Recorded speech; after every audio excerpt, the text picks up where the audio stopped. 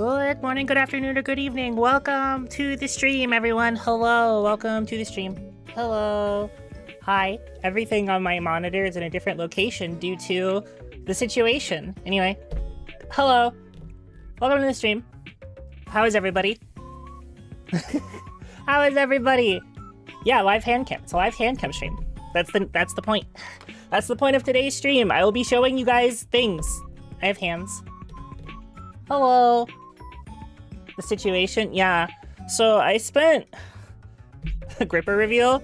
I thought those were the other hands. The lady is making you unwell. I look at her every day of my life. The green one, yes.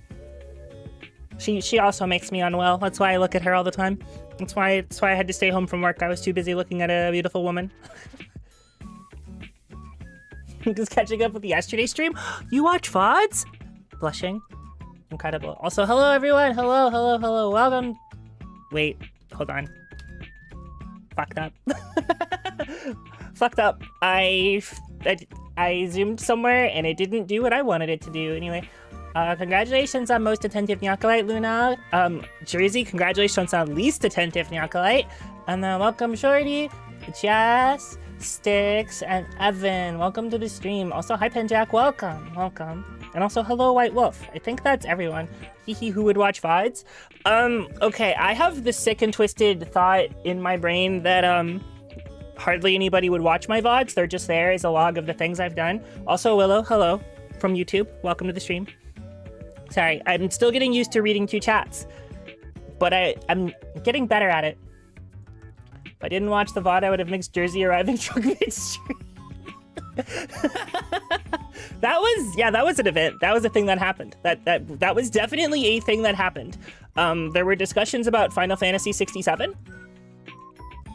You live in my YouTube prison. Listen, I also sometimes watch streams on YouTube when somebody's primary audience is on Twitch. Don't worry, I get it. I have YouTube Premium. I get it.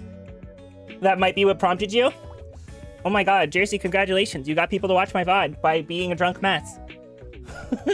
YouTube Premium goated? It kinda is. I have a family plan.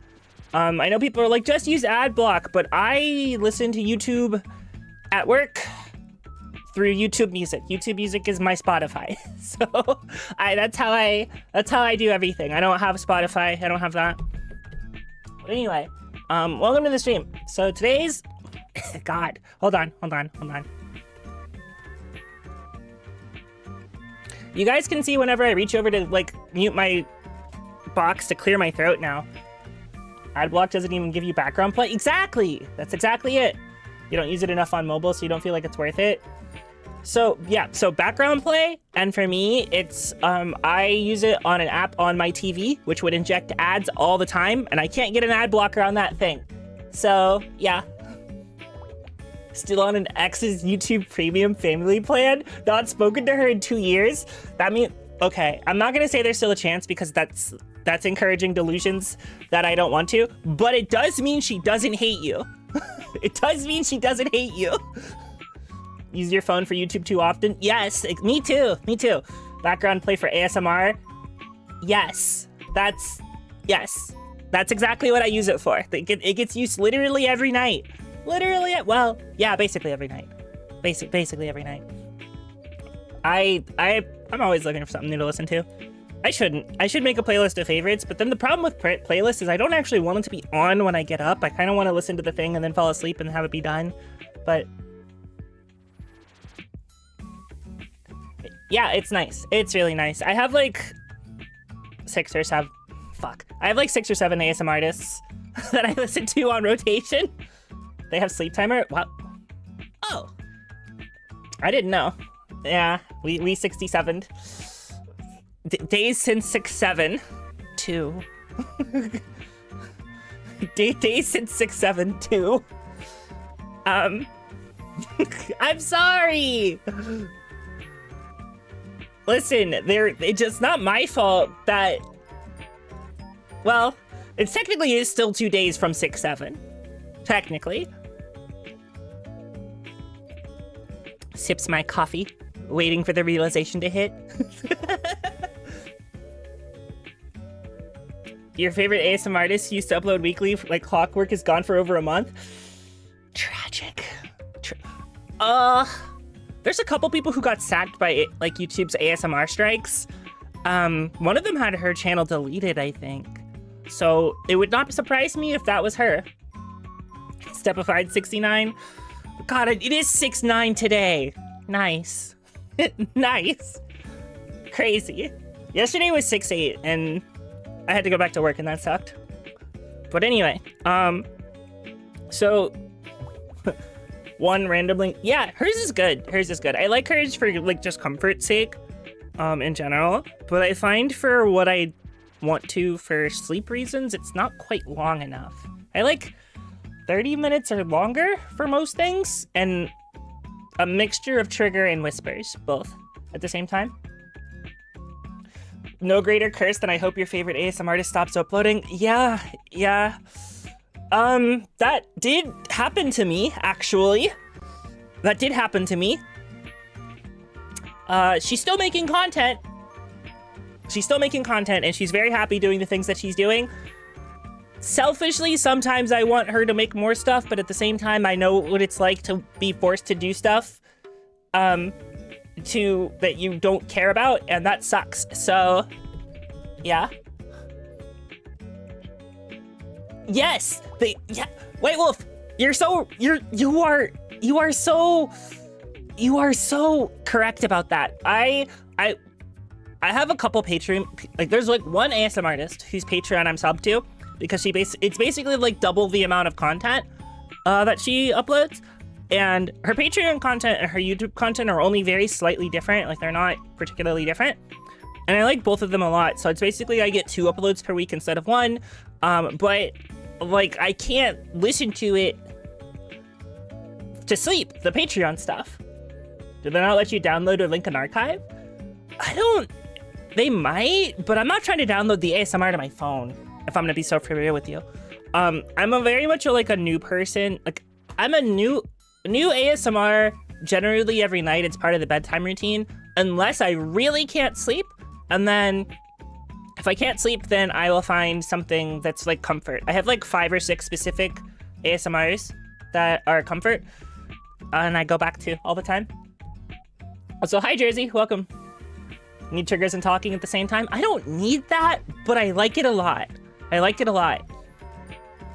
Willow, it makes me feel like you and I might have come from the same potentially blonde duck detective. I feel like you and I have probably spent a lot of time in her situation. You have a playlist of faves? Yeah, that makes sense. That makes sense. How Salem talks with my hands? I do. Hey, she's on my playlist. Yeah, she better be. She's good as hell. I talk with my hands IRL, but I'm doing it slightly extra for stream because it's funny to not have them, to have a hand cam and then not do anything. Listen to Kana a lot. Yes. Kana, my beloved. I love Kana. She's so cool. Anyway, so I want to show you guys a bunch of stuff today. Stuff that I am not even familiar with, actually. Can you guys hear this?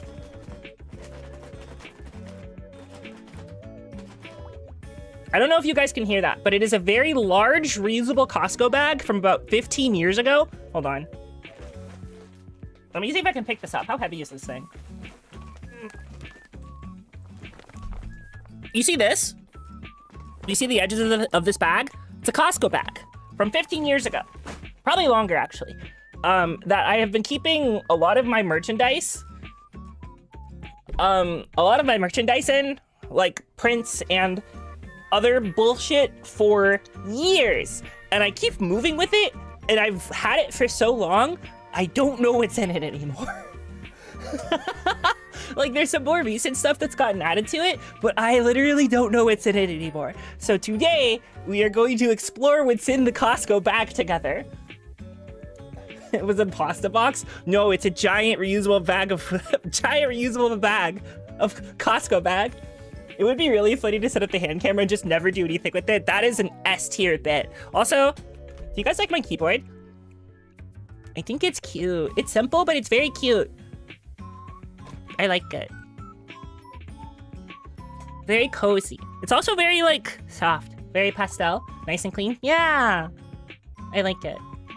I'm gonna say something earlier. Yeah, I have to move it out of the way for the context of this video. Or not video, but we're not doing a video. This is a stream. Anyway, can we hear the clicks? Give me 1 second. I'm gonna have to move my microphone a little closer so you can maybe hear stuff.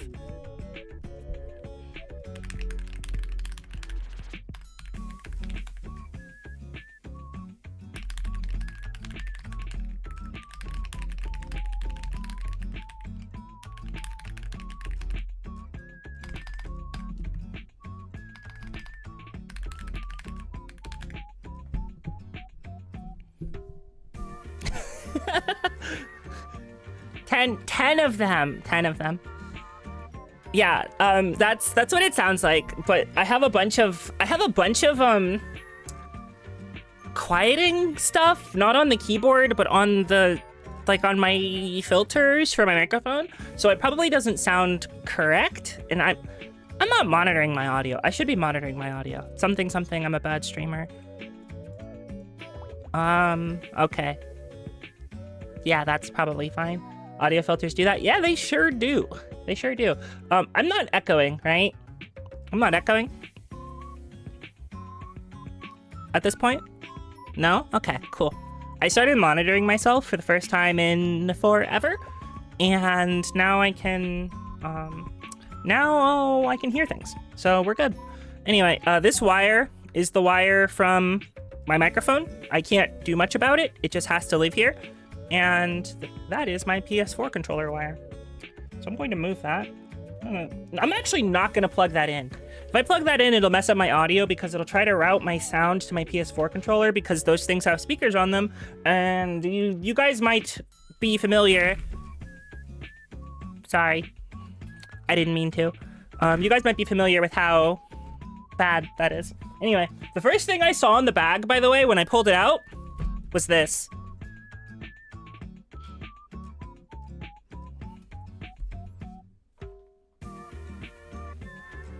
Perceive. It's my lightsaber. Orpal. Hi, Kevin. Welcome to the stream. So I think I built this when I was a teenager at Disney.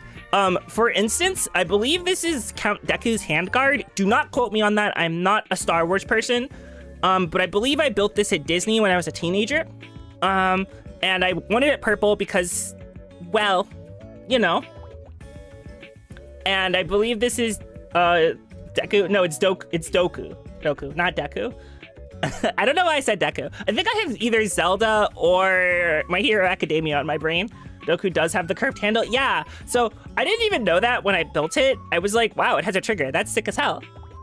So lightsaber that shoot you. I've always liked thing that's blade-like that shoot you. Count Deku.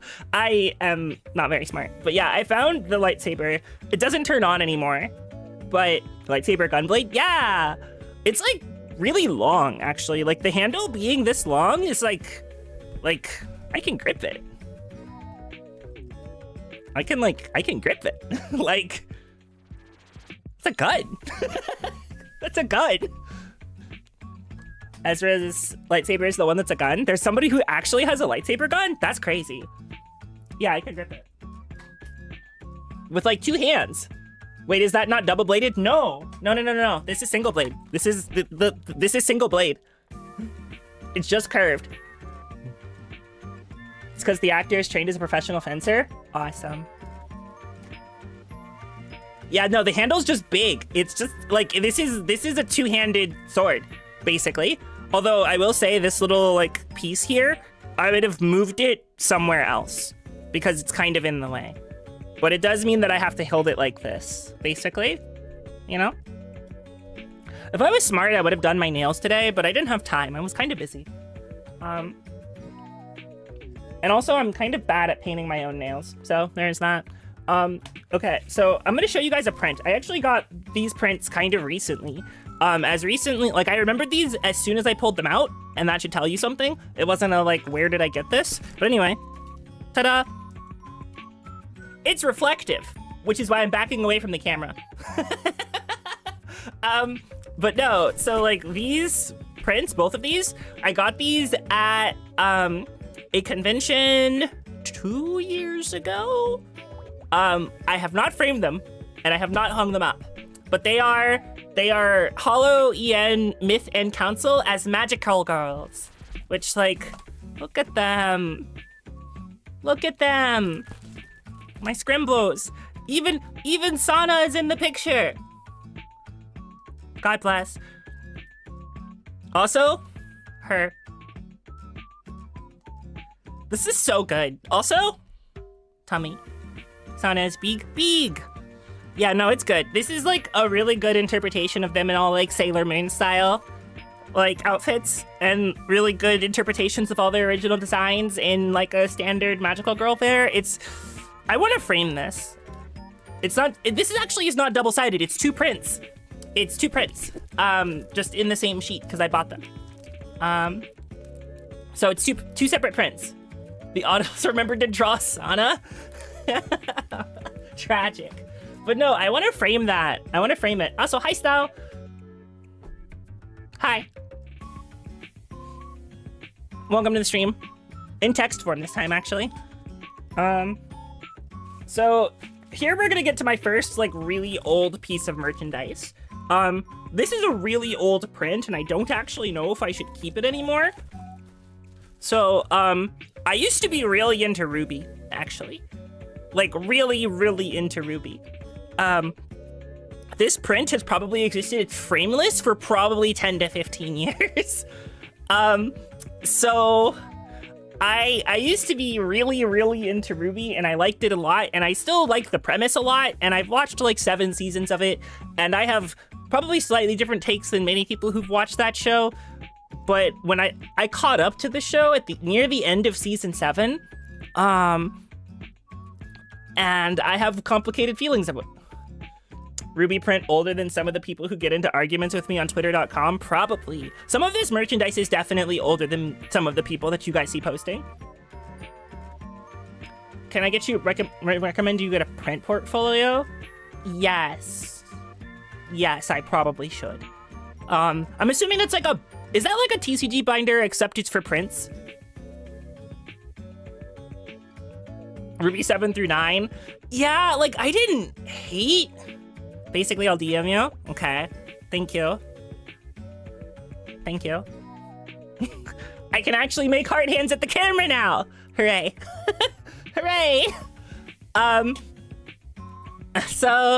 But no, I watched like season 7 and I watched her at the end of season 7. I didn't hate season 7, although they did something with my girl's design that I was not like thrilled with. I don't particularly love Weiss's season 7 design. I have mixed feelings about it. Maybe this is not surprising, maybe it is, but Weiss is my favorite character in Ruby. Which I feel like is both really obvious and also, man, if you did not like 7, you do not think you will like 8. Okay, wait, Star, how do you feel about season 5, actually? Like seasons 4 and 5. Like actually, for all of you guys who've watched Ruby, who've seen it, how do you feel about seasons 4 and 5? We're not discoursing, but I'm taking your guys' measure. Still have my Ruby Rose figure from when they were first released. Her scythe is all wobbly.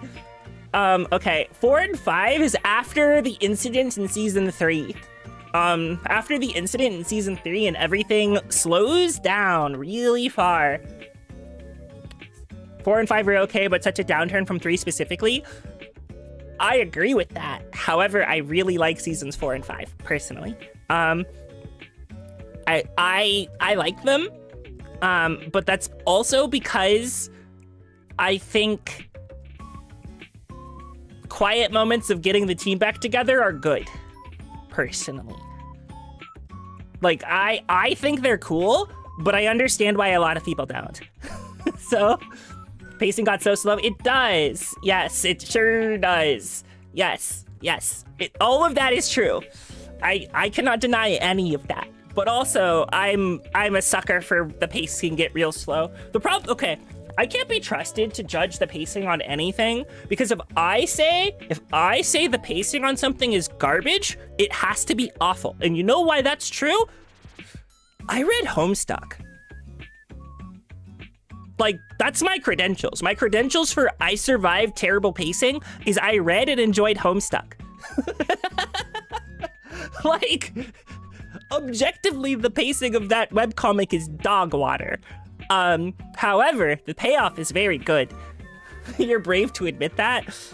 I could admit a lot of things. Wait, hold on. Are those in easy access right now? Hold on.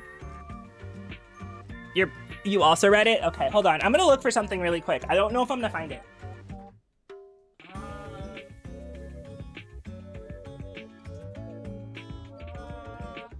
No. Okay. Okay, sorry. When you get to S, verb. So true. So true. No, so I was looking, I don't have a lot of things for cosplay. What I do have is a pair of Solux's glasses where the tinted lens are actually set into glasses. I actually own a pair of Solux's glasses. Still, even after all these years. So I was looking to see if I had them anywhere that was like easily grabbable, and I don't. I've commissioned art of myself in Homestuck character class gear based. I'm gonna say that's based, personally. So anyway, I'm gonna show you guys the desk mat that I kept for some reason that I probably should have thrown away. It's really old and kind of tattered, but it's the one I used before this.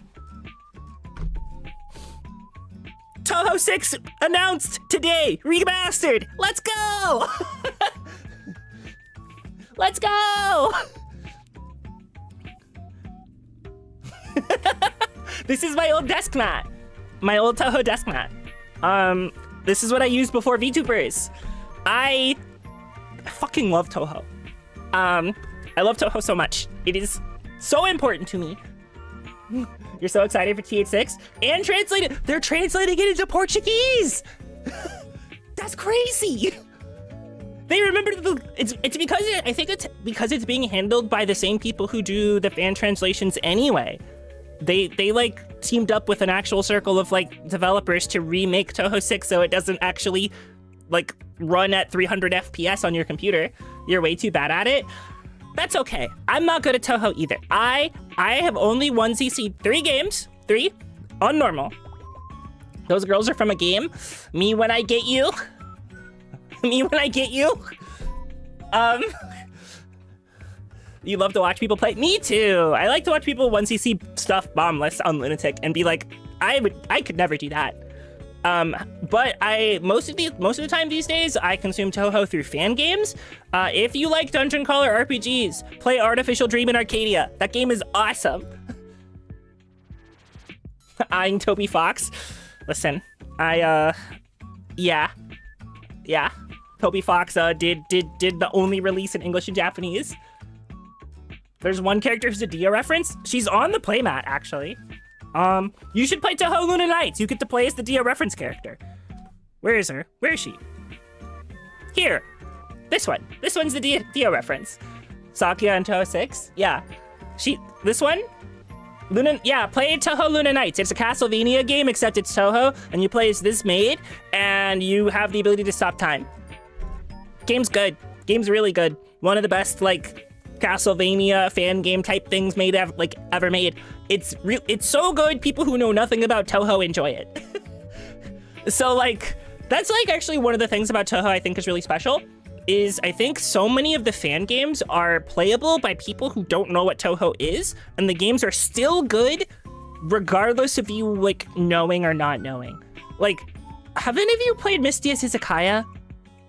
Like, any of you Touhou knowers, have any of you played Misty's Izakaya? Because that one is like one of the best cooking like sim games I've ever played. Actually, like that game is really good. It has no business being as good as it is, but it's like really good. It's also really long. Let's see, what else is in here? Oh, we're getting into all sorts of stuff. So, What if it was Fire Emblem Awakening? You love the Izakaya one? Thank you for someone having played it. Thank you. Thank you. I'm not alone. I'm not alone. Somebody's played it. Anyway, Fire Emblem Awakening.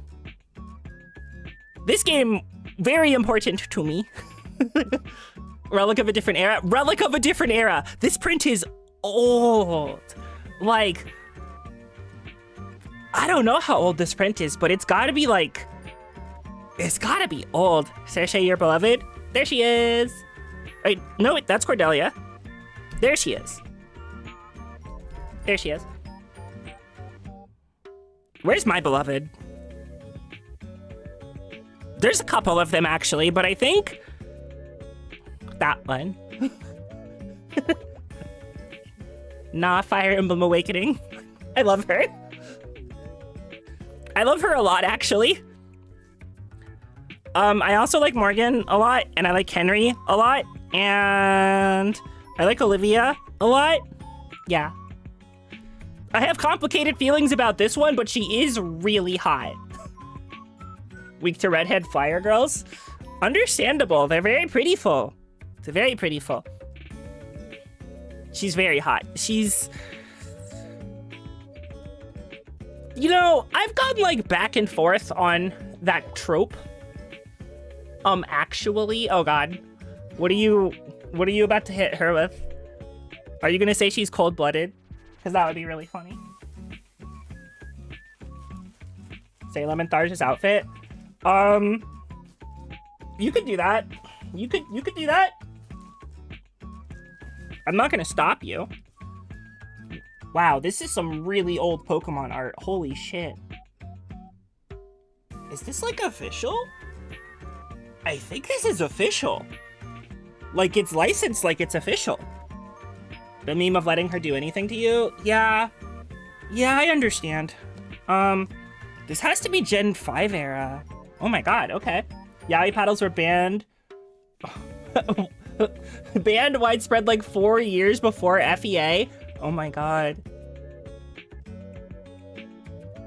That's really funny. Wait, hold on. Who? This print was from when Yaoi paddles were a thing at cons? Yes, it was after that. It was after that. I actually didn't see that message. SMH fake nerd. Yeah. Anyway, I need to keep this print also because I think this print is also imported. But like, I think I definitely had it on my wall at some point, but like just raw dogging it without a frame. Anyway, are you guys ready to see some like crazy shit? I have like official Pokemon Company bookmarks from like the official art, actually. These are very shiny, by the way, like extremely shiny. Yeah, they're Steven. Wait, those are sick? Yeah, they're really good. I forgot Alder had a Volcarona. So this is, have you met John Pokemon? It's John Pokemon. That's him. That's John Pokemon. I appreciate that this is red and blue specifically. It's also really funny to me. This is from Black and White. I think this is specifically from Black and White 1 era. I think this is before Iris was real. I think this is from before Iris was real. But this is all like the official art. It's even like licensed like properly, like from the Pokemon Center in 2012. You never got to play Awakening? I'm so sorry. Iris was in the anime? That makes sense, but I don't think she's on any of this art. She just wasn't a champion, but like, look at this. Like, Red having Venusaur feels weird. Yeah, it does. But like, this is like definitely licensed stuff. Dragon Gym leader. Actually she might have been. She might have been the Dragon Gym leader because Drayden was she the Dragon Gym leader in Pokemon White? Because I had Pokemon Black and I think it was Drayden. But yeah, like they all have so much aura. Actually, wait. Except for this guy. I'm a hater. I hate that guy. Don't ask me why, but I hate that guy. You had black too and it was Drayden? Yeah, it was Drayden. Anyway, I have this also. I don't want to talk about how hot Sabrina is in this art. Actually. Like, good fucking lord. Like, good lord. Sabrina, Hot Girl Soul Silver Sabrina is, yeah. It is, oh, holy God. Like, I'm like looking at this and I'm like, oh my fucking God. Was distracted by Misty Legs, you saying? They are front and center. They're out there. But like, the tank top though. The tank top and the oversized bangles. Okay, I'm going to preach for a second. I miss the era of old school Pokemon designs. I'm talking Gen 3 and before. Specifically Gen 3 and before. Because like they were stylized, but they were not the over-the-top things we are getting in current day and era. Now, I don't necessarily think that the new designs are bad, but there is a design shift that happens around Generation 5 to Generation 6, probably even as early as Generation 4. And like, I think these fuckers have aura. Like, all of them. Like, literally all of them. Leon is so over the top. Yes. Hold on. I need to cough. Like, Leon is really over the top. Like, actually, it starts as early as, hey man, Larry is the best gym leader we ever got. Actually, you're right about that. You're right. You are right about that. Larry is incredible. It's killing me that they're using a Fire Red Leaf Green era Giovanni with everyone else Heart Gold Soul Silver. Was it that because Heart Gold Soul Silver is blue and not Giovanni? Isn't it because it's blue and not Giovanni? So they had to put old Fire Red Leaf Green Giovanni because he's not in Heart Gold Soul Silver. That's really funny. Oh man. But okay, like I just think that the original Kanto leaders have, like, look at all of these. Also, this is really funny because you can tell it's Gen 4. They gave that fucker a Rhyperior. It's Gen 4. They gave him Rhyperior of all things. Not Rhydon, Rhyperior. Like, he's the only one to get a Gen 4 anything. Everyone else is like Gen 2? Shrugs? And yet, Rhyperior. Actually, I was gonna say, how do you guys feel about like the Gen 4 Pokemon upgrades? But I kind of universally like them overall. And they made me like some Pokemon that I don't normally like. And they did that again kind of recently, I think in Generation 9, where they gave a bunch of Pokemon evolutions that were not good. Also, hi D-Trom. But no, I literally forgot I had all these. Guys, remember, we made a new Evo, please remember. A lot of them are good, but some of them are stinky. Which, you don't like that they're exchange Evos? True. True. Togekiss and Porygon Z, incredible. Wait, Jersey, I need to know. Which one do you not like? Ambipom and Tangrowth? Play Pokopia. Tangrowth is fine. Ambipom, though, I'll give you. Ambipom kind of sucks. But Tangrowth is fine. Tangrowth has committed no sins. Licky Licky also kind of sucks. I agree. But I think Lickitung is kind of hard to... Lickitung is kind of hard to improve upon. And they made it, like, grosser. And they shouldn't have done that. Like, Lickitung is good. And then they made it shaped weird. They shouldn't have done that. Also, hold on. I'm gonna grab something off the shelf and squeeze it because I want to. Squishes them violently. Frostlass is peak? Yes, I agree. The electric types are goated. I like your Electivire a lot. It squeaks? Yes. The Mon squeaks.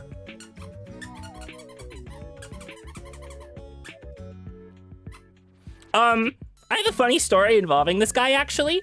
I took him with me to Virtual Vacation 25, and I didn't see this guy at the concert, but I saw a person who is like dressed as a chef who knew what it was and got really excited upon seeing it and then pulled a lad out of his bag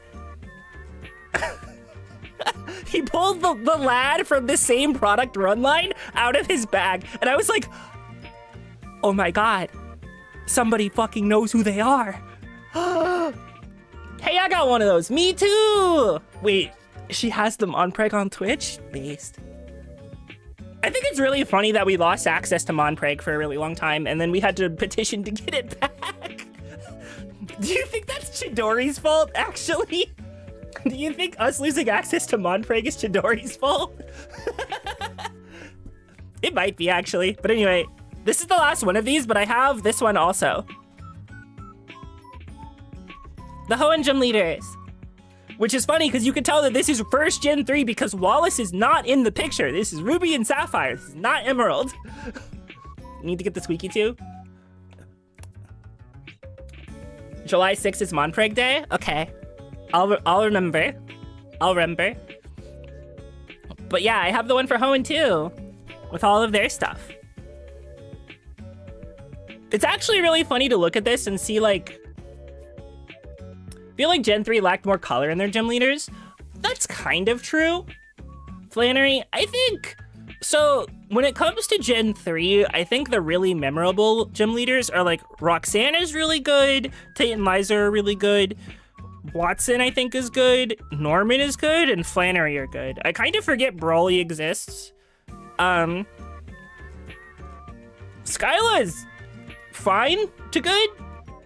But I don't know why she doesn't stick in my memory like everybody else. Juan does not exist. Like, he does not exist. That's because that's Winnoa. Fuck! Skyla is Gen 5. Me too.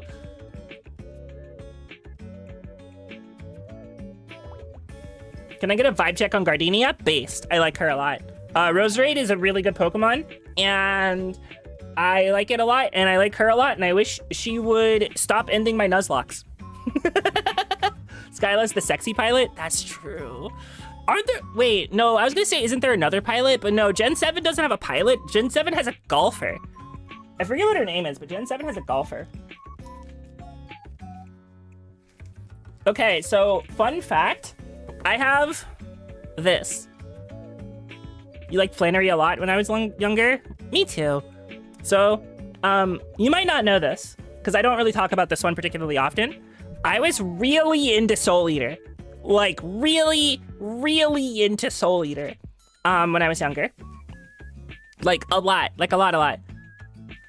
Just get a fire type before the grass gym, only if you start with Chimchar. Haha. Shaking your hand again. So not only this is the official Funimation promotional, like, poster for the box set that I got from an anime convention.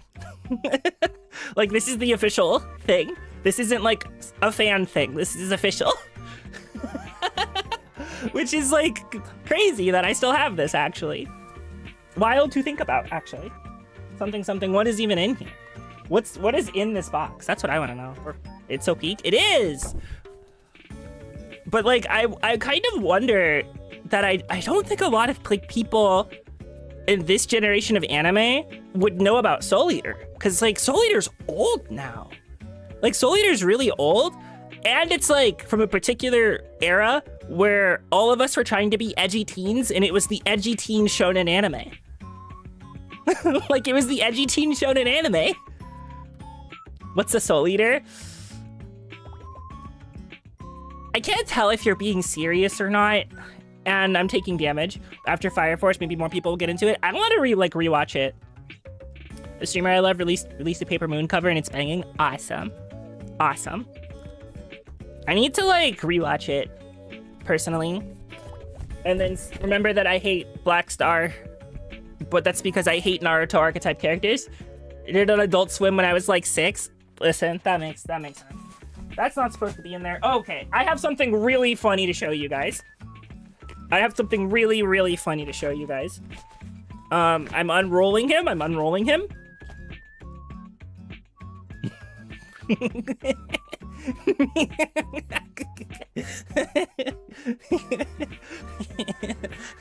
So happy Persona 4 revival announcement, guys.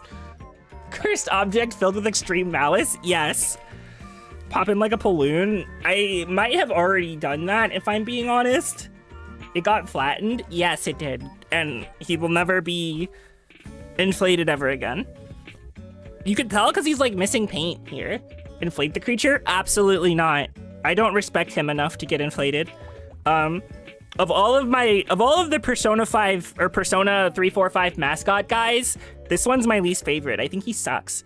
It was Chuny. Soul Leader was Chuny. That's so true. You have hate in your heart only because of the fighting game, not the actual game. I have hate in my heart because of the actual game. I have hate in my heart because of the actual game. I know he was an item throw character in P4A, but if you want to see what he looks like, Teddy Inflation. Everyone I know want to punch it? Yes. He sucks. Well, okay. Man, I was gonna make a comparison character, but none of you guys have played Xenoblade Chronicles 2, so that doesn't work. So you know how a lot of Japanese media of the olden days likes to have a character that's like borderline sexual harassment? Yeah. That's him. Borderline sexual harassment. Sometimes actual. That face says it all. Yeah, it kind of does. It kind of does. At least he's not good mechanically in the video game, so you never have to put him in your party. There's always somebody that does what he of the old days. My hair. Listen, My Hero Academia is spiritually a really old anime. I don't know what you're talking about. Like, My Hero Academia is spiritually really old. It is not, like, new. It is spiritually really retro feeling. Like, I watched 3 seasons of that show and I actually kind of liked it.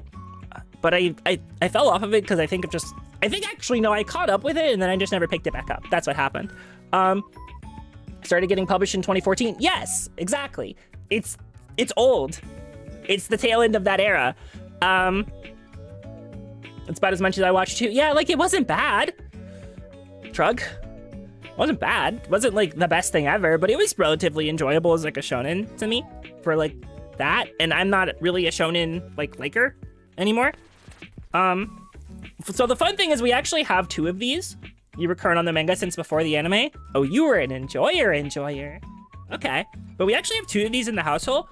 The other one is inflated and it's in the living room. So a certain somebody in a few months might actually be able to tell you that she's seen the creature live and inflated. And it won't be this one. It'll be a different one. Why? Blame my housemate. Wasn't me. Blame my housemate. Was not me. Was not me. So if I remember correctly though, this came from the Persona 4 Golden Collector's Edition. Or is either the Persona 4 Golden Collector's Edition or the Persona like Arena Collector's Edition? One of the 2. But it came from those. Around the time the anime came out, you were invested similar to Homestuck? Yeah, sometimes you just get trapped in like a perpetual thing. That's not real. That's not real. That's not real. What the hell is in here? Hello? Hold on. Oh. What the hell? Sorry, there's like box opening noises. Is that Final Fantasy VIII? I think it is. These feel like something I didn't purchase but got from like a promotion somewhere. I'm gonna put this one up here. That is extremely reflective. Holy shit. It's a good thing I'm like really far back. This is like a metal plate, by the way. This was in a box by a company named Displate, which I think still makes stuff these days. And this is a metal plate. I think this is Kista's Final Fantasy VIII, but I'm not sure. Do I have Squall merchandise? I don't think so. Yeah, they sponsor streamers. Yeah.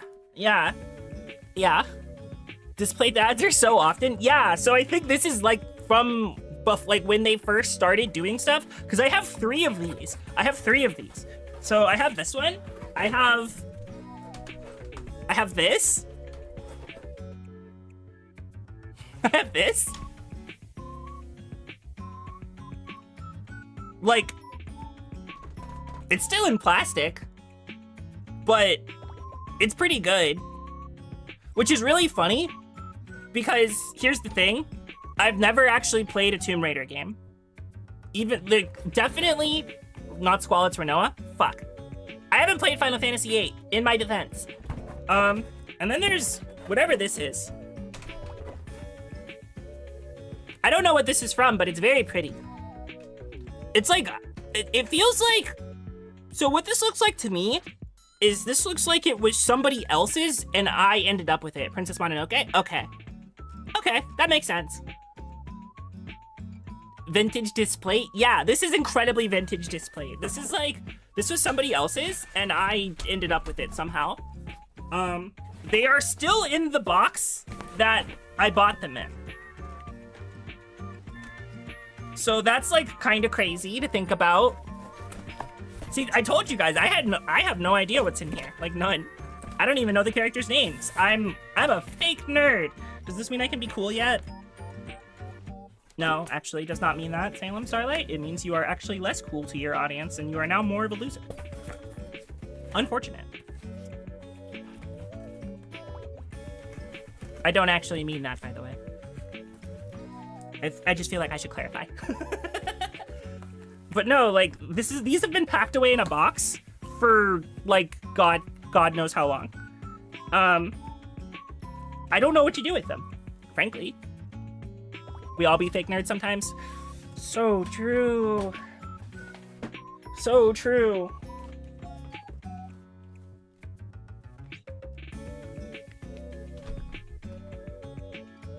So this is the Anime Expo program from 11 years ago, which was the last time I went to Anime Expo.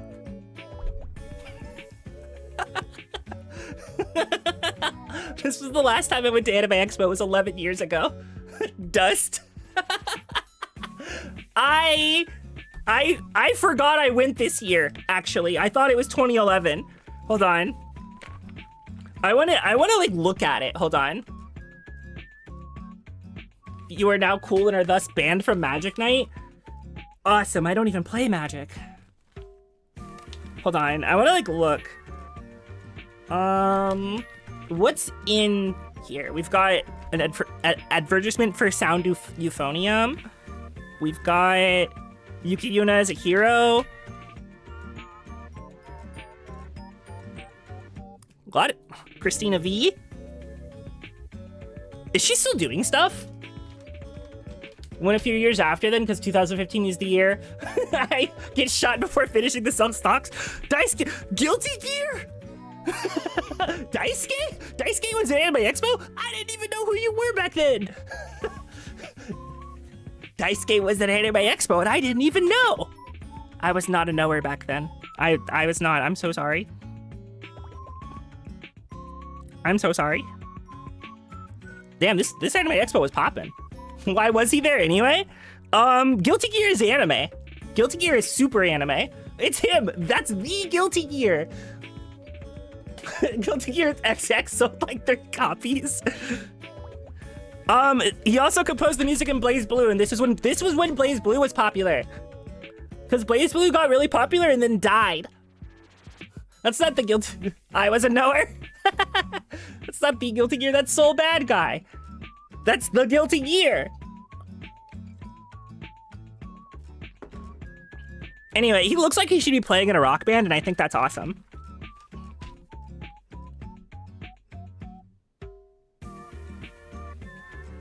Hold on.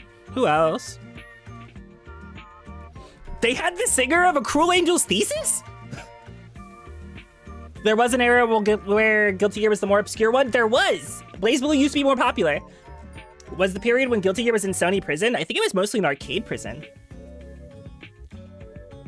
Soul Bad Guy is the most obvious author insert ever. He should be allowed. Soul Bad Guy and his incredibly big naturals. So much so that lesbians think he's one of them. just a really bitch lesbian with big naturals? No, that's Soul Bad Guy. He was literally in a rock band before making games. That makes perfect sense. He makes banger music. Guilty Gear music goes really hard. I wonder if these people are still into cosplay. Holy shit. Holy shit. That's a name I haven't heard in forever. I think he's still doing stuff, by the way. For those who know, those who know. I think Octopimp is still doing stuff. The best tool of the trade, Clip Studio Paint, back in 2015. He streams? Yeah. Remember someone thinking Kai and Dizzy was a lesbian couple? Yeah. He's a VA? Yeah. It still is. The Artist Alley. The exhibitor list. Yeah, yep. You guys see all this shit? Anime Expo is huge. Like, yeah, this is the Artist Alley. It's, it is 1, 2, 3, almost 4 whole pages. Almost 4 whole pages of listings. This is AX 2015. Any recognizable artists? I feel like there might be, but I don't know. I don't know if I want to sit and like stare at it that hard, but they are. Let's be for real. Going to be lurking and playing a game? Well, have a nice lurk. He just did a Fast and the Furious podcast with Jesse Cox, based.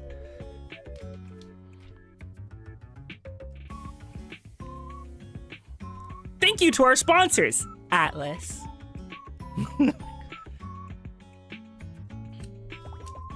Them. Back when Kill la Kill was really huge. God. Oh, okay. So this is the name of a famous shop in Little Tokyo that sells a bunch of anime merchandise. The fact that it opened in 2015 is like insane to me. This is like a piece of history. I kind of feel like I need to keep this. Your goat, Kill la Kill. Yeah, Kill la Kill's based. I like Kill la Kill. It is what they would call problematic medias these days, but I think problematic medias can be really good. This is a relic? It is! It's like... Kiss? Yeah. Morimo Clover Z with Kiss. And to think, this is 2015. So I would consider 2015 like the end of the old school era, actually.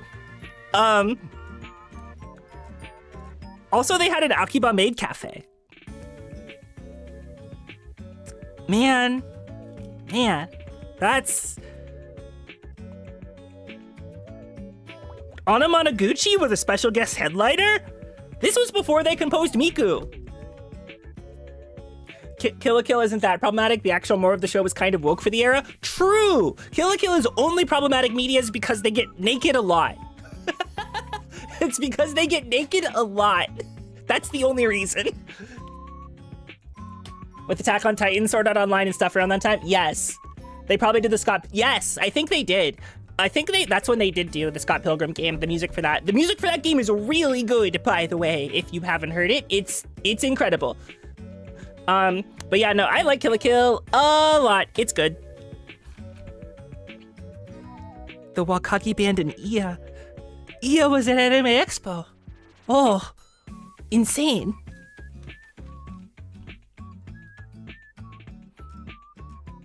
Anime Kanji in San Diego. They are advertising. That's crazy. This is like a relic. Also, yeah, this is the map for Anime Expo. It's big. Also, this isn't how it is anymore. I don't think. Yeah, these two, this is the exhibit hall and the Artist Alley in 2015. The Artist Alley is no longer in where the exhibit hall is. They are in 2 separate locations. And if I remember correctly, if they haven't fixed it, the ventilation for the Artist Alley is now terrible. Because it is in a garage and not where it's supposed to be. So, it's a whole thing. It's a whole thing. Yeah, it's a parking lot. Yeah. It's not good. It's too many bodies. Like, but like, look how much this is. Like, this is 2015. And they keep like growing the everything without expanding the footprint. I don't know. Anime Expo is weird because it's got too much everything, but also it's really big and it is very cool and it's a really good place to take the temperature of anime culture like as a whole. The Anime Expo free gaming area sponsored by Bandai Namco back when before they fucking hated us. Or maybe back when they kind of still did. All the normal vendors now, and yeah, all the exhibitors are in another space. Yeah, it's holy shit.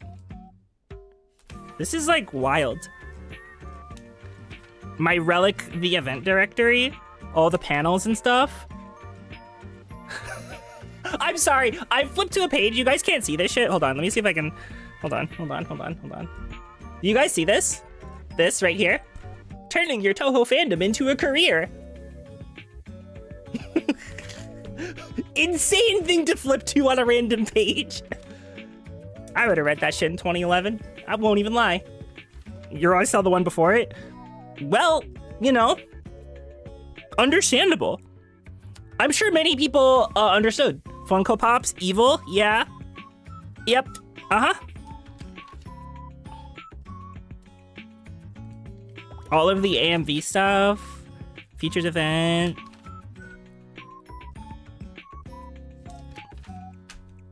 No Game, No Life, limited edition, High School of the Dead. Oh my god. High School of the Dead is an anime, that's for damn sure. Where's the Wotagate panel? Wotagate was not a thing back in 2015. It did not exist in the West back in 2015. Also, back cover is Fate Stay Night Unlimited Blade Works. Fate Stay Night Unlimited Blade Works. That's UBW. UBW is a good ass show, by the way. UBW is really good. Back in the days when you got discounts for industry boosts at cons, yeah. UBW is so good. Please watch UBW. Anyway, I need to preserve this. This is a relic. You forgot there was a time before Fate anime? There was like a Fate anime before that, and then there was nothing before that. You need to look for your Otakon stuff because that was Fate/Zero era. Oh, that's another era. It's okay. Are you a hater? Hold on, what is this? This is really big. Hold on. This is like folded?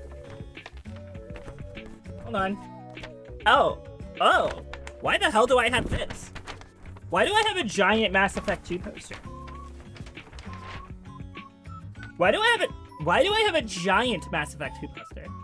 At least I don't think the TV adaptation of UW is that great. What's your favorite Fate, Evan? What's your favorite Fate? Have I played Mass Effect? Yes, I've played Mass Effect 1. I played Mass Effect 1 a really long time ago, and I thought it was fine. This might be my dad's, actually. This might be my dad's, and I just have it. This might be my dad's, because my dad played Mass Effect 1 and 2 and did not like 2 very much because it was less of an RPG. Because Mass Effect 2 is basically a first-person shooter. It's your favorite route in the VN despite reading the VN. You've never watched any of the anime? Ooh, okay. Got some real Fate heads in the chat. It's not me. I'm, like, not as into Fate as I could be. +2s for Papa Starlight. My dad's very cool. I will tell you that. BioWare, you're be hated. BioWare, my complex. Probably Heaven's Feel in the novel. Oh, okay. You're a VN truther. You're a VN truther. I understand now. I understand. That's okay. It is okay to be a VN truther. BioWare, my beloved until they weren't. When did they stop being your beloved? I'm sorry. I want to know. Like, I'm nosy. I want to know. Holy shit. I forgot I had that. DA Inquisition? Understandable. Mass Effect Andromeda and onwards? No, I think Inquisition makes a lot of sense. MB3, unironically? Okay. We've started finding small charms.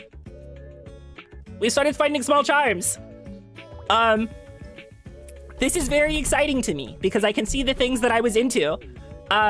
So I didn't play Skullgirls really. Like I wanted to. I wanted to play Skullgirls but I was really bad at fighting games. But I really liked Painwheel and I really liked Parasol. I liked Painwheel, I liked Parasol, and who else did I like? I think her name is still Misfortune, but it's Misfortune Skullgirls and not Misfortune League of Legends. But this thing is the thing I'm really excited about, actually. Please play with me. I will not, I'm sorry. I don't play fighting games anymore because I'm turbo washed and I can't do combos. Andromeda was your breaking point? That makes so much sense. Misfortune, not Misfortune? Okay, but this right here, this mean very much to me. Hand hoardy now true. It's not even like hand hoardy, it's just I've never been good at fighting games and I don't have the energy to put the time in to overcome the lack of talent. I didn't grow up playing them really other than like Smash, so I don't have any of the muscle memory for doing anything at all. So I can't play them to a degree that makes me satisfied, but I like watching them a lot and I like learning about them. So the problem is I have a problematic execution gap because I know way too much about fighting games. So like my brain knows what frame data is and I know like not intuitively what I should be doing, but like I could learn pretty easily, but I wouldn't be able to execute any of it. So it would just make me mad. Like I know too much to play them casually. So it would just make me mad that I can't do anything. That's cool. But anyway, this is Desco from Disgaea 4. She's my favorite character in that game, actually. I adore her. I adore her so much. She's so silly and so good. And I remembered having a charm of her that I thought I lost. So the fact that I found it is like, I need to put this shit somewhere because that's important. You prefer to watch rather than play? Yeah, me too. Oh God, I can't. So you guys aren't gonna believe where I found those actually. So I found these in, the game I told you about. Yes, I want more people to play Disgaea 4. Disgaea 4 is my favorite one. I like it a lot. I think all the characters are really fun. I think the plot is really fun. There's a couple of just deeply, hilariously funny gags in that game. And I would talk about them, but I don't want to spoil it since Jess might actually play it. But like, God, I love Disgaea 4. It's my favorite one. I like 4 and 5 a lot, and I like 2, but I didn't finish 2. And 2 is also like, 2 is really heterosexual, but it's kind of a het gem and not a het slop, so like it's fine. Finishing 1 and getting somewhere in 2. See, I don't like Disgaea 1, actually. So I played them in a wrong order. I started with Disgaea 3. And Disgaea 3 I like, but that's a pretty controversial opinion. A lot of people don't like Disgaea 3. And I went and I played 4 after 3. And then I tried to play 1 after that, and I never finished 1. Disgaea 2 is Naughty Julie. So Disgaea 2 is the age-old trope of meathead do-gooder protagonist and incredibly tsundere demon princess. You needed a little hand-holding from a friend for 1 to click, but you liked it a lot once you did. The problem I have with Disgaea 1 is not the mechanics necessarily, it is the fact that I don't like Laharl. I just don't like Laharl. That's the problem. He's insufferable to me and not in a way that's funny. So every time he shows up, I get a little irritated and I just don't care about his development, but that's on me. So I like Flan. Flan's cute and Etna's funny. You're playing that game for Etna?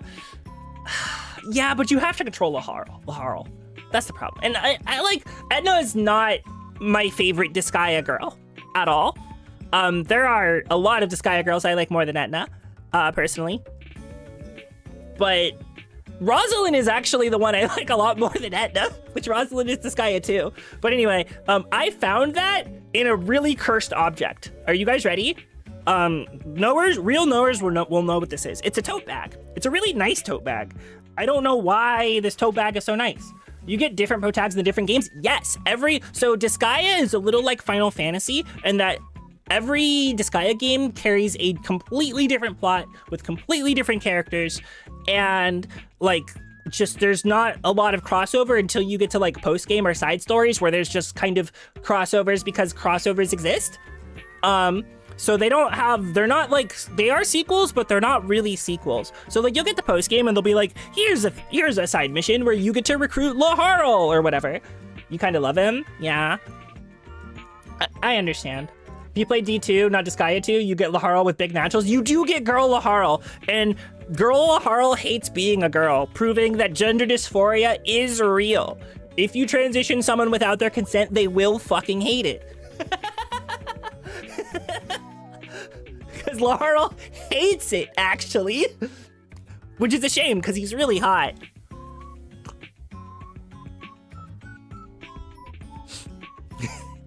Big shame. But anyway, the cursed object I found it in is this. Why do I have a Pfeffery tote bag? Like, what am I doing with this? What am I doing with the Pfeffery tote bag? Just say you're a Pisces? I'm not! I'm a Libra! I'm a Libra! Pfeffery wasn't even my favorite character! Not only that, but I have patches.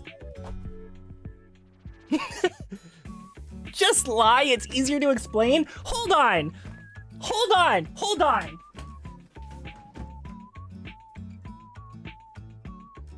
Where is it? Well, there's one cursed object. Hold on. I need to go digging around in my closet. Hold on.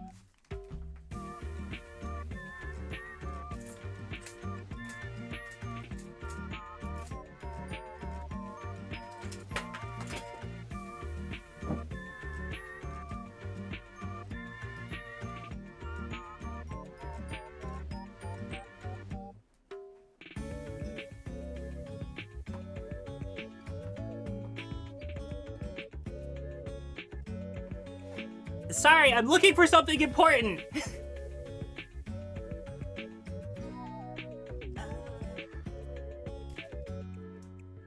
Where is this?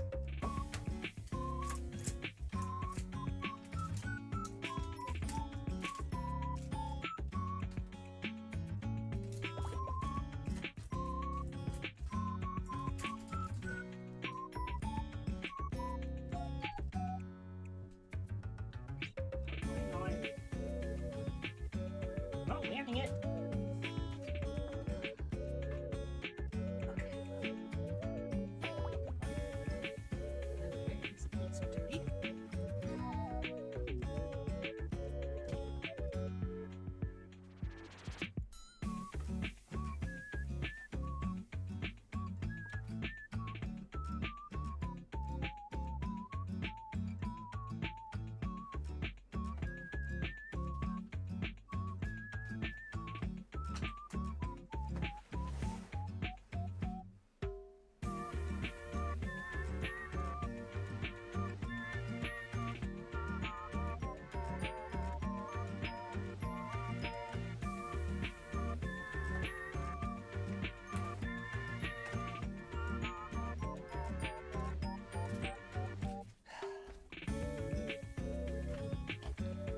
Okay, yes, it's Homestuck. I'm sorry, Star.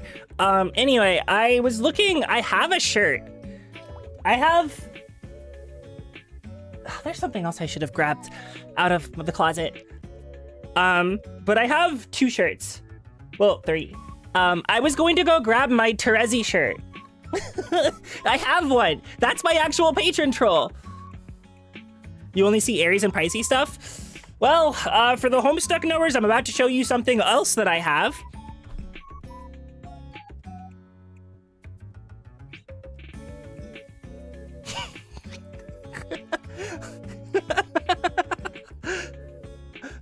Oh my god, yeah. The Dave Strider? Yeah, the Dave Strider shirt. I have it. I have the actual Like the official one from way back then? Yep, I sure do. There's also another shirt that I grabbed. My first day of 9th grade, you wore Dave's shirt. I can't tell if that's pathetic or if that's Ara, but I know you thought you were bawling, and props to you from back then. Anyway, I have another shirt I want to show you guys that's not Homestuck related that I also think has Ara, but I don't wear it out very often. Toho Project. The Toho Project shirt. But styled as a Final Fantasy logo. Toho Project. Toby Fox voice. That's a sick shirt. I like this shirt a lot. Anyone who does know will take psychic damage. I have a Mind hoodie, actually, like a Hero of Mind hoodie that I wear out sometimes, and I really hope it does psychic damage to anybody that happens to see it, because everybody else will just see a really green hoodie with a really green symbol. Also, chat broke. Uh-oh. Uh-oh. Uh-oh. Uh-oh. Oh. Chat didn't break. Chat got... Oh, wait. Hold on. Chat did not break. It got dragged off the screen. Give me a second. Putting you guys on lock and be on lock and key? That would kill you on the spot in the wild? I don't hate you! I love you guys. I don't hate you. I love you guys. Yeah. But I am locking you down now. Like, you can't move. So enjoy the chains, I guess. Anyway, it is not even October, that's true. But yeah, I have the really fancy Aradia tote bag, or not the Fefri tote bag with the Aradia patch. I think this was one of my ships, if I'm gonna be completely honest. I think this was one of my ships. I don't like remember in full, but I think RFF was one of my ships. That would make sense. Yeah, I think that was one of my ships. Insane that I have this though. That's a ship of all time. Yeah. So is Terezi Vriska. So is Terezi Vriska, and that we see where that ends up. And also John Vriska. John Vriska is Het Gem. John Vriska is Het Gem. Anyway, do you guys want to see some art that I really like? Happy Toho 6. I love the style that this is drawn in. It's so... Welcome back, 2007. Welcome back, 2007. This art is awesome. It's so clearly done by like an amateur artist. You couldn't get this shit nowadays. Like, you couldn't. God, it's so awesome. I love this thing. How to draw anime book from 27? Yes! Yes! Yes! Yes! It's peak. It's good. I love it. Toho 6 cast. I have a lot of Toho stuff, actually. Because I have this one also. This is a really interesting set of characters, now that I think about it. Like having Reimu and Marissa and Sane and Sakuya all make sense. These are all playable characters. Yomu is a playable character sometimes. Akyu is a really weird pull. And what is Moku doing here? Like, what is she doing here? Toho 6 cast? Yeah, it's because it's the Starlit Devil Mansion cast. Nobody cares about Cerno and Rumia. Well, that's not true. People care about Cerno. You got 4 populars and then 3 standouts? Yeah. The main girls and then their faces? Yeah. Faves. Moku is such a weird pull. Like, she is doing her best. That's true. But she's not with Kaguya. She's not with Kane. She's just here at the Hakare Shrine. But like, Akyu? That's not true. People care about... Yeah, people do care about Cerno. Actually, I realized this. Guys, just so you know, the Toho 6 remaster or like re-release is happening on Cerno Day. It's happening on 9/9. So, like, you guys need to understand. People do be caring about Cerno. Whoa. What the fuck is... Hello? The giant crocodile X? Hello?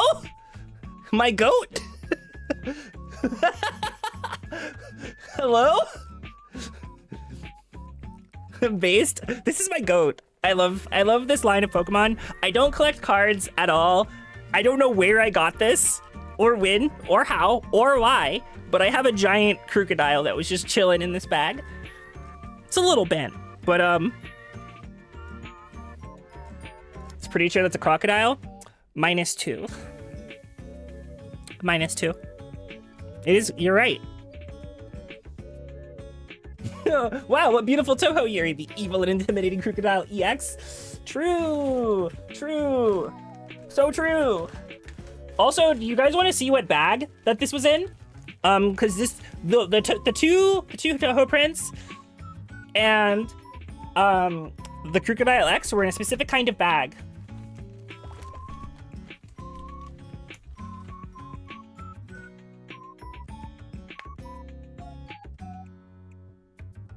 So, for those of you who don't know, I used to be into League of Legends. I went to these. I went to this in 2013.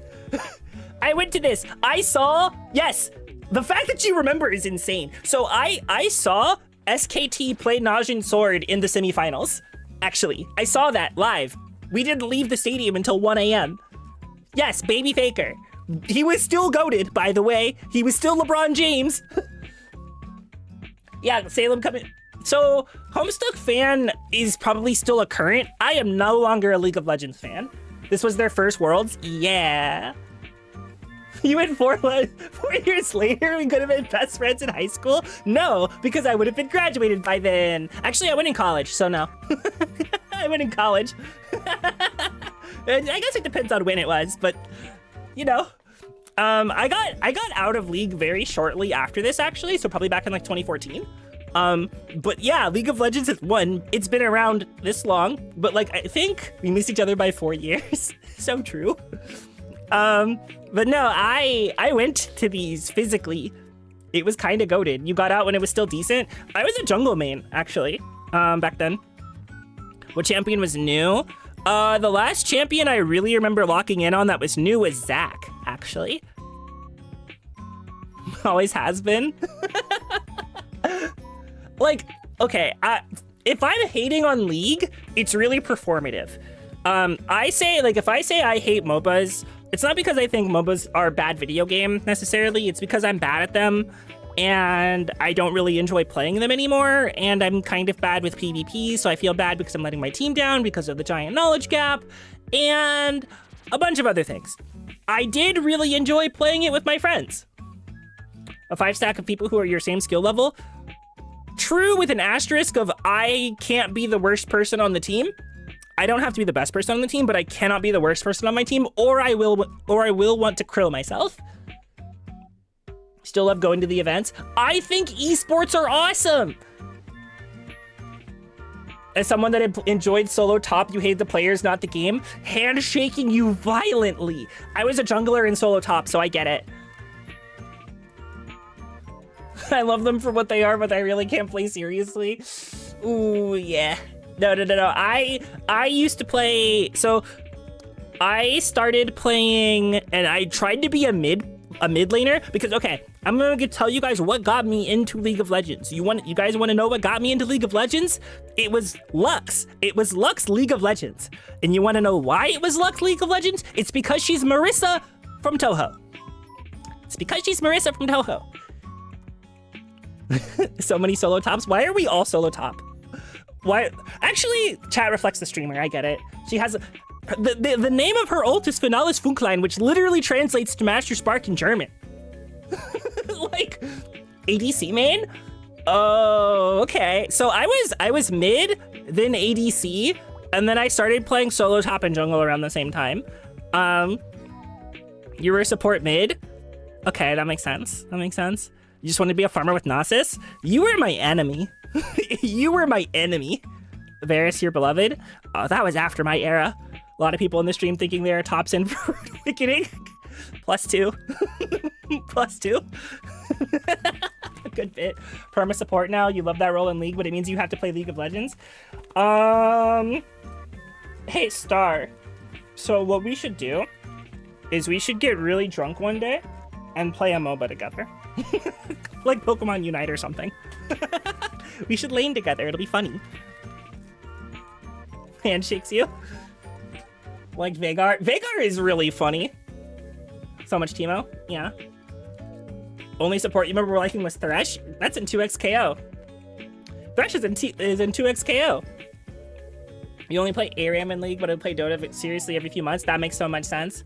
Hold your memories of staying up until 2 a.m. to watch Scarlet dominate everyone on the planet in SC. That's so fair. I have a really specific memory of League of Legends where I was with some friends of mine and we held a LAN party, like an overnight LAN party. And we basically all brought our computers. We all brought our computers to his house and we all posted up in the living room and we all started playing League of Legends. And we started at like 11 p.m. and we finished at like 7 a.m. and we went like 10-2. We went like 10-2 that night. It was like awesome.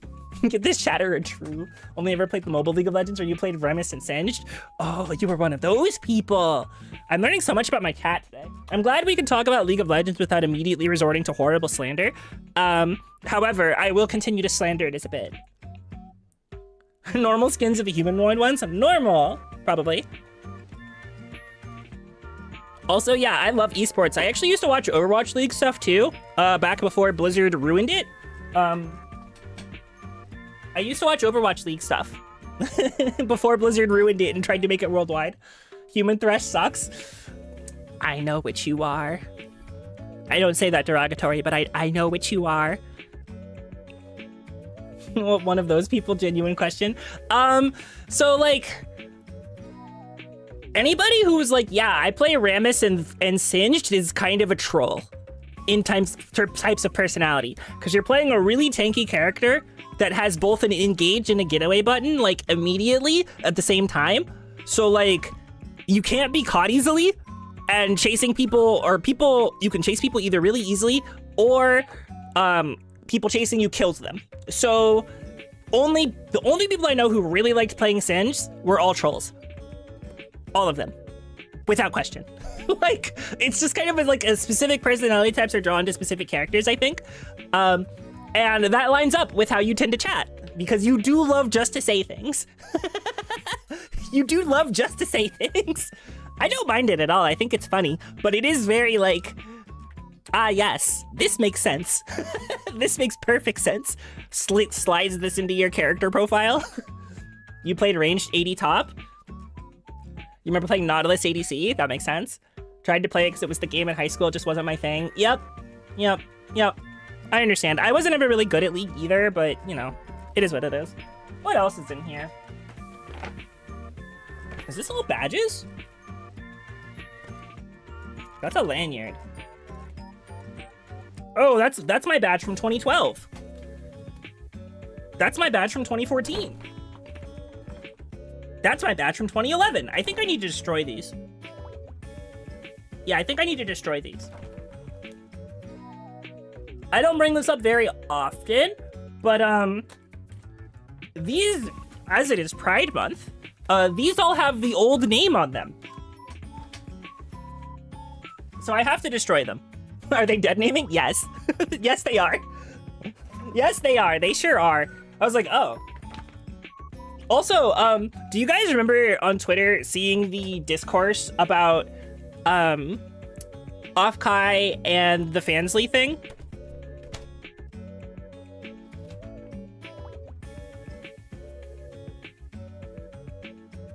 I'm pretty sure this was main area, everybody. This was not in any kind of special market. Shit was main area.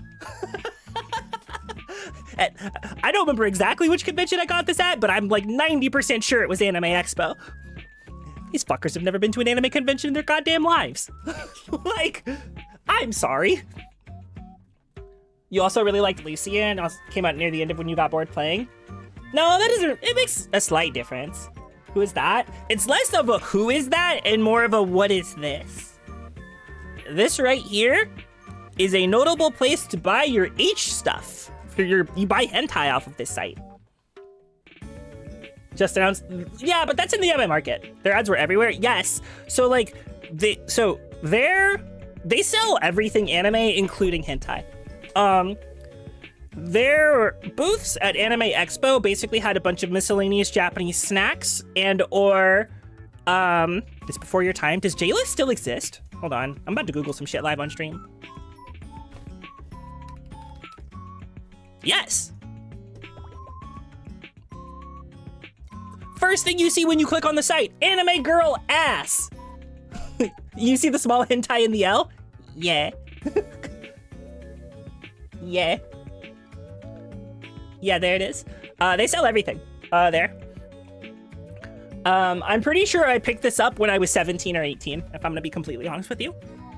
And there was nothing at their booth that told me that it was NSFW, and I didn't bother looking it up until much later. And I was like, oh, okay.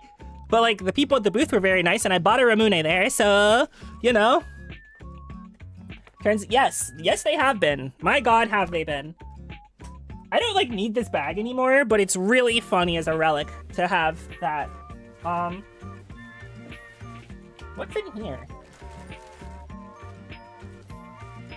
Oh my God. I have postcards. The Durarara postcard and the Final Fantasy 13 postcard. That's crazy.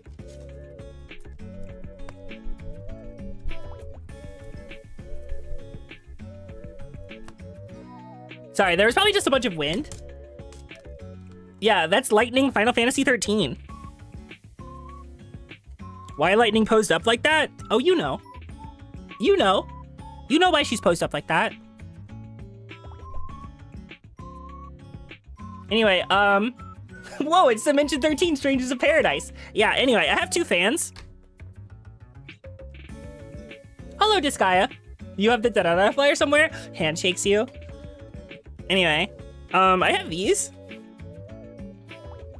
Thank you, NIS America, for constantly bringing over your whack-ass JRPGs. Nice fans, dude! Yeah, thank you. I appreciate it. You have way more than two fans, Salem. Unfortunate +2. Unfortunate +2. Thank you. That's true. There are more than 2 of you in the chat right now. That's crazy. Wild. I'm streaming to more than 2 people. Whoever would have possibly thought that I, Salem Starlight, would stream to more than 2 people? Anyway, those were in this bag. You forgot your meds today? That's great. I forget my meds every day. I forget my meds every day. Who's medication? What's that? Everything I see is real all the time. That's not good. No, it's not. It's not good at all. Oh my God. Did I go to the actual Pokemon Center or something? I have so much Pokemon Center merchandise. I can't remember going to the actual Pokemon Center. But like, it sure is labeled Pokemon Center. Maybe there was like a Pokemon Center set up in like an Anime Expo or something? Perhaps. Perchance.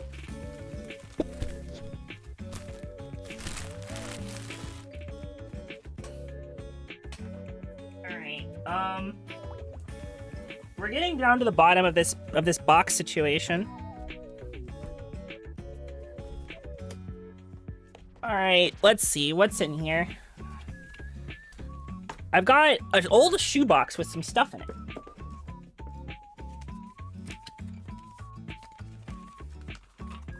Oh my God, it's a WB puzzle cube. Like... But like, it opens.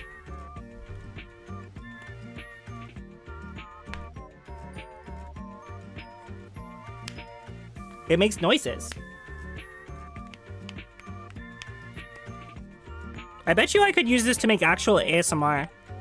if my microphone was not muting it. The infinite cube? Yeah! It's an infinite cube. It's cubing. It does form a cube in almost every orientation. Sorry, this is back before we had actual fidget toys, but this is basically a fidget toy. Wait, that's kind of nice. Like, my microphone has a bunch of... Hold on. I'm gonna do something really quick. You guys are gonna have to tell me if the audio gets cringe.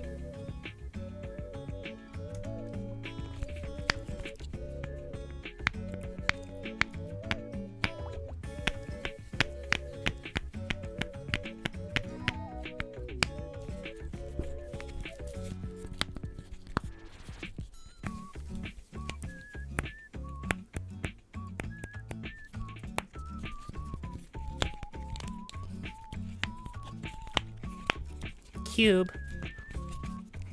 I turned off all of my audio filters, so this is the raw, unfiltered audio, basically.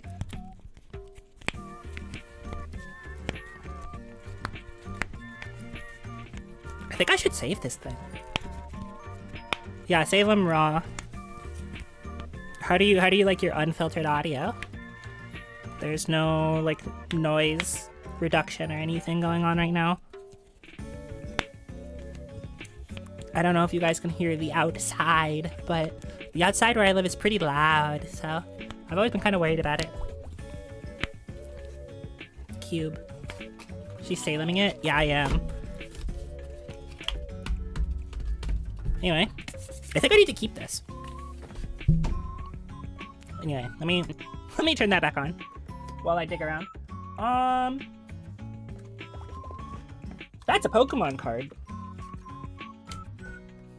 that's a wheezing.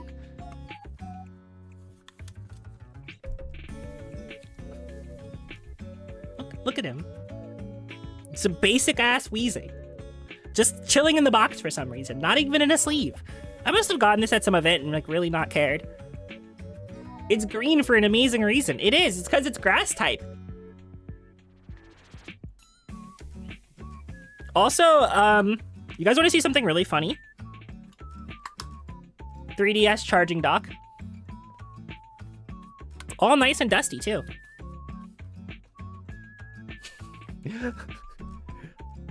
Hold on, where's my brush? I have it around here somewhere, don't I? Wait, where did it go? Hello? Oh gosh. I don't know where it went. Oh no. Where's the DS? I could pull it out, but it's in a box. Well, it's in an ottoman full of a bunch of like stuff. So it'd be a little hard for me to grab it. And I don't remember if I have the original DS. Well, hold on.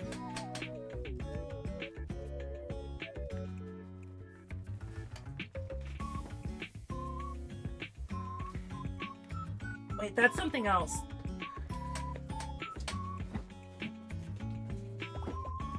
Well, the DS that I actually use is in here.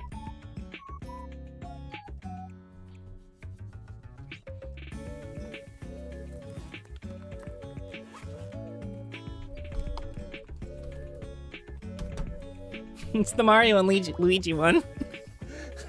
My 3DS XL. This is the one I actually use. With my Persona Q case. Because I have the limited edition Persona Q stuff. So this is the one I actually use. I had an old teal regular DS that goes with this. Or 3DS, I guess. But this is the one I actually use.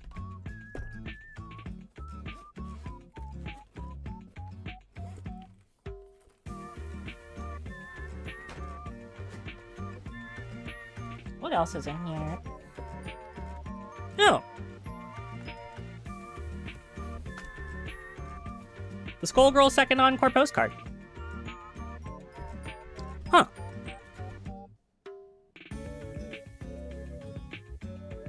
Lab Zero Games on Twitter. Insane. When did I get this?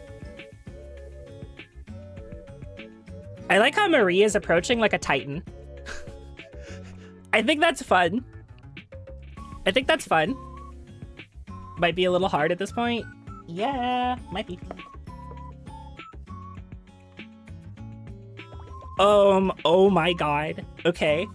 So I just found something that is not merchandise, but is really old technology. You guys want to see the really old technology that I found?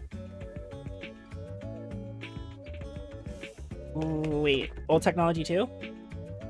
Old technology 2. Oh my god. Okay, hold on. It's an old phone charging dock. For the Razr. For the Motorola Razr.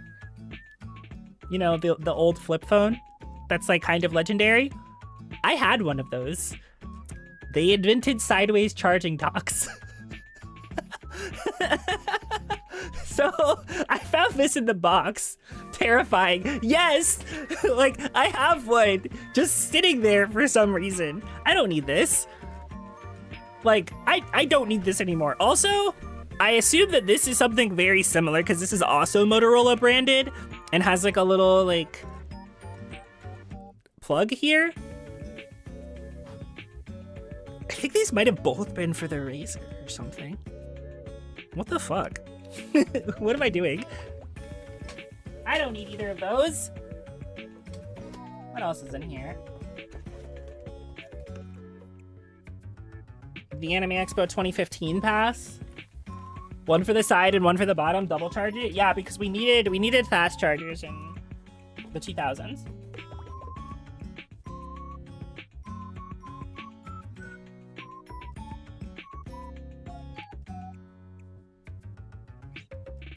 I'm pretty sure that this is an Animal Crossing leaf, but I'm not entirely sure. It's hand crocheted though.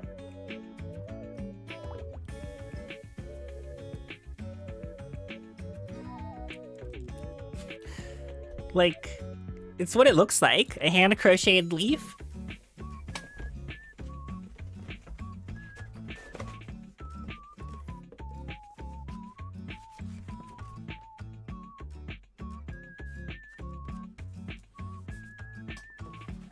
I don't need to keep that. Let's see.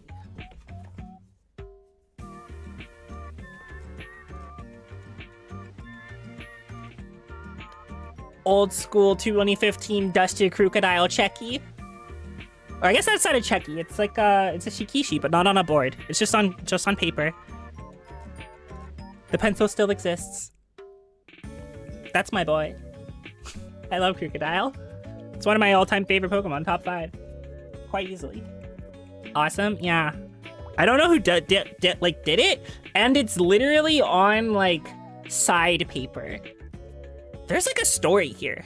There has to be a story for this thing, doesn't there? Like, I don't know if I got this at a convention or a friend drew it for me or something, but it's a remarkably good drawing. What are your top 5 Pokemon? Okay. Number 1 is Miss Magius.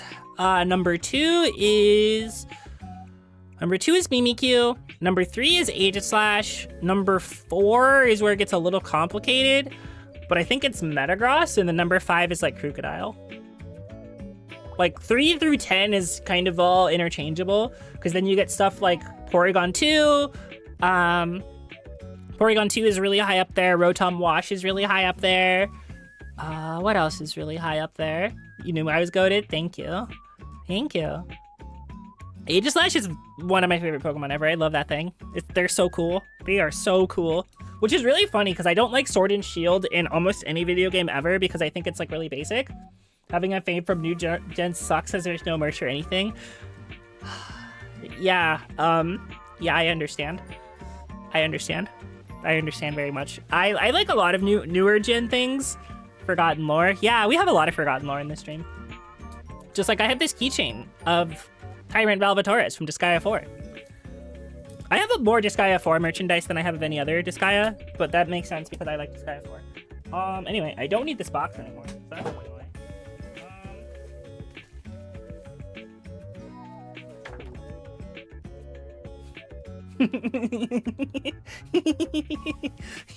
I don't even know if this website exists anymore. Hold on.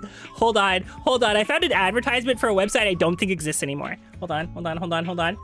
Forgotten lore. I just got here. This is like forgotten lore from before I was a VTuber. I don't like Sword and Shield in any game. Frieza said by the utterly magical. Yeah, it's really funny because I think Sword and Shield as like a weapon type is usually kind of boring.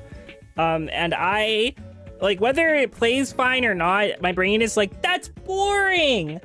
So I don't go for it. However, if the Sword and Shield is possessed and has arms and puts its arms behind its back and stand changes, it gains so much aura that it eclipses that notion. And I think it's sick as hell. Aegislash is like Aura the Pokemon.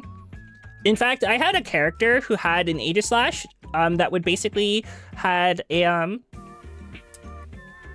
its name was Arthur. Its name was Arthur, and it was basically the family heirloom, and was so high level that it wouldn't listen to her at all. It basically only tagged along to make sure she didn't eat shit and die, but anytime she'd be like, hey Arthur, I need you to do something, it'd be like, what are you talking about? No. Like, you lack the requisite skill to command me. You are 100 years too young to give me an instruction. Ghost, Dark, Gym Leader, Salem, Starlight. I think I'm Ghost Fairy. I think my actual type as a Pokemon is Dark Fairy, which is unfortunate because my favorite type is Ghost. Anyway, Square Enix manga store. They changed it. It's Square Enix manga and books. It's real. The site still exists. That's crazy. Grimmsnarl, my beloved. I wish I liked Grimmsnarl more. Anyway, I found this. In the Full Metal Alchemist Square Enix manga store. Sableye? Yes. I love Sableye. Full Metal Alchemist, Soul Eater, Black Butler, back when that was really popular. You could have an astronomy theme. I really could. So I like Ghost Pokemon and I like Dark Pokemon and I like. Does it help to find out Grimmsnarl is really short? Wait, how tall is Grimmsnarl? Hold on, let me pull out my keyboard.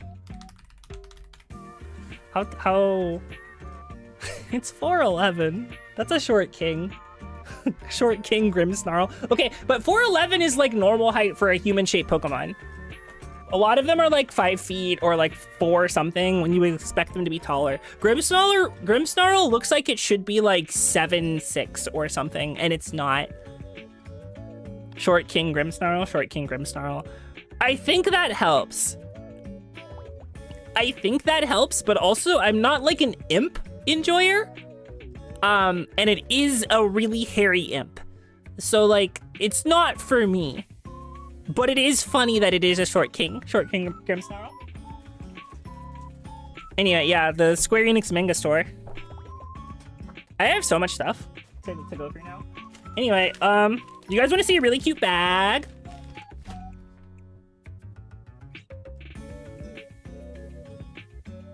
That's a little guy. Imagine Gigantamax Grimmsnarl, but still short. The Pikachu spread. These are really cute. I like them. This bag is in remarkable condition for as old as it is. What's even in here? Oh my god. This is a distinctly Gen 5 bag because of how round his head is. Yeah, that makes sense. That's when I was collecting. Anyway.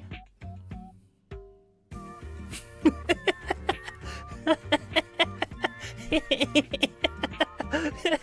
found this in here.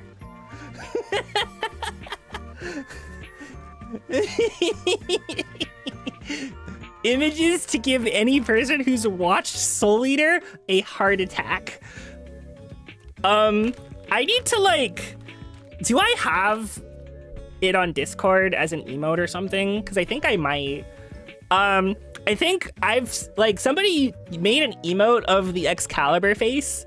At some point, like the face that Death the Kid and Black Star make when they have to deal with Excalibur. Somebody made like a little emote of that face, and I used to use it as a react to things for years because it is so inappropriate to just like to talk about or to display like really uncomfortable disgust. Like just like I can't believe this is happening. For those of you who have never seen it, hold on.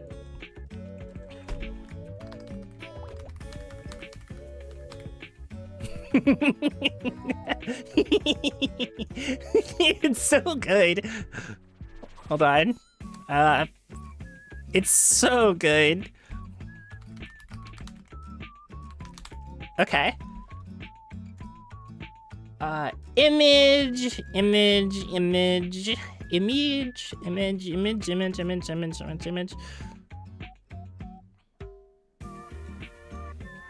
Oh no, I'm stupid.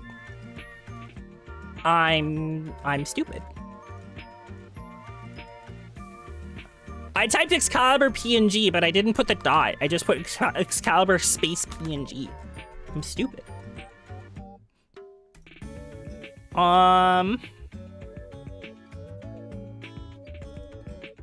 Yeah, this face. This is the reaction to seeing.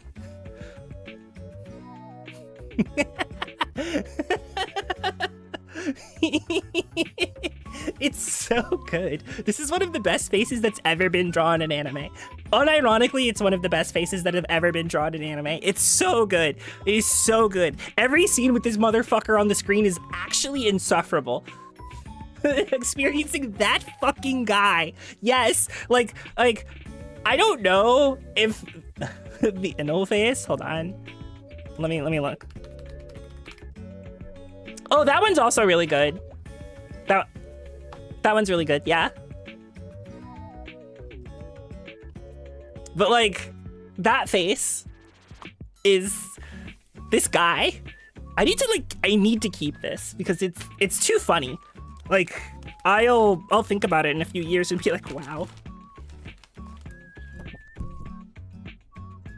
Oh, hey. It's an FMA clear file.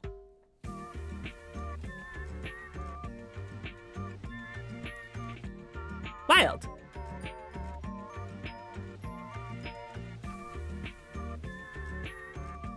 Full Metal Alchemist. Full Metal Alchemist.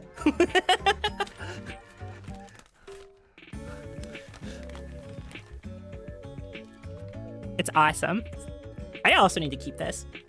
I need to watch, like, rewatch Brotherhood, like, really bad. It's been so many years since I've watched it that I almost don't remember anything.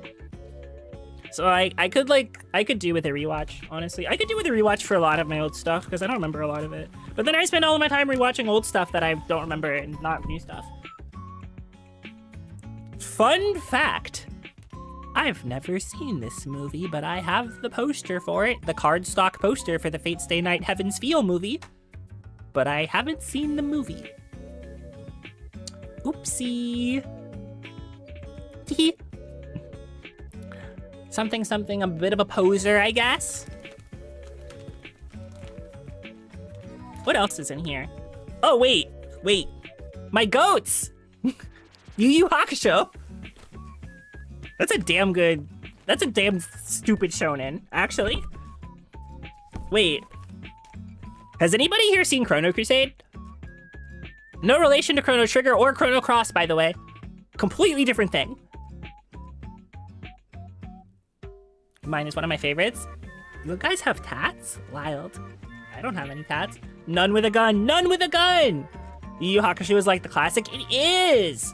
You just know they aren't related? Okay, yeah. I don't actually remember anything about this show, but I do remember liking it. Like, I remember liking it quite a lot, actually. I think it's one of the ones I watched with my parents. You're at 8 total, 4. Nice. Marissa Kirasame clear file! Look at how beautiful this is!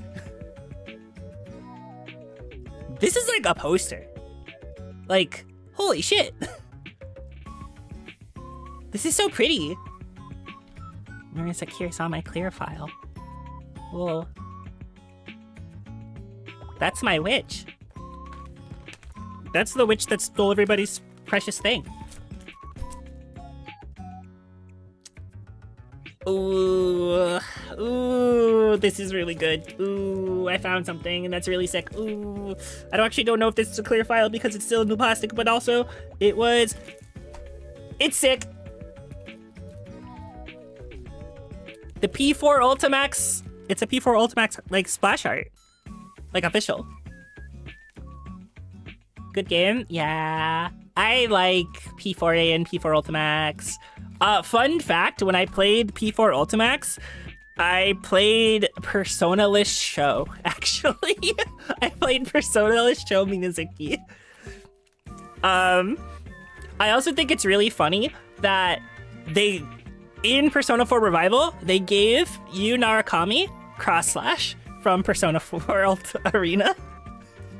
They gave him a super in that game that became so ubiquitous with how he exists that he has it in the remake of the base game, which I'm like, that's wild.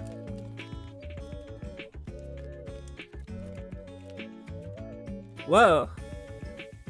Mysterious green women. I have no idea where these are from. Shadow Naoto is so funny. So true. Isn't Shadow Naoto like the most broken character in that game? Actually, wait. Never mind. I know what this is from. Okay, actually, if any of you guys know what this art is from, I need to send you to a retirement home immediately. I know what this is from now. I know what this is from now. It is crazy, actually, what this is from. If any of you are familiar with Korean MMOs, then yeah, it's from one of those. That art makes me think MMOs. Yes, it's from a Korean MMO. Evan, I need to send you to a retirement home. Congratulations, you won. That's it. It's from Elsword. It's from Elsword. Back, you literally never played it? Retirement home. You just know the name? Retirement home! Join me! Retirement home! So yeah, it's from Elsword, because these were my two mains at the time at which I played the most. Bye, you're going to the retirement home. Join me in the retirement home! Ragnarok Online was your Korean MMO? Ah, man. There's like somewhere between regular subscription MMO and like gacha where Korean Grindfest exists. There's a specific space in between those where Korean Grindfest exists. You still actively play Maple? Every once in a while, when I want to waste 3 weeks of my life, I think about getting back into a Korean MMO. Not for any longer than 3 weeks of my life, but... Man, I see this postcard from the Persona 4 Golden animation, which is really funny, by the way, but only if you've really played Persona 4 or seen the original Persona 4 anime. This is like an alternate route to the anime that's deeply hilarious if you're familiar with the actual thing. This was a crazy time for Persona fans. Like, we got Persona 4 Arena Ultimax in fall 2014, Persona Q in fall 2014, and then Persona 4 Dancing All Night in 2015, which I didn't actually play Dancing, because that was when I was on my rhythm game hiatus. But think about that. That is, like, insane. Didn't recognize the Elsword girl at all, like the white-haired one more. Eve? That was my original main. My original main in Elsword was Eve, who's the robot girl with the drones, but also her combat routes are awful and will give your hand cancer. So I stopped playing her because I wanted to save my hand. Embrace the call. Guild Wars 1 Reforged is calling. Ooh. What if, like, aren't they making Guild Wars 3? Aren't they making Guild Wars 3? Like, aren't they making Guild Wars 3? They are? Oh, man. Man, Guild Wars 3. Guild Wars 3. Alright, we're almost at the bottom of this bag.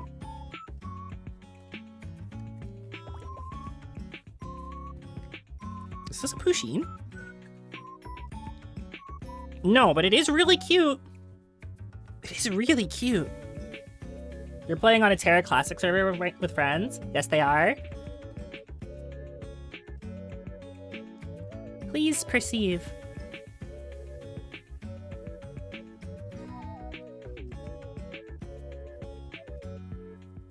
wraps them up.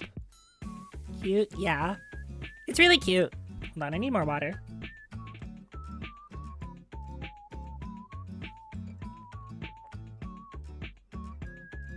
Achievements in Guild Wars 1, grant stuff for Guild Wars 2 and 3. Awesome. I've played Guild Wars 2 a little bit. Big stretchy, hold on. Okay, fine. I will stretchy. Stretches so hard, I hit my webcam and accidentally face reveal and then have to end the stream, delete the stream, and kill myself. No, sorry, that was too far. I actually thought about that, where I was like, man, where can I put this camera where I won't accidentally face reveal myself? Which is stupid because I'm gonna be at Offkai and some of you will actually see my face. And I have like flush posted a couple times, so it's not like it's the world's biggest secret, but I tend not to because reasons. I don't think I'm ugly or anything. I don't think I'm pretty enough to be flesh posting. You haven't seen the face, it's a secret to you. Okay. Understandable reasons. It's a mixture of privacy and also like, okay. Two specific reasons. One, you can't say I'm pretty if you haven't seen my face. I'm not gonna let you get away with that one, okay? But one, I personally don't think I'm pretty enough to be gaining, like, to be posting face specifically. And two, and more importantly, I don't necessarily know that I want the fans specifically from posting face. Like, if I post face and people do think I'm pretty, and then they follow me specifically because I'm pretty, well, it's not really what I'm angling for, you know? That's like, it's not, yeah. Like, okay, if I posted face and looked cute or wanted to show an outfit or something, then it's because I would like to share something with my fans. It's like, hey, look, I have this outfit that I thought I looked really cute in. Look at it, because I want to get a mirror, actually, for that purpose. Like, so I can outfit post. I want to fit post. I do want to fit post. I will tell you that. So there might be fit posts in the future once I get a mirror. But, like, I would like to fit post, but not to face post. Basically. Because if I fit post, it gives me more reasons to, like, actually dress up nice. The dress you posted was really cute. Thank you. Your face isn't actually a big question mark IRL? No, nor is it a giant T like the Uma Musume trainer or a giant P like the Idolmaster producer. There is a face there. There's a face that's attached to a person. Shocker. I got big old glasses because of course I do. I found another bag. Another Pokemon Center bag. Ooh, that's another cursed item. More fit posts. I found a cursed item. I kind of want to open it because I don't actually know what it is. It looks inflatable though. Anyway, cursed item. Also, yeah, Willow, I do remember about the Guild Wars 2 canonical lesbians. Guild Wars 2's story is actually pretty interesting, but the problem I have with Guild Wars 2 is they make it a little hard to navigate, like, the story. So it was always really hard for me to fully attach myself into it, but I played Guild Wars 2 a couple times, and the last thing I played was Deadeye. I like Deadeye Guild Wars 2 a lot, because I think it's funny. I think it's really funny to get down on one knee, pull out a giant gun, and shoot people. Me waiting for you to suddenly show a monkey's paw? No, I think anything League of Legends counts as a cursed item. We've got another FMA postcard. We've got an actual postcard from a friend of mine. What's that doing in there? It is a little janky. It is a little janky. It's kind of beautiful jank, but... Holy shit! Holy shit! Have any of you guys seen this anime? Holy shit! Have any of you guys seen Noir? This is one of, like, the original Girls with Guns animes. Man, I don't even think I know this one. This one is, like, hold on. What if I... Noir anime. Japanese animated series. 2001! This is 2001 anime. Can't say I've heard of it. Yeah, it's 2001 anime. I watched this shit with my parents. It's good. It's really good, actually. I'm too young, sorry. It's okay. It's okay. I'm old. I keep on telling you guys, but this is part of one of the reasons I wanted to do this is because I was afraid. I thought I would find shit like this, where it's like, oh, that's an anime I haven't seen in like 22 years. Whoa, crazy. I watched that when I was a teen with my parents.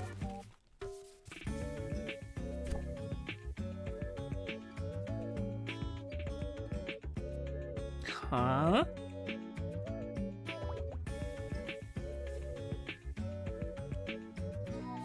I have something from Last Exile, which I've never played. In 2001, I did not see any anime that wasn't on Toonami. My dad was buying anime DVDs, and we had a giant physical collection, and we used to watch them that way.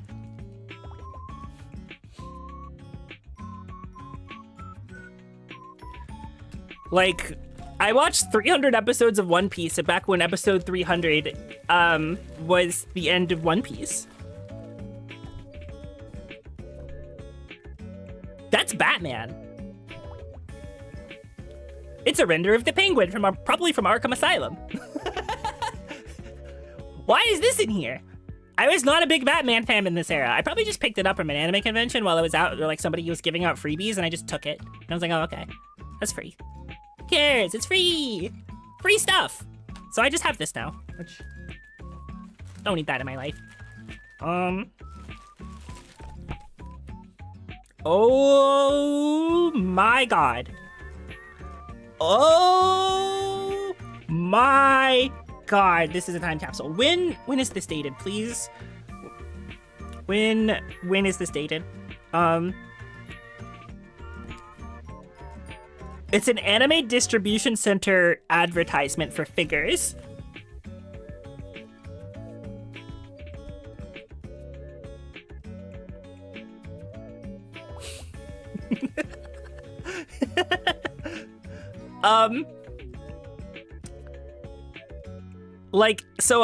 This is a really old Miku design before I was even into Hatsune Miku, actually. And then I turned it around and I saw Dizzy Guilty Gear. Follow them on Facebook and Twitter. Facebook is how you know that shit's old. Facebook is how you know that shit old. It's Dizzy Guilty Gear and Ray and two Mikus and Master Chief. That's how you know this shit is super old. That is XX Dizzy? Yeah. This is like, God, I kind of want to keep this because this is also John. Yeah, it's John Video Games before he was John Video Games. This is incredible. What a time capsule. This is like literally a time capsule. Oh, those are real photos. It's a good thing I'm looking at these before showing them on stream. I don't need to keep any of these specifically. All right. No docs? Yeah, no docs. Hey, so did BioWare ever make this movie?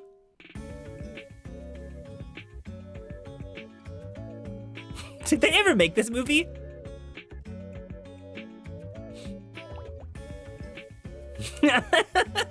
Did they? You don't know? Yeah. But no, the docs photo was a photo. It's a roller coaster photo of me and my parents from 2010. That's what the docs photo was. I was like, oh, wow, that's old. So like, it's an unflattering roller coaster photo, which is really funny.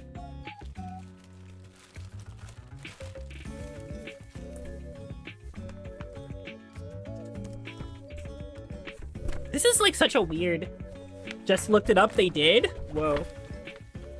Oh, this is from when I went to the Bahamas. Well, I guess I didn't go to the Bahamas, I went to the Caribbean.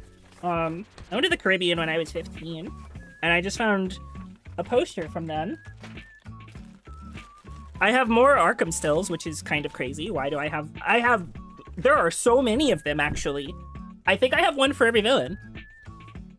got mixed reviews for being uninteresting. Truly being uninteresting is the worst thing a movie can be.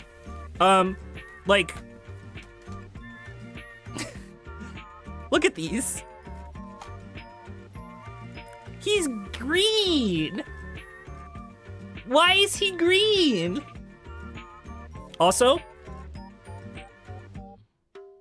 that's definitely Arkham Harley Quinn.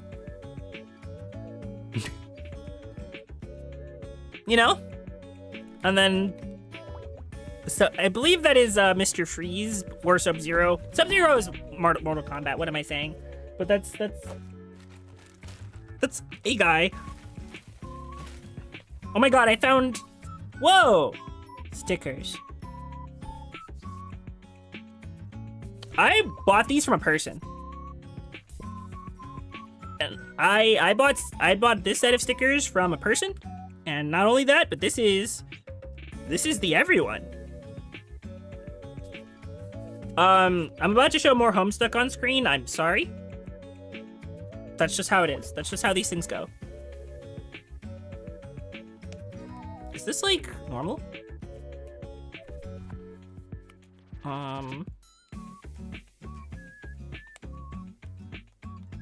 Is that like part of the sticker residue? Oh my god, this is such an old sticker sheet. Thanks for the trigger warning. You're welcome. This is also really like a specific era of Homestuck, by the way, because this is all of them in their God tier outfits. And then like post Cascade stuff. The missing Aradia and the missing these two both being missing. You might have these same stickers. These might be like the official stickers, I think. Like the ones from like the What Pumpkin pre-order. It might be those stickers, actually. I should move those into my sticker book. So I want to keep that because that's funny. I don't know what this is. I'm keeping this. I'm actually like sorting stuff for getting rid of it and keeping it personally while I do this. So there is actual sorting going on here. My friend had the Joker one on his wall. Awesome.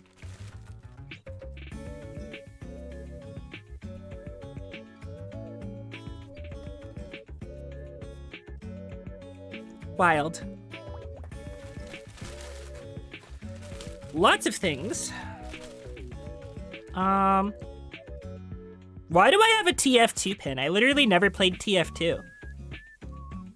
I have a TF2 medic pin, despite never actually playing TF2. Back when it was like really, really ever present in kind of literally everywhere. I have this. I don't have a reason to keep it.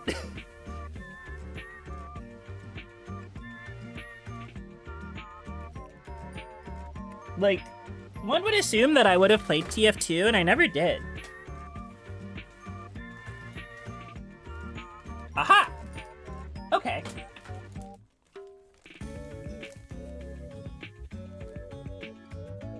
He's him. The official Persona 4 dancing pin of Yu Narukami. He's him. This is insanely reflective. I don't think you can see anything, but it is insanely reflective. I did find more Skullgirl stuff, though, back when I tried to get into it. These are definitely something I purchased from an artist.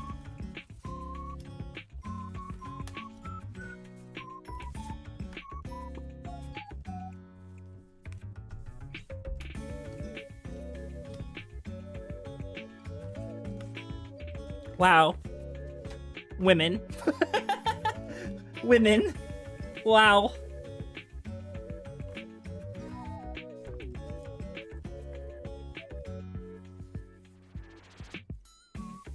Women. Wow. Cranium women. Wow. I love how much this parasol is like giving me 2007. This is another How to Draw Anime book, 2007. Same with the Philia. But like, It's peak, actually. I need to keep these. These are good. I also found more Persona 4 stuff, or Persona stuff just in general, because Persona was a big part of my everything, and kind of still is. It's the investigation team! Separated by gender, because of course it is. And then it's C's, also separated by gender, because of course it is. Even back then, they buffed characters. Misfortune, yeah. Yeah, they be buffing people. They be buffing people. Thank God they included her. Thank God. That's my girl, right there. You know I'm old school because I call her Minako. Like, everybody calls her Hamako now, and I call her Minako. Because that's Minato. And that's Minako. That's like, I haven't been able to give that one up. It's extremely old P3P player.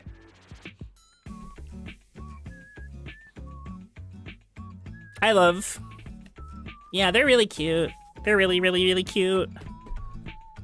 My personas. Is that FemC? Yeah, P3 FemC. That's my goat. I love her.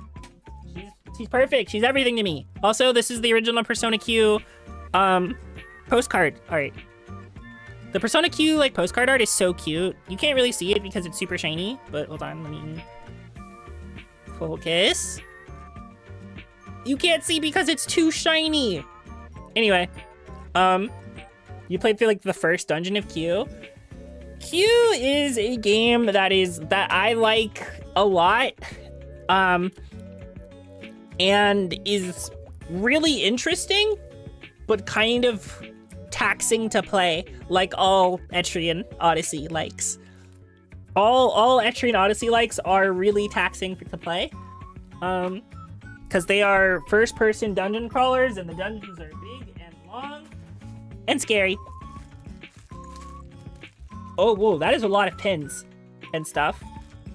Whoa, okay, this is also something I wanted to find. Hell yeah. I found a lot of old pins and charms. Let's go.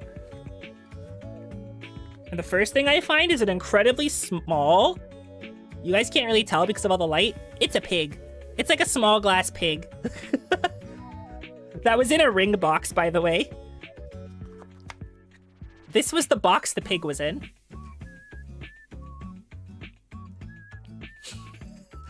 Don't ask me why. I don't know.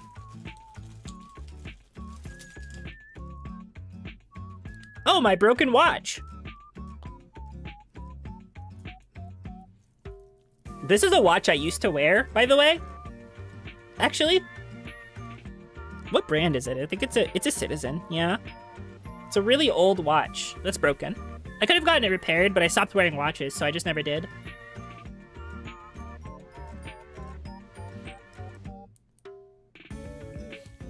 My old actual physical timepiece. We have phones now, so we don't need those. The good luck charm that my parents got me in Japan. You've heard it's still right sometimes? Yeah, probably twice a day. Actually, that one, probably once a day. And then I have old Chie Persona Q charm. Oh my god. The P3 Hero one is broken. It lost the loop that actually goes on the top of it.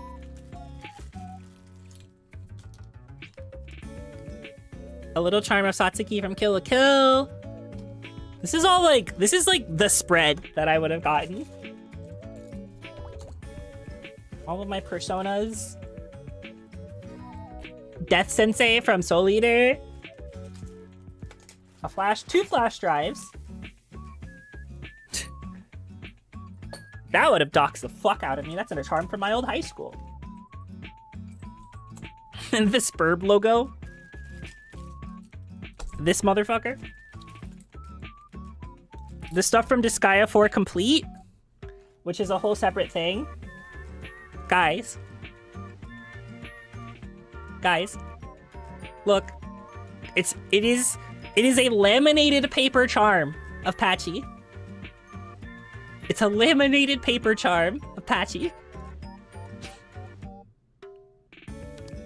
That's awesome. God, that's so awesome. That's also trash. I don't even... Laminated paper charm? That's how you know it's old. And then I've got a charm of Mitsuru. And then, like, some jewelry, basically. Man, this is how you know I was into some weep shit. Because I have, like, a yin-yang charm, and then a silver dragon and a gold dragon that I don't think I've ever worn or put on anything. Like, look. She was into some weeb shit, Your Honor. Wow, look. Misfortune League of Legends. That's her. Misfortune League of Legends. On a little tiny button.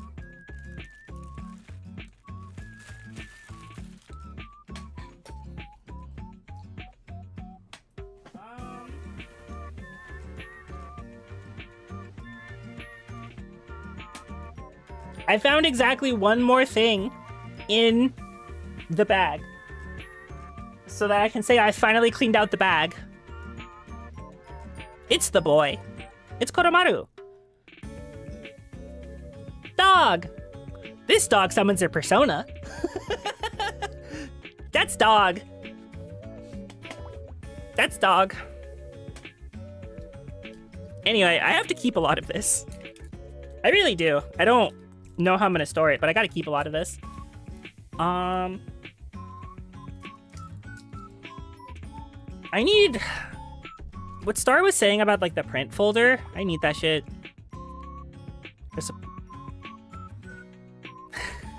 Guys, I don't know if I should out her, but I'm going to. She might still be present, I'm not sure.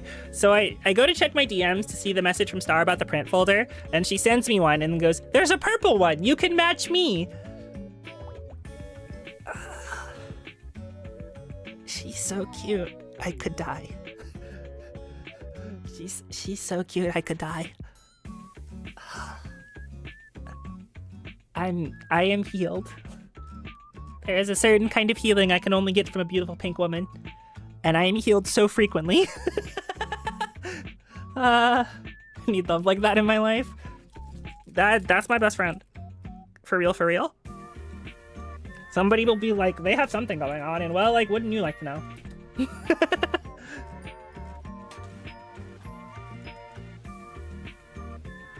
Oh wait, there's one more thing.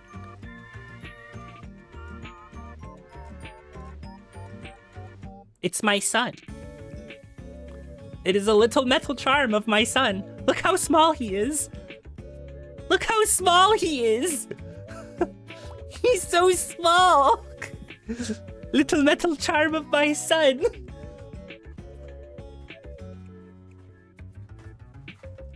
I think that's everything. Okay, yeah, I think that's everything in terms of like stuff. So I need to store this somewhere. You know, I spent today cleaning my room, and I did a really good job of that. And now my room is decidedly not clean. It is significantly unclean, even. Full of stuff that I don't exactly have a place for, but is kind of the memory vault of time. Because my room is very packed, actually. It's very crowded in here. A couple of besties? Yeah, I have to put up the allegations. Whether we are a couple of besties or more Yuri than that, you will have to judge that one for yourself. I can neither confirm nor deny.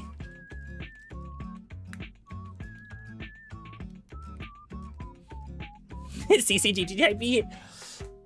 Maybe a little. Maybe a little. The age-old, they have something fruity going on. You shouldn't leave it up to us. Maybe I should. Have you considered that both of us would be very happy if you imagined a Yuri of us? Have you considered that that might actually be true? Have you considered that I think about all the times that I would want somebody to actually draw a Yuri of me and or my friends that I might have a Yuri with, or that I would want them to commission art of it, or that I would want them to imagine a headcanon of it? Have you considered that I might maybe myself do the same thing? Historians will say they were very close friends. The historians would be correct, and they would also be correct if they imagined the other thing, probably.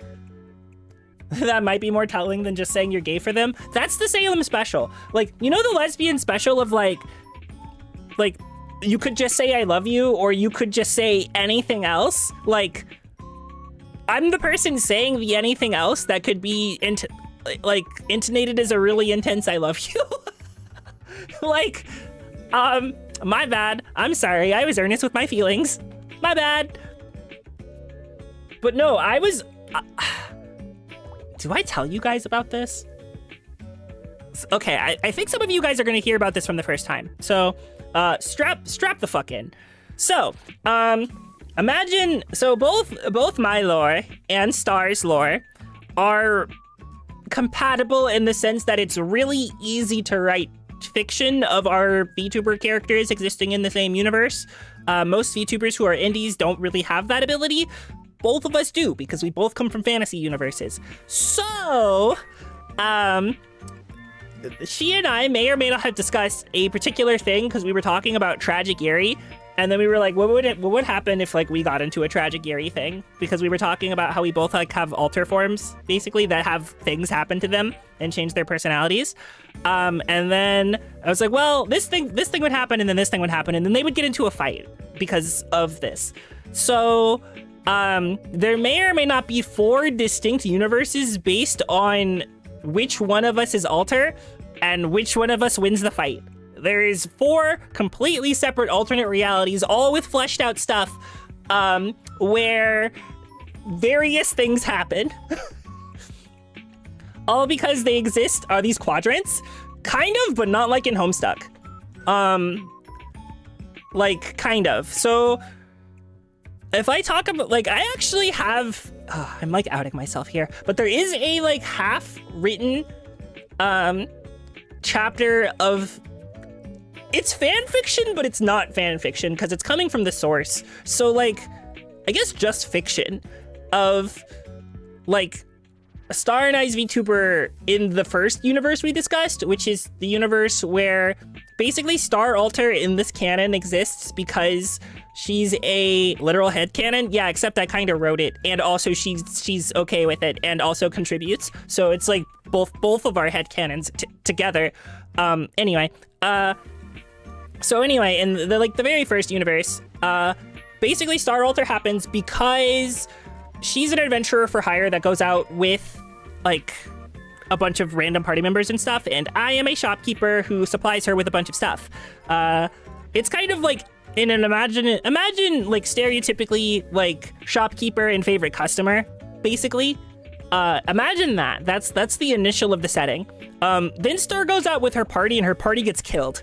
But she gets left alive, and she blames herself for it. So then she starts looking into more and more powerful magic to take revenge. So I sell her the stuff for the more powerful magic, which is blood magic, and she basically does a ritual, and it kind of fucks her up mentally, basically. So then you have Star Alter, and then it's like, oh, wait, I accidentally created a monster. Oh, shit, she's killing people. I should stop her. So then whether I successfully stop her or not creates 2 completely separate universes. And then in another completely separate situation, with my canon, which you guys might not know, but like I'm a banished, fallen angel, basically. So it is very possible that the people that have banished me are mad that I'm still helping people. So if they tried to kill me, well, I would not react kindly to that, and I would probably try to stop them at any means possible. That would involve potentially killing a lot of people. So then Star would be like, hey, actually, I don't like that. Maybe you should not do that. And then whether she actually successfully stops me or not creates 2 other completely separate universes. So, yeah, we have 4 completely separate canons. And I think about this all the time because do all of these end in Yuri, actually. All 4 of them end in Yuri, but of various genres. All of them end in Yuri of various genres. Some are more telling than others, as they should. Yeah. We talk about them with relative frequency, and I think if we were larger VTubers, art of some of the, like, two of the canons in specific would exist because they're kind of, one is awesome, and I think, which is the most doomed? Is it Salem Alter Losing Star? Yes, correct. That's the most doomed. Well, actually, that one's not doomed. They end up together, but that one is the most toxic and the most fucked up. Just got back from doing something at work. Hope I didn't really descriptive Yuri delusions. Are they delusions if I'm talking about them with the person that they're about and we agree that they're canon? You're down the road still, get the demolished house? Yeah, basically.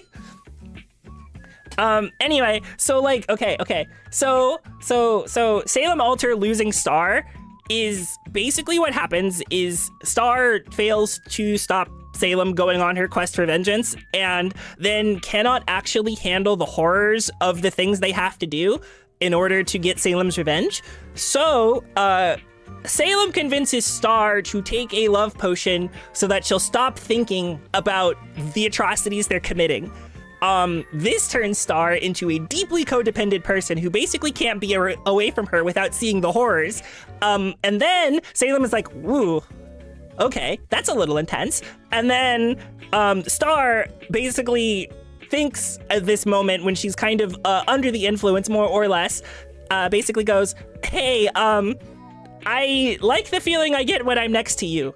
You should make me another one. And Salem's like, I don't know. And then Star convinces her, and then so she does.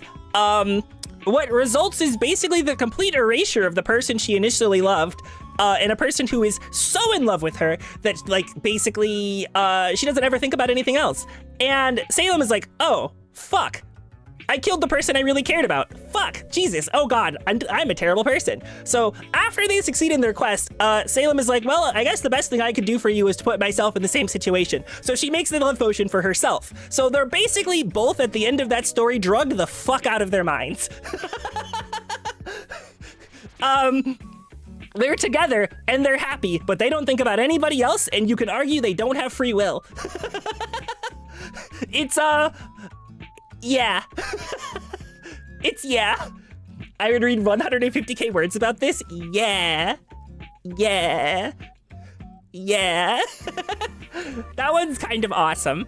That one's kind of awesome. I love Yuri. I love Yuri a lot. Yeah. Sorry, I'm talking about the delusions, but the delusions are talked about with a friend and they're canon in some universe, I guess. Like, we have that one, which is like toxic as fuck, sort of. Well, yeah, kind of. Then there's other ones. The least doomed is Star Alter, but Salem wins. That one's really normal. Both of the ones where the alters lose are pretty normal, but in different ways. If the alters win, bad things tend to happen. But the one where Star Alter wins is the one that I would actually write 150k words of Yuri about if I really sat down. That one's my favorite. But that's because of where it ends up, and it ends up in one of my favorite tropes. Which is, it ends up in Vampire Princess and Eternally Devoted Maid.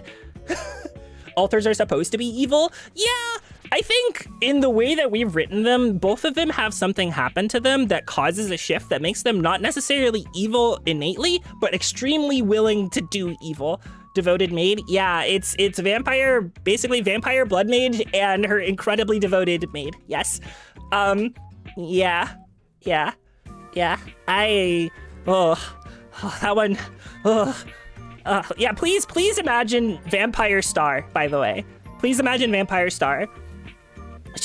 And also, because she's basically a blood mage and not really an actual vampire, but she gets mana from blood, she basically does kind of actually sort of become a vampire, but without some of the qualifications, but also... yeah. Basically, something that happens to them down the line in that universe is Vampire Star basically takes so much of Salem's blood that she can manipulate it in her body. Yeah. Yeah.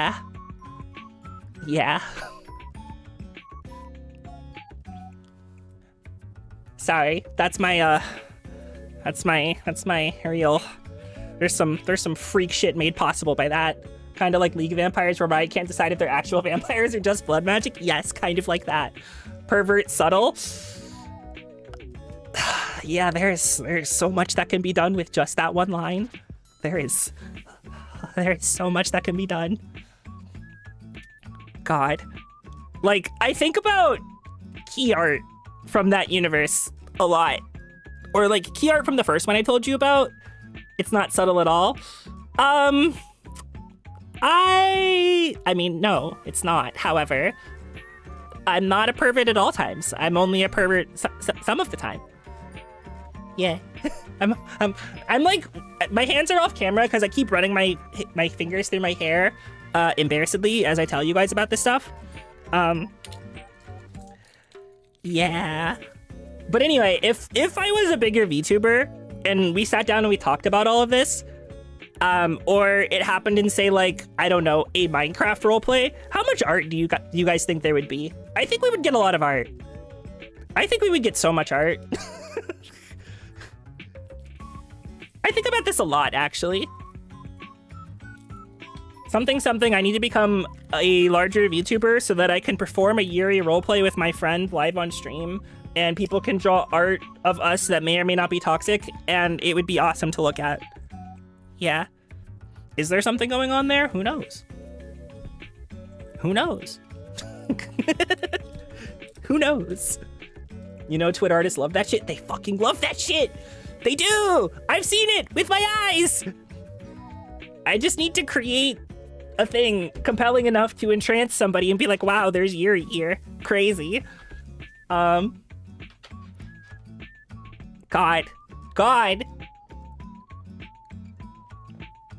I don't know how much I've actually talked about this live on stream before, but sometimes it consumes parts of my brain and I think about it a lot. Like, God. Like, it's in a lot of the images we send each other where, so, like, there's characters that exist on, you know, the internet that are kind of similar to these characters. And every time I send an art of Still in Love Uma Musume to Star, we're both like, that's Star Alter. we're like, that's Star Alter.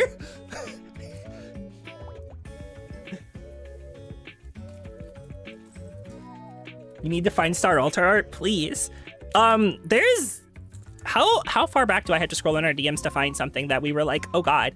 Because there's definitely a couple characters. Like, it's way easier to find art that's Star core than art that's Salem core, for really deeply obvious reasons.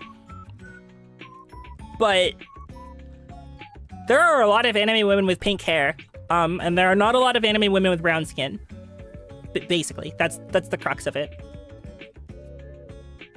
Does she have an official reference? No, she does not have an official reference. Salem Alter does exist as a canonical design, but Star Alter does not exist as a canonical design, but there are plenty of inspirational pictures where you can look at that and be like, damn, that's a Star Alter. But no, we don't have like official. We don't have like official stuff, or she does not have official. Why am I saying we? Why am I saying we? Hello? Naruhodo, yeah. Sorry, my bad. Isn't there the beach art? That's Salem Alter. There's a couple pieces of Salem Alter art. There's an official reference, there's the Daki, and then there's the beach art that Jin drew. So there's 3 of them that are official pieces. I don't have any from like any of the like AUs we've discussed. But as far as Star goes, like it's something that when I get my 3.0 design, I will probably commission key art for all 4 of these boxes. Genuinely, I think that Gen Art is the first time I saw your design. It is working, Jen. Congratulations. Thank you, Jin. Thank you, Jin, for the art and for the convincing somebody to look into me. That's crazy. I'm glad you stayed, though. Thank you. You live in the space, and I appreciate you being here. Which, really, that goes for all of you. Thank you, Jen, for fucking everything. So true. That really goes for all of you, though. I'm like really happy that I get to stream and that there are a lot of people that will listen to me yap and share things about my weird little past and talk about League of Legends. Jin is how I figured out you were a VTuber and not just a VTuber fan tweeter. That was, listen, I'm gonna be so for real with you. It was my goal to just pretend to be a VTuber fan tweeter for a really long time. Like while I was on the hiatus, because I didn't know when I was getting off of it, and I really didn't want people to be like, that's a VTweeter. So I wanted, and also, I kind of wanted anybody that took an interest in me as like a VTweeter person, I think would naturally find their way to the other thing somehow about when I connected it. I only think I mentioned it once or twice. I talk about it a little more than I probably should on my alt, but I'm running a little closer to how most of the VTubers run their alts now.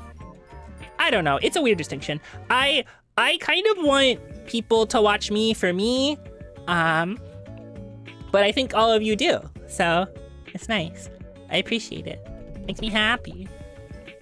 Which is really funny because it is a interesting group of people from various communities where we all share an Oshi in some direction. What else would I be here for? That's a great question. That's a great question. No, I actually watch you for the person in the bottom right. Who is she? Who is she? Who is the girl in the bottom right?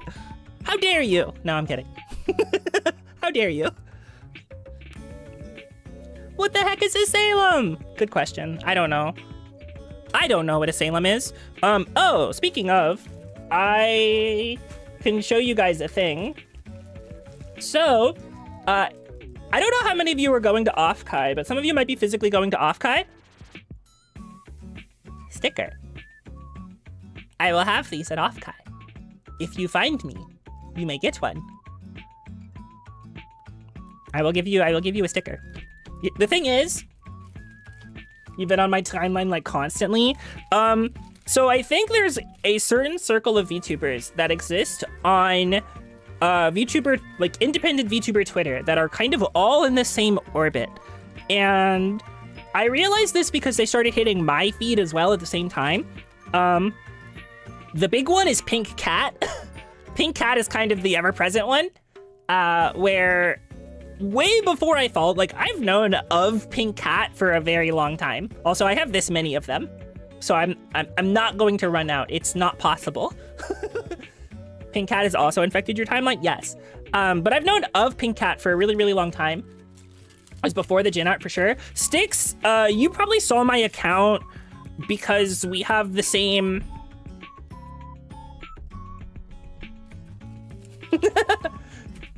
we have the same... Yeah. I remember you from these days, actually. I remember you. Who's that? This is my dead green Oshi. This is my dead green Oshi. Rest in peace is dead green Oshi. I love you. I miss my wife. Yeah. Dead green wife. Hold on. I'm extricating something from the cat. I shouldn't have done this. This was a mistake. This was a mistake.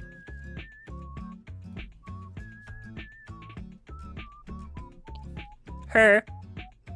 My memory is bad in general. Mine too. Creature. Look at her. Geen.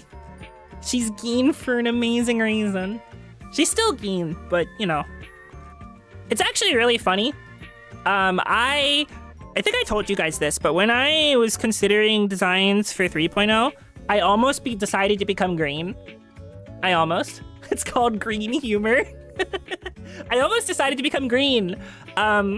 She has made me love the color green a lot more than I used to. And then I realized I wear a lot of green in my personal life anyway, like a dark green. So I would have become like something darker than this shade of green, I think. Like a jade green perhaps, but I'm staying purple. You love so many green ladies online. Green is a wonderful color. Contrary to the opinion of one Alcat. That one apparently hates the color green, but I don't know, I don't see it. I need a smaller one of these so I can take, I need a smaller one of these so I can take Oshikatsu. Green is not a creative color. That works because I'm not a creative person. I say after rambling about my Yuri, non-existent Yuri fictions for like 20 minutes.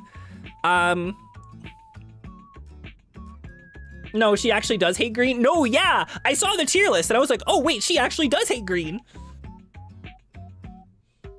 Like you were a clip art tweeter but never caught streams. Yeah, I think there's a lot to be caught and there's a lot out there. And I think communities are kind of made of all of those various kinds of people and all of them are important. Was it not rage bait? No, I think it was real. I think she does actually hate green. At least like the tier list seems to imply that she does actually hate green, because even when the green VTubers were in her replies, she was like, well, I guess I could tolerate your shade of green. You just want to eat it as far as possible? I agree. I have this one, I have Mume, I have Crony, and I have Sana. I'm only, like, from this set, I only am missing Bae and Iris. You must bed. Good night. Good night. Good night. Sleep well. Until like this January, particular poison woman. Yeah. Her smug aura mocks me. Look at her. You thinking of trying to sell some? Yeah, I am keeping all of mine. I have a do not separate them. Although I say I have a do not separate them, she's on a separate shelf, which I need to fix my shelf. You put your Mon Mon in the microwave the day you got them. I squished the hell out of mine multiple times and I still do. Anyway, hold on. I'm gonna fix my shelf real quick and also I'm gonna show something else. I'm not 100% sure I can show it on Twitch, but I'm going to anyway, and if they get me, they get me, all right? This is still a show and tell stream. It's just of my actual stuff and not the stuff that's hidden, okay?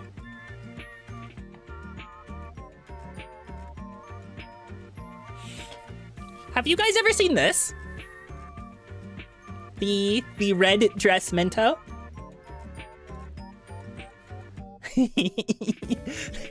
This is one of my favorite acrylics ever because you forgot to order, you saved money. I remember. You can like, yeah, the back one, the magnet dress. Yeah, if I turn it around, like, hold on.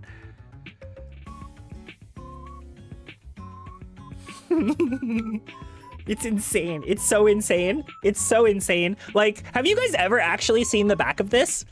Like, have you?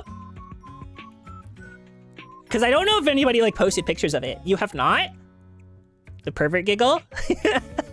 Yeah. Yeah. Like, hold on. Like, look. She's cheeked up. She's cheeked up. It's awesome. It's so cute. Yeah. That's canon.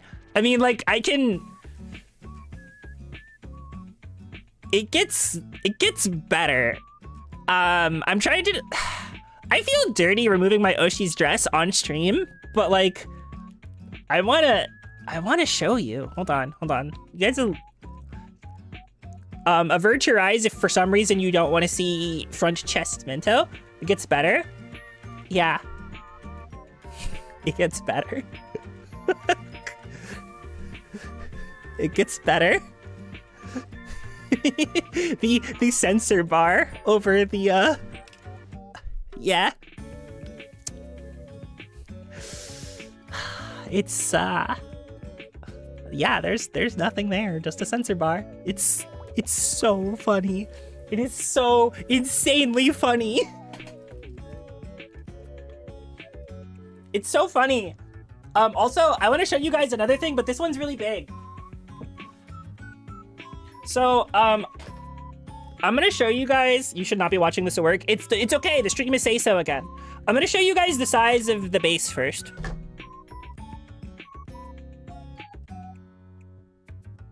So, do you guys want to guess how big the standee is?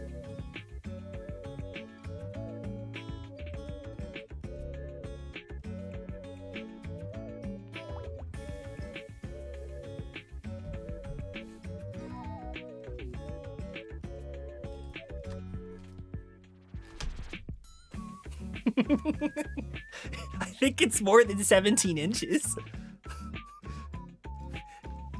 size of my it's bigger than my keyboard. You guys want to see something else?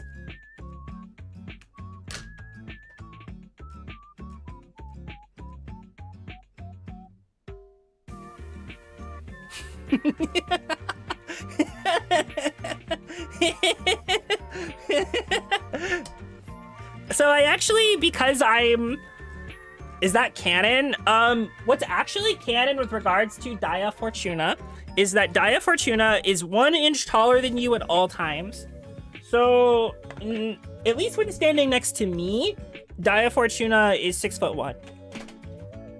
She might be a different height when standing next to you, though. But if you stand next to multiple people, I think she's probably 1 inch taller than the tallest person in the room. Why doesn't the bigger VTuber just eat the smaller one? Distance, I think. She's tried to several times. She definitely has bitten me and every other Mon. So it comes free with being a Mon. That's why the Mon will stack on top of each other. Yeah, 14 Mon in a trench coat. Then we can make her large enough to take over the world. Everyone perceives her differently. Also true, she is an eldritch being. Actually, Jersey, that's kind of true, actually. That's like her entire bit is eating us. Yes. Yes, it is. Do you like my red beverage, by the way? My extremely red beverage?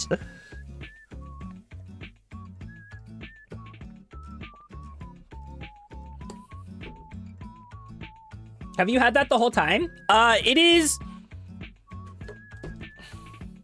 this added to water. Tylenol for hydrate redeems. It's this for added to water. Those are so good. Yeah. Our water is bad, so I use these to make it drinkable. I also have this. Y'all ever think about how all fruit punch tastes the same? Like, who decided fruit punch tasted like that? That's a great question. Like, who decided what fruit goes in fruit punch? Actually, like, real, authentic fruit punch. But yeah, I have an Alchemist, like, laser cut wooden coaster. I like this thing a lot. This thing is awesome. Yeah, this is the coaster I use. Something you guys might notice is that I use a lot of my merch because I believe that using it makes me happy. Using it makes me happy. So I just use a lot of my merch instead of just kind of letting it sit there. The fruit puncher. The fruit... My ship. My poor ship. I was kicking around the idea of writing a fruit punch fic actually before her graduation. Specifically, it was specifically going to be an adventurer shopkeeper thing because I like that dynamic a lot.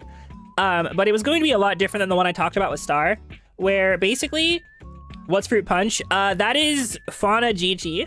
That was the name of their ship, Fauna and Gigi. It's a Hololive ship, Fauna Gigi.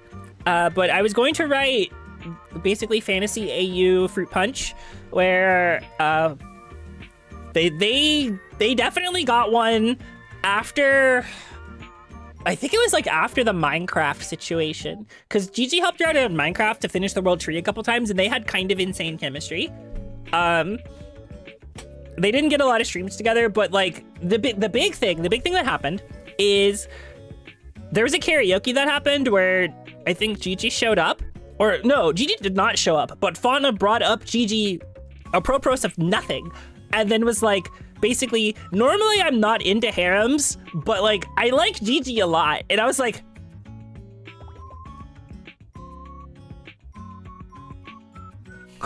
holy shit. Holy shit, she got her. She got her, holy shit. So, the thing I was thinking about with writing, and I'm probably not going, how does Gigi have so much riz? The secret is that she's a deeply compassionate person. She's very silly, very good at making people laugh, and she's an incredibly compassionate person. So she always kind of has the other person in mind whenever she does a bit. It's the sexual harassment. It's the asexual harassment, actually. It's the asexual harassment. The fact that there's no genuine intent behind it is why it works. But the thing I was going to write with them was largely... So it's like another shopkeeper adventurer thing, but basically Gigi... It's like slightly Freerin inspired, but not really. Where Gigi is more like the only person in her party that kept going on adventures because all the rest of them got... more or less ended up in some kind of responsibility. And basically, Fauna runs a shop that you can only see if you're meant to be there. And Gigi shows up injured one day and basically heals her. And Gigi basically comes back sort of time and time again. And Fauna realizes she really likes her. But then she has to end up with a situation of like, okay, she's going out and adventuring still. What if she gets hurt? I don't want her to get hurt. Can I keep her here? And I wanted to write a split perspective fic where when basically all of Fauna's chapters would have been written from the perspective of Fauna inside of her shop, talking to other people about Gigi. And then all of Gigi's chapters would have been either her on her adventures or like coming back to talk to Fauna. So like if they were ever talking together, it was only going to be from Gigi's perspective. And I thought like it would be interesting to have like all of Fauna's sections be about the internal rumination of being worried about somebody going out and never coming back, and how the various ways she could keep them, but also the ethicalities of that and the non-ethicalities of that, and her talking to like her suppliers about it and being like, I have a problem, and then being like, girl, what the fuck? And I thought that would be very fun to write like a split perspective fantasy, almost horror-esque Yuri, basically. The mechanisms of your mind are so inspiring. Thank you. I think it would be awesome to write, like, to have that happen, because like that means in the conversations between them, you only see them from like the perspective of this incredibly trusting, like incredibly heroic person who doesn't see anything wrong with the person that is servicing her, who as soon as she steps out the door, the person is like, she'll never come back, will she? Oh, I should have used that and kept her. And then she could be mine forever. And then her not doing that, because to do that is to change her to where she's no longer the same. And, oh God. Sorry, I like, if you can tell, I like themes about the self, and I like themes about what it means to be a person, and I like themes about what it means to be you, and I also like people battling with that idea who have control, or who could have control over another person. And Yuri, always Yuri. God, I fucking love Yuri. I love women. Yeah, you're so incredible. Thank you. Thank you. The problem is, like, I need to actually write things, and I don't actually write things. Like, I toyed with this idea, like, doing it for realsies, but, like, actually breaking out the Blue Yeti and doing, like, a co-working stream where I just either write ASMR scripts I want to do someday, or write my actual fan fictions that I want to do. And so you just hear a bunch of typing of me trying to write. And I was like, oh, co-working stream. She writes her fan fictions. I thought about that. Maybe I do. Fauna Desmat. Genuinely would love that. I don't know whether to use this keyboard or the other keyboard I have. I type faster on this one, but the other one I think makes a nicer noise. Like, actually, how does this sound if I turn off the stuff? Hold on. Let me...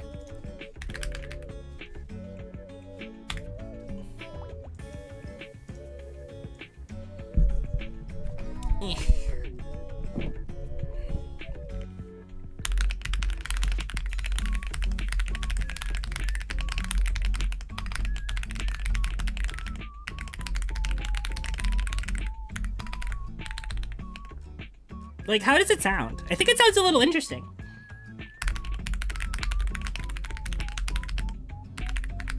You'd say it's good?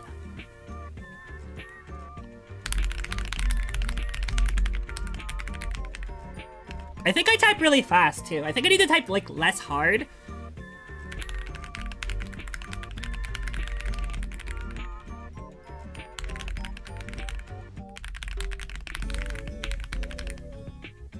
Probably needs a filter for low frequency, but it's good. Okay. This isn't the microphone I would use though. I would use a Blue Yeti, I think. Although honestly, when I do this kind of stuff, like, I need to know at some point if like the outside world like can be heard when I do stuff. Like if a car drives by.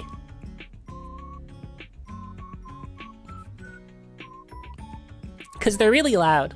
And I would like to do ASMR at some point, just because it's something that has been done a lot, and I like it.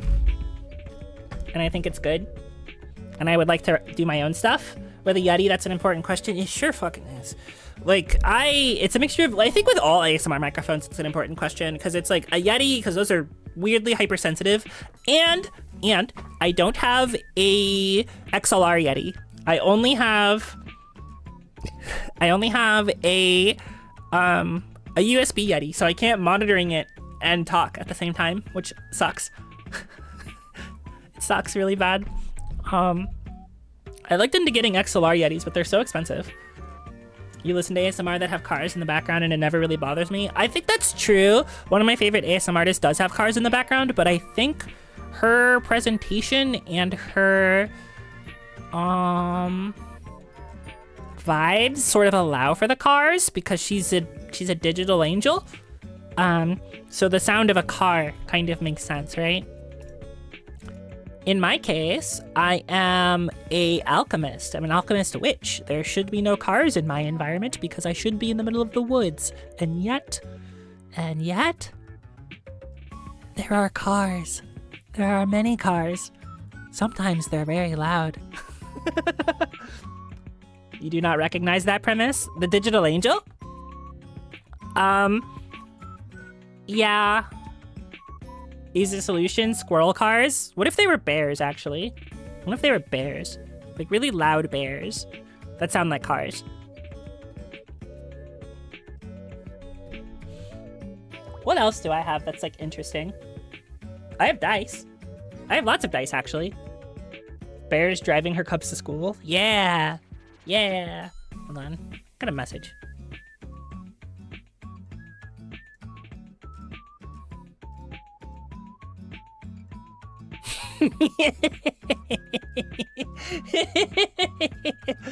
But the ones I also listen to also shouldn't be around cars, but I just don't care. Just like I know people live in cities. Yeah, people sure do live in cities. I'm gonna show you guys another thing.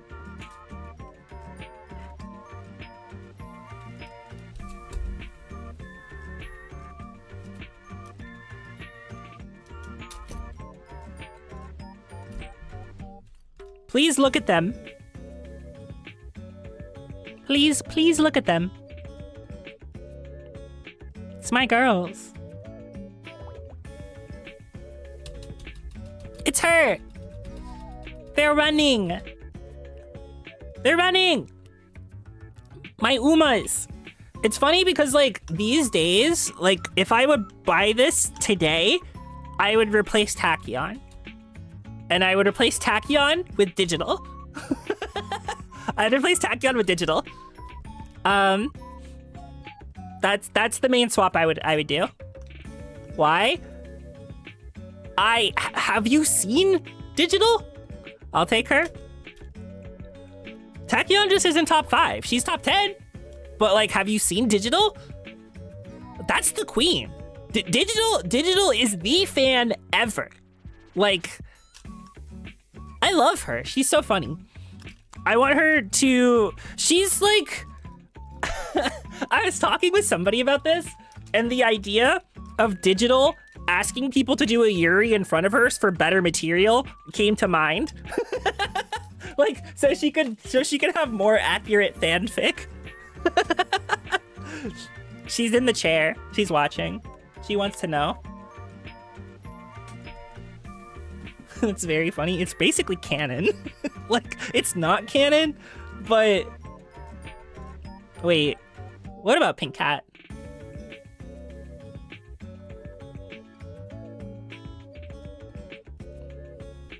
What about her? Did something happen?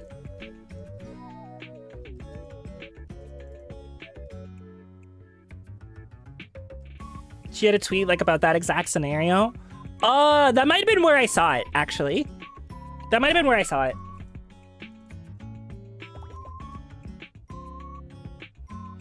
Refreshes my... It's like they're... It's like the Twitter gods know that I'm talking about people, or like they're constantly listening. Because I swear to God, I refreshed my Twitter and the first thing I was blasted by was the picture that Pink Cat took today. Which real knowers know. The picture that she took today on her alt. And I got blasted with that again for like the 4th time today. Very cute picture, by the way. Very cute picture. But like, I was like, whoa, whoa, whoa, whoa, on stream? I had to look to make sure that like it wasn't capturing. It was cute. Okay, I'm gonna be so for real. I appreciate that everybody in our circle, like in our VTuber fan circle, and also like all of the Nyakalites that I saw under the tweet, so proud of you guys for being normal. I'm so proud of you guys for being normal about it. Like, unironically, I'm so proud of everyone for locking in and being really normal about it. I saw it, I was like, are they gonna be normal? And then I looked, I was like, oh my God, they're normal. Whoa. Whoa. You couldn't say anything because everyone got it covered. That's true. That's true. The pattern's good. The pattern's good. It's cute. It's cute. It's cute as hell. But like, I was expecting to see like thirst posting of ungod proportions, but no, everybody locked in and was normal. And I was like, whoa. I choose to be respectful because I do not know her like that. Exactly. No clue what. Yeah. Not a problem for you. Perfect. It is somebody that exists around my spaces as another VTuber. She's way more popular than me though. So I don't, we're not really like friends. Like I've never DM'd her or anything. Like she knows who I am. We're mutuals on Twitter. Like we're oomphs, I guess. That's probably the extent of it. Wait, are we still oomphs? Am I about to find out I've been oomph canceled live on Twitter? That'd be really funny actually. There'd be like no problem with it, but it would be funny. No, we're still oomphs. Okay. De-oomphed? Yeah, I was gonna say, are we still oomphs? Not the de-oomph live. No, we're still oomphs. Sorry, it wasn't Pink Cat. Oh, okay, yeah, no. Manticore I am good friends with. Faye and I talk almost every day, actually. Manticore I am good friends with. I like Faye. Faye's fun.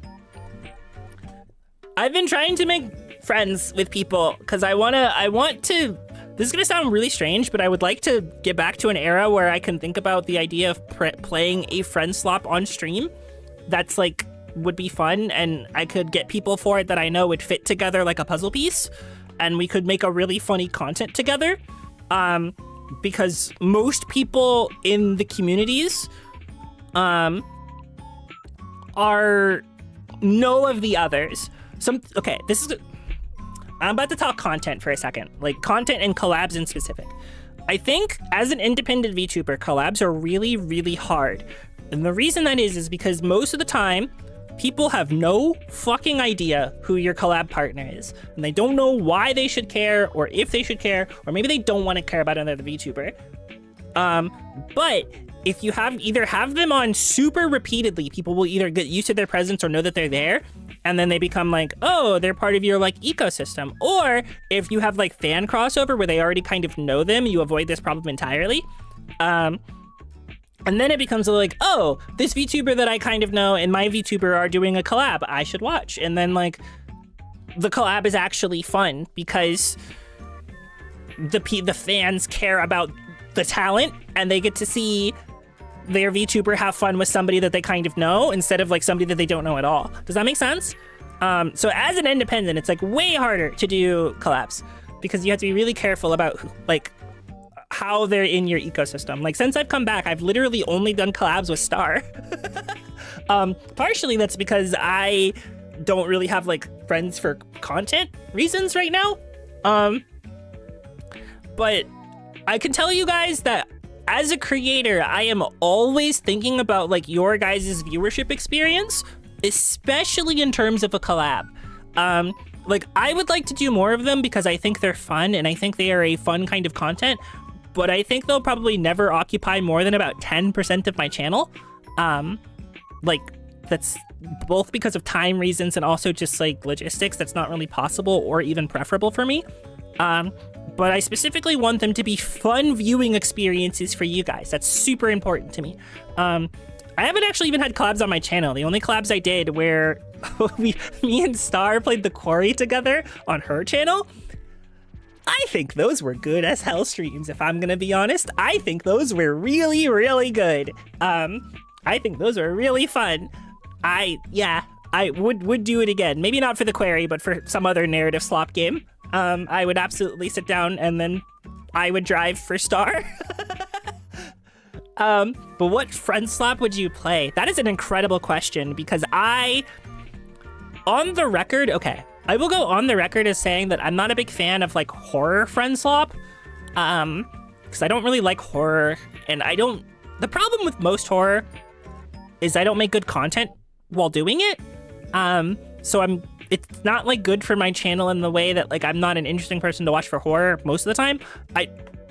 I do plan on going back to Look Outside. I do. I gotta work up the courage again. That game was actually kind of scary despite not being scary. It's weird. My tolerance is higher than it used to be, but it's not high enough. It's not high enough. But I think for the friend swap that I would play, the first thing that comes to mind is like Peak. I think Peak might be fun. And then the one that just came out about all the gambling seems really funny. That one seems like that could be funny with the right group of people, but I would basically have to coordinate a specific group of people that I know would all mesh together. Because that's the other thing I'm thinking about right now is like I can think of like a couple people that might say yes to a collab right now, but I don't know how the mixing goes because they don't really know each other. And I think for a group of 4, you either need to have like they have to know each other or you kind of need like people to have kind of absurd chemistry. Speaking of good VTubers who would be great fun in a collab, don't worry, she's on my radar. Don't worry, she's on my radar. Don't worry. Don't worry. I feel like you just had to show. Yeah, I understand. Just throw 4 unrelated characters in a room and call it a crossover. It'll be fine. Yeah, you could do that. You could do that. You could definitely do that if the people are... Okay. You're joking, so I should not react to this seriously. I have the inclination to react to this seriously. I should not. I'm on my soapbox right now. I just put a lot of thought into, like, despite not being, like, a really big content creator and really only being a hobbyist, I put in a lot of thought into, like, the kinds of streams I'm doing. That's really important to me because I want you guys to have a reason to keep coming back other than, like, beyond just, I think she's neat. Does that make sense? Like, I want to make sure that I'm putting forth the effort to put something in front of you guys that's worth watching. And that, like, I know that you guys will like. That's important to me. That's really important to me, actually, because I think I've said this before, but, like, the whole reason I do a stream is because I want to share a thing with people and I want those people to be happy because making people happy is good. And I like doing it, and it is important to me. It gives me a reason to exist, among other things. So, like, I'll always put thought into it, because it's important.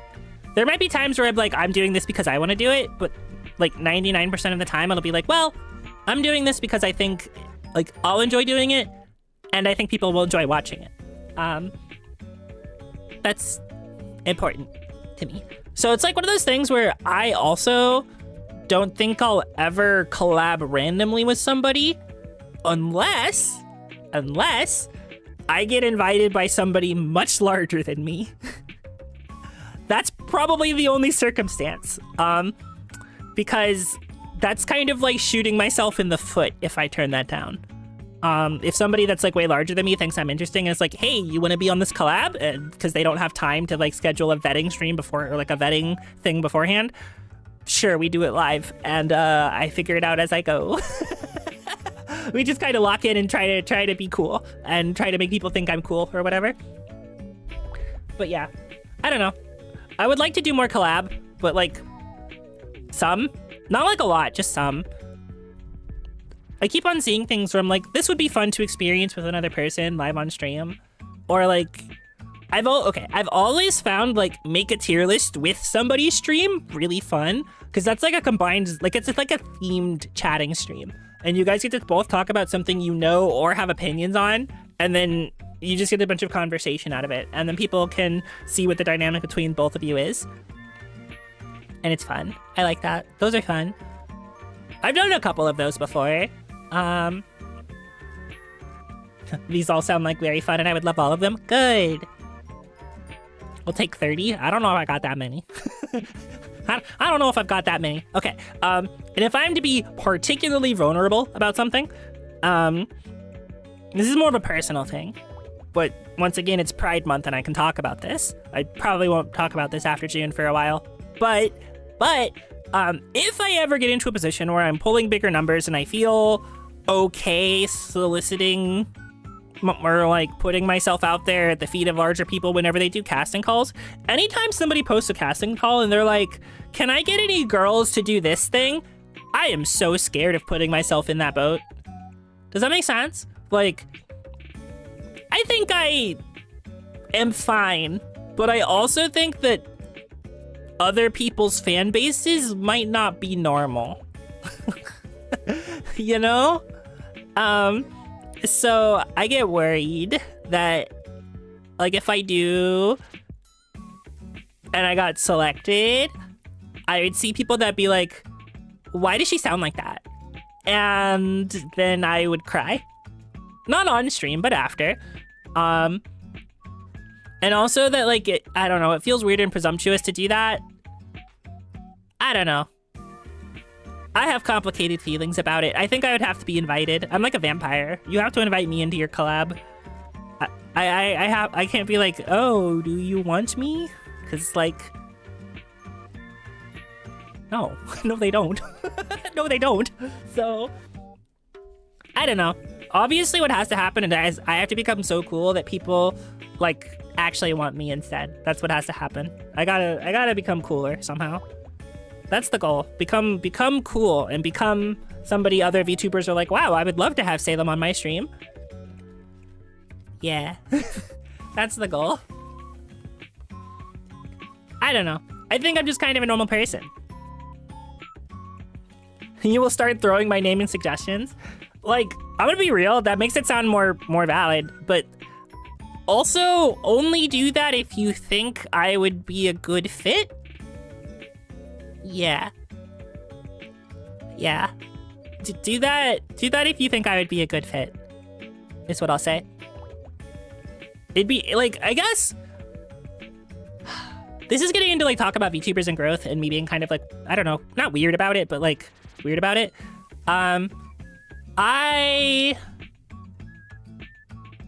You do feel like I'm normal in a very inviting way compared to a lot. I'll take it. It's actually really funny because I think that's kind of unique in its own way. I think me being so, like, I guess much lower key than a lot of VTubers, because I'm not like super crazy hyperactive or a bunch of other things. I'm like sort of normal, sort of. Until I start talking about Yuri and the pervert laugh escapes my chest. But aside from that, I'm somewhat normal, kind of, a little bit, sort of, kind of, maybe. I don't know. I like to think that I'm very friendly, just a normal gal who likes yapping. That's so true. That is so true. Hey, so I want you guys to know that the last time I looked at the time, I had been streaming for 2 hours. I don't know where the last hour went. I don't know where the last hour went at all. The pervert laugh is a good laugh. Oh my god, you think my laugh is cute? Whoa. Whoa. Crazy. You referred to my last message? Your laugh is cute? Oh my god, thank you. Thank you. You ate it? You can eat time? Hey, can you eat... Hold on, let me count. The next 3 weeks of my life? Can you eat the next 3 weeks of my life? Salem is incredibly cute in general. Thank you. This is gonna sound a little funny. If I were to try to just don't eat the next 3 weeks, why? Wait until after Deltarune comes out, then you can eat it? You're not eating Deltarune Chapter 5? Fuck! Damn it! Okay, fine. Fine. Fine. Fine. Okay, the next week and a half. Does that work? You can eat up until Deltarune Chapter 5, and then you guys can live Deltarune Chapter 5, and I'll be over here waiting. Is Deltarune Chapter 5 the end? Do we know if it's the final chapter of Deltarune? No? Okay. It's not like Deltarune will cease to exist the day after release? At least 7 chapters? Damn, okay. That's a lot of Deltarune. Maybe more? Okay. Probably not more than 7. I see. I see.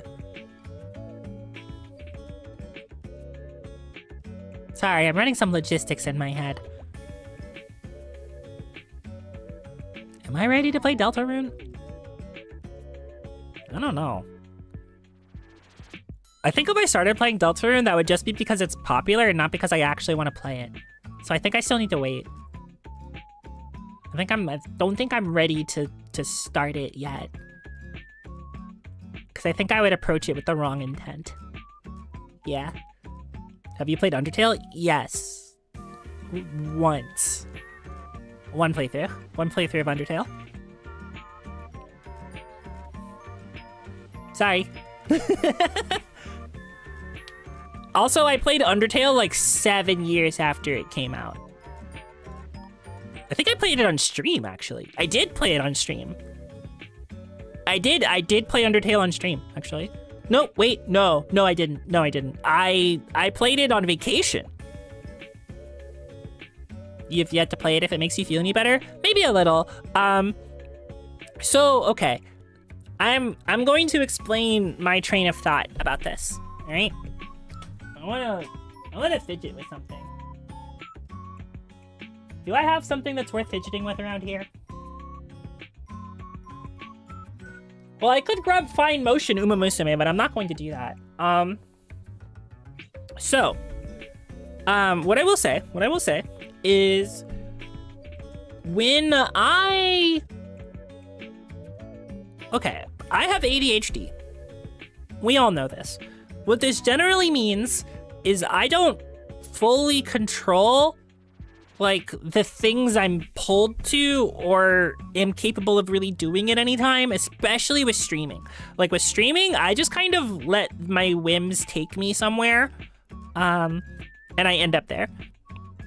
So when it comes to selecting new games to play, I just kind of pick off of vibes.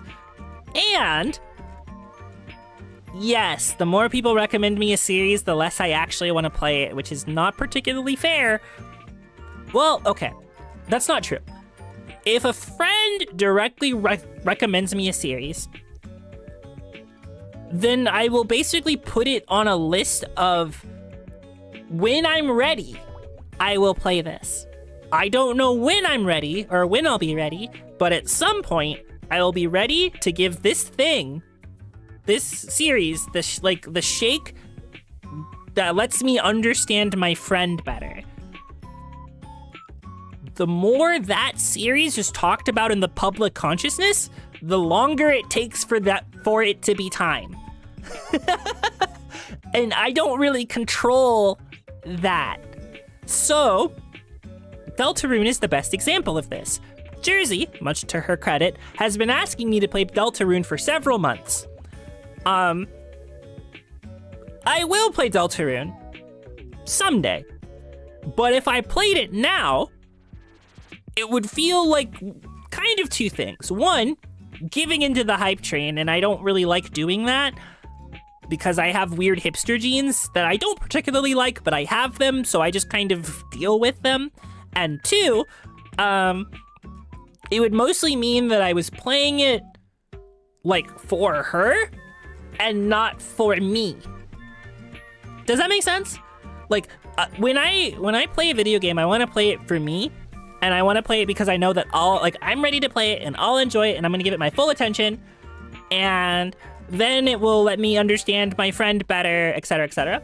So it's really like, and I don't want to play something that somebody recommended for me when I'm not ready to play it, especially because if I don't give it a fair shake, like mentally, like if I'm not ready to play it and I don't give it a fair shake, then I'll feel like I betrayed them a little bit. Does that make sense? So like, it kind of goes in the same realm with like, I didn't play Expedition 33 for about a year and a half because one, it came out and I wasn't ready to play it. And then it won all the shit at the Game Awards, and I was like, then I was mad. I was like, it can't possibly be that good. Can't possibly be that good. So if I had played it when I was mad, I would have looked for reasons to hate it. And that is a completely different experience than looking for reasons to like it instead. And as much as I joke about being a hater, I like liking things. I don't actually like hating things. So I would like to play it with positive intent than instead of playing it with negative intent. So as soon as the thought of it can't be that good leaves my brain, I become more ready to play it. Unfortunately, Deltarune exists in the it can't be that good. So like, if I play Deltarune now, I'll be like looking for reasons for it to not be that good, which sucks, frankly. That's not how I want to enjoy media. So Deltarune is on a mental pause until I am like ready to accept whatever state of good it is, instead of expecting it to be a certain kind of good or not a certain kind of good. That was really long-winded. I apologize, but hopefully it lets you understand me a little better. That's how I was going into Shadowbringers? Yes, but you were already playing Final Fantasy XIV. Fans hoping Deltarune Game of Thrones is so Salem will want to play it. Well, then I just won't play it at all. That's fair. Yeah. So Salem hates gaming. Got it. Yeah, true. That's true. I am the world's biggest hater of all time. I fucking hate video games. It's not like they devour my entire life or anything. It's not like they are my primary hobby and that I have, you know, a giant collection of video games in the main room. And it's not like I could go outside and grab my custom Robo game case that is really important to me. It's not like that. It's not like that at all. It's not like this guy isn't sitting here on my desk. This guy. I love this guy.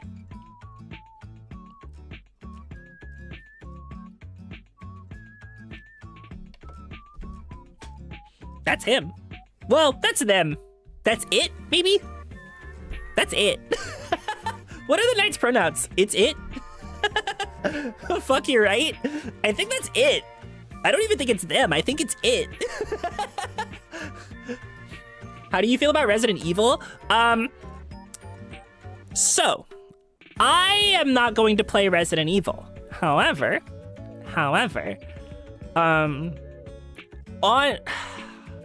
this is about to sound really gay again. Star and I hang out a fair amount off stream, despite being busy. We have a list of things we do together, or things to do together. Resident Evil 5 co-op with Star, I'm getting there.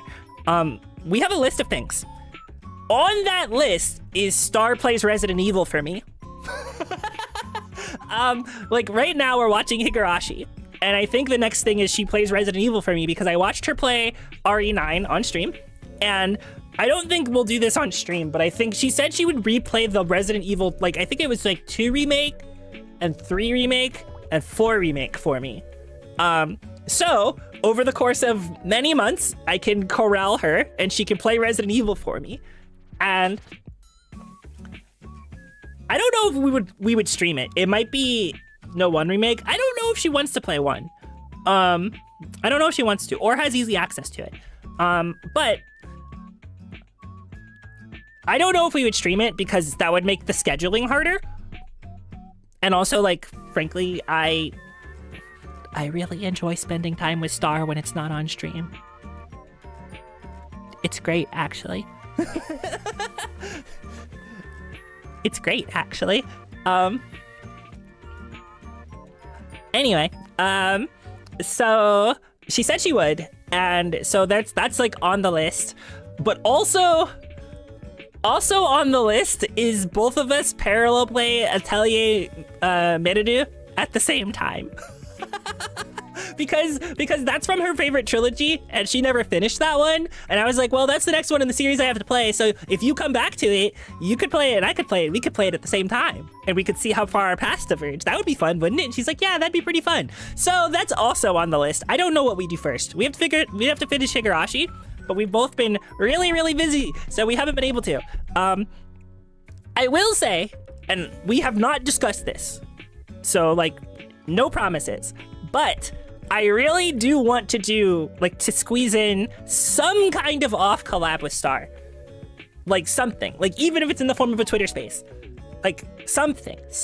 I think it'd be fun. I don't know if it's possible just because our schedules are like not, they're so stuffed for the 2 times we get to see each other in the month of July.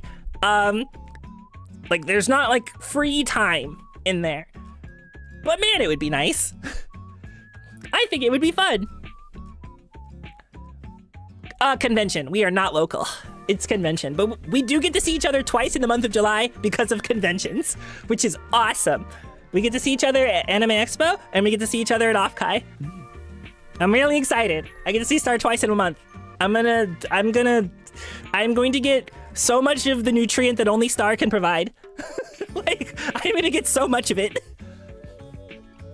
It's gonna be so good. Convention is so sick. Yes.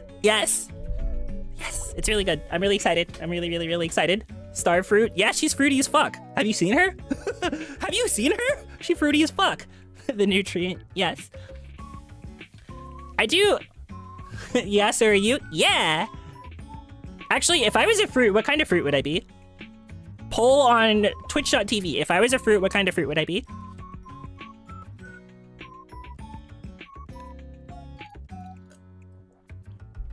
Lesbian?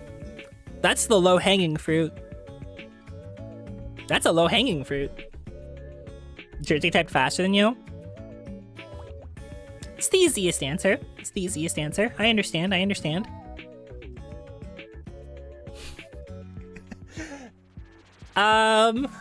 don't know. I don't know what flavor I would be. If you could then sail them into a...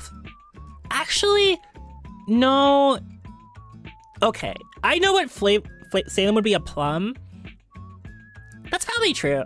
A plum or a blackberry, which is funny because like neither of those are really my favorite fruits, but they're the right color.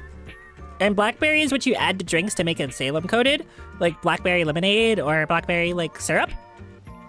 And I like it in drinks a lot, but I don't really like blackberries on their own. Plum is good. Maybe like pomegranate.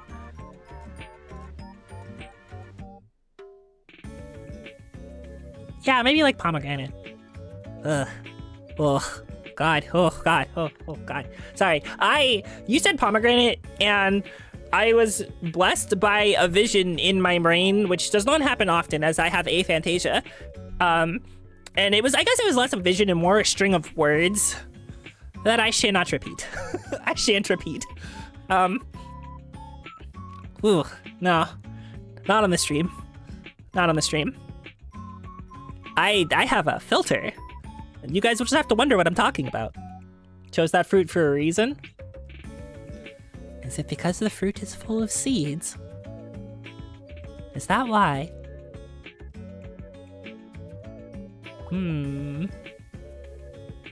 Looking at you side-eyed. You should say it. I should not say it. I should not say it. Use your imagination. Use your imagination. Whatever's in your imagination is potentially not accurate and potentially either hornier or less horny than what I'm actually thinking, but I think you should use your imagination. I think that's fun. Creative exercise. I also sometimes think that censorship can lead to more interesting thoughts. personally.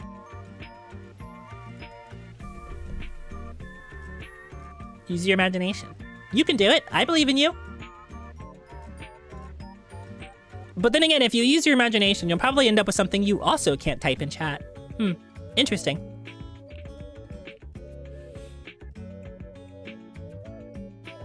Anyway, I don't think I would be a pomegranate, but Salem Alter might.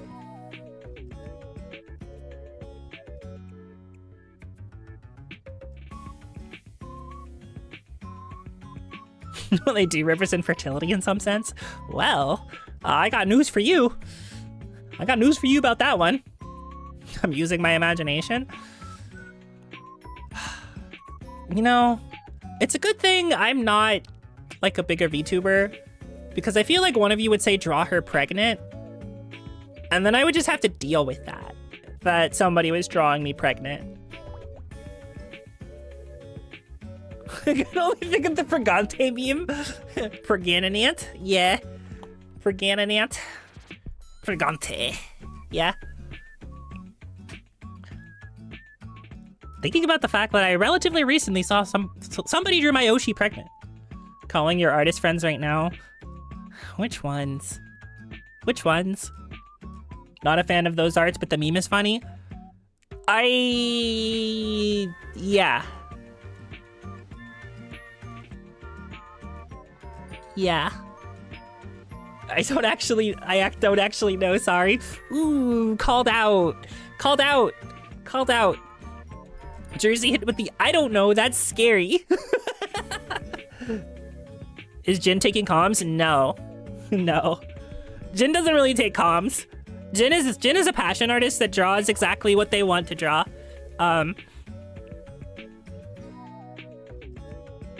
The Venn diagram of artists I know who would draw you pregnant and also who know you is 2 circles. It is 2 circles with exactly 1 point in the middle. I think there's an artist who would. Frankly. Instructions unclear, drawing myself pregnant. Pregnant Nyakalite. Pregnant Nyakalite. Whoa. Whoa. Do you have someone in mind, or am I just baiting? I do actually have someone in mind. Interesting time to arrive to the stream, Crystal. Welcome to the stream. Hello. Pregnant Nyakalite. Me after I eat a big burrito. Carne asada burrito. Imagine a carne asada burrito. Imagine. Do I have anything else I can show you guys? Oh, I can actually show you guys the most recent thing I bought. Fine Motion. This is the most recent figure that I bought. It's Fine Motion. I got this from like a local shop, actually. I love Fine Motion. I don't actually have Fine Motion, but I love Fine Motion. I felt a little bad because I couldn't afford Fine Motion and her girlfriend, but I might go back for her girlfriend at a later date. I very much do not separate them. Fine Motion. I love prize figures. They're so nice and they're so cheap. Also, in terms of figures with a story, this one is so important to me. This one is so important to me. Most of you probably don't know who this is. If you do, you are my people. But this is a Toho. You can tell because she has a hat. This is my favorite Toho, actually. Tenchi is my favorite Toho. It is worth noting that the store I found her in was 90% Funko Pops. Maybe 95. It's like 95% Funko Pops. And I went in on my birthday with my friend, and on the very back wall was one single shelf that had figures. The Flounder has gems on her skirt. Yeah, she does have those. She does have those. Her little rainbow. The 7 colored rainbows. It's because she's a celestial. but like a different kind of celestial than I am. She's like an Eastern celestial. I'm like a Western celestial. We're a little different. But this sword of hers controls the weather, actually. She controls the weather. But like I found her on a shelf in a store full of Funko Pops on my birthday. Soul Society East versus Soul Society West vibes, true. But the funny thing is, like, she's not what I would call popular. Like, I would not have ever expected to find a figure of her in the wild, like, not ordered from a specific store or in, like, a non-specialty shop. So, like, the fact that I found her in a store full of Funkos is insane to me. I've had her for, like, 5 years now, I think. No, like 4 years. But I love her. She's from the fighting game, actually. We're calling Funko Pop stores the wild. It was at the mall. It was at a Funko Pop store in the mall. That's the wild. That's the wild. Like, you don't get more wild than that. The fighting game? She's from 10.5. She's from 10.5, Scarlet Weather Rhapsody. She's the final boss. She's the final boss. But I think she's in all of them, actually. Because I think they put her in 13.5 and 14.5 and 15.5. And technically 12.3 Hiso Tensaku is the expansion to 10.5, but 10.5 is the one that I played a lot of, in general. I love her. She sucks.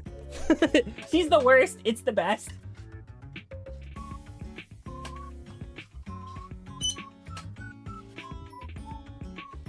What else do I have that's like worth showing? Oh, I do have another thing that's worth showing. Would you guys like to see the most expensive figure that I own?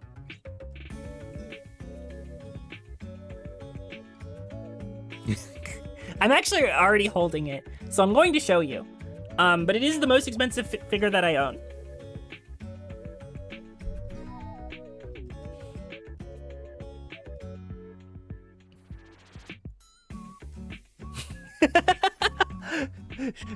Do any of you know who this is?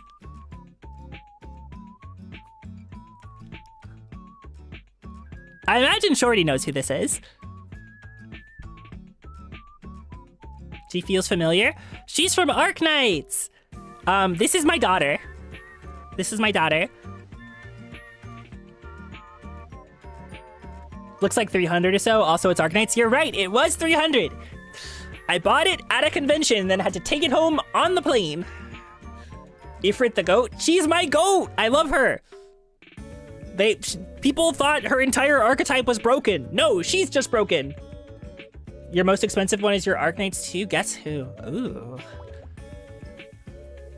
I don't actually know who your favorite Arknights character is. I don't know.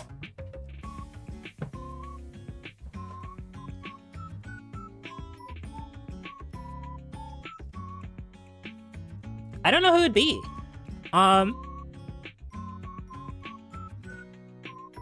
We would count Gunpla kits in this, I think. We would definitely count Gunpla kits. But yeah, that one's about 300 and is absolutely my most expensive. It is the centerpiece on my bottom shelf. It's XCCI. That makes sense. Wait.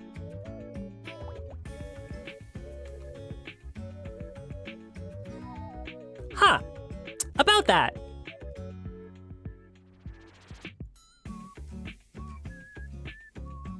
About that. Huh, interesting. Wow.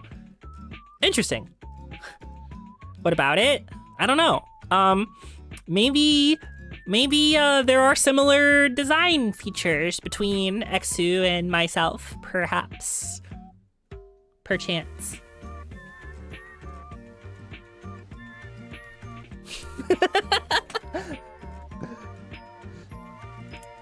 Perhaps. Maybe. The angels with crystal wings made of light, perhaps, perchance. $80, yeah, that's a good price. I tend to collect like smaller price figures mostly, but I'll shell out for really expensive. I'll shell out for a really expensive figure if I A, have money, and B, if it's for a character I don't expect to find merchandise of. I typically won't buy a really expensive figure for a character that there's a lot of.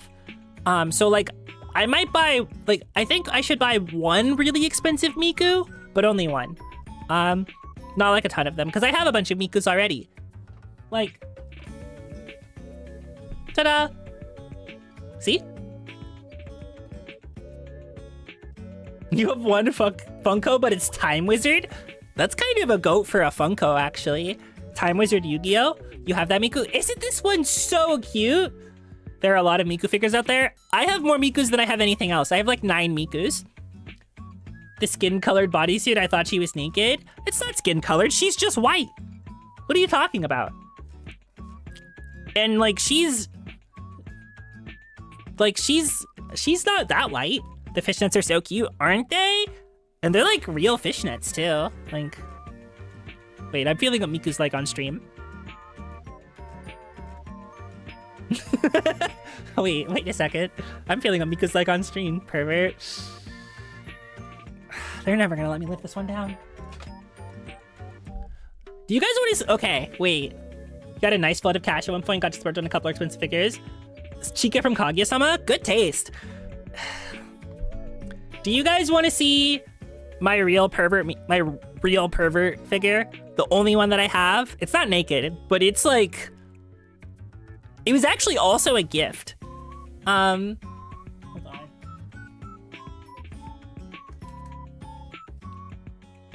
Is it the mustache one? It is. It is the mustache one.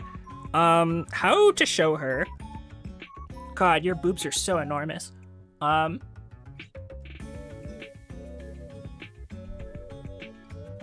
Like, yeah.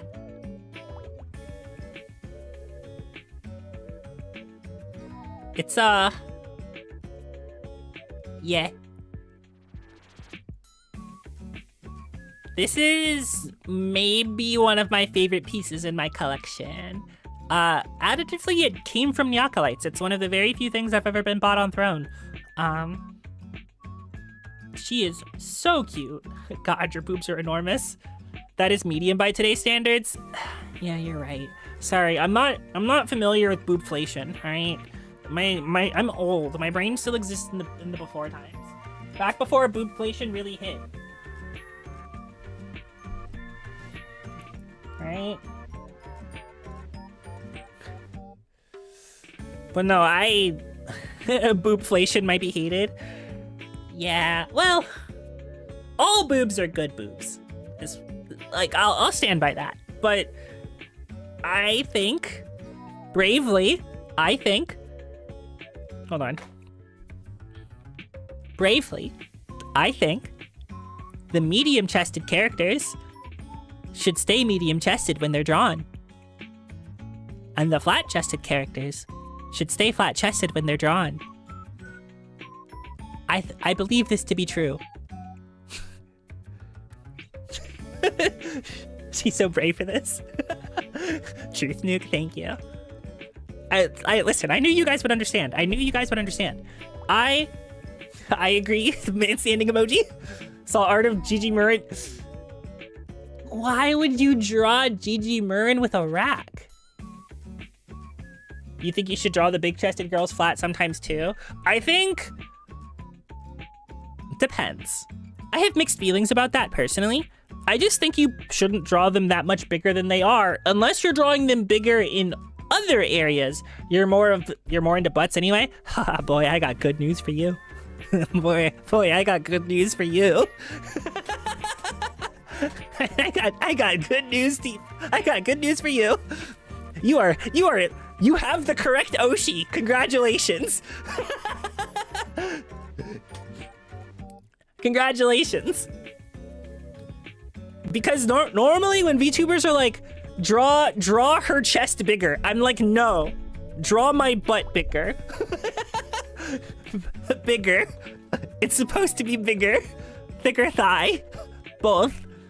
Draw her ass fatter. Yes. Yes. Like, yeah. Yeah. It's true to life. All right? It's true to life. Like, disproportionately for my body size, I got a nice butt. I'm gonna just put that out there. It's good. Like, yeah, it's good. I don't believe you. Do you even have proof? Nice bait, shithead. You've seen me IRL. You would know. Can't believe she'd lie on stream. I'm not proving it. You can see next month, and then you can report to the class. Just be patient. You can be patient, right?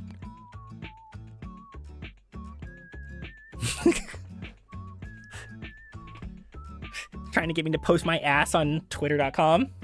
Wait, my breast reduction surgery went great. Wait, where's my ass? Oh no! The doctor got the intake form incorrect. My ass has been stolen. Picture character with a normally flat ass that now has an enormous boob chest. We know you couldn't handle it anyway. Damn, that's true. That's true as hell. That's true as hell. Unfortunate, truly. Speaking of bait and pink cat. You didn't know those types of shorts? I didn't know those types of shorts have a name? Yeah, dolphin okay, listen. To be fair, you didn't necessarily expect her to post a picture. Speaking of, hold on. I need to set my headset down.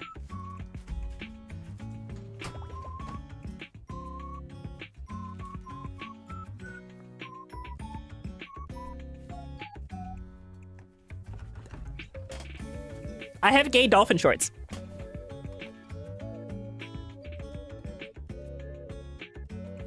I have gay dolphin shorts. Those are awesome, aren't they? My gay dolphin shorts. I love them. I don't wear them super often because it's not usually hot enough, but yeah, pride shorts. You're imagining things? Congratulations. So, do you think that I put my shorts on the table for you to imagine me in them? Because I did. I did. Something, use your imagination. This is the kind of bait you get on Salem Starlight channel. It's a little different than all the other VTubers, but it goes both ways, yes. So about the fit posting you mentioned earlier, are you asking to get me in a picture of the dolphin shorts? Interesting.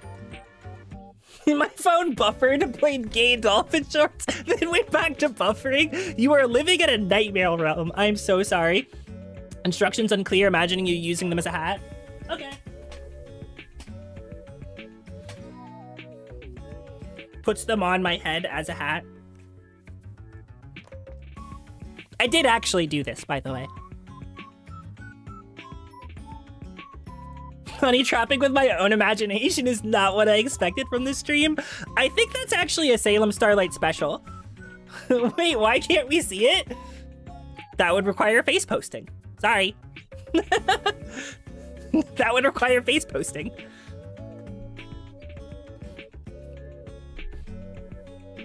Unfortunate. Maybe someday I'll be like a 2.5D VTuber. We're not there yet. We're not there yet.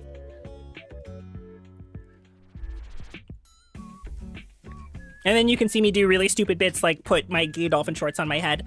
But I did do it. Just put on the entire pants as a helmet to cover your face. I could do that. I'm not going to, but I could. You are right, I could do that.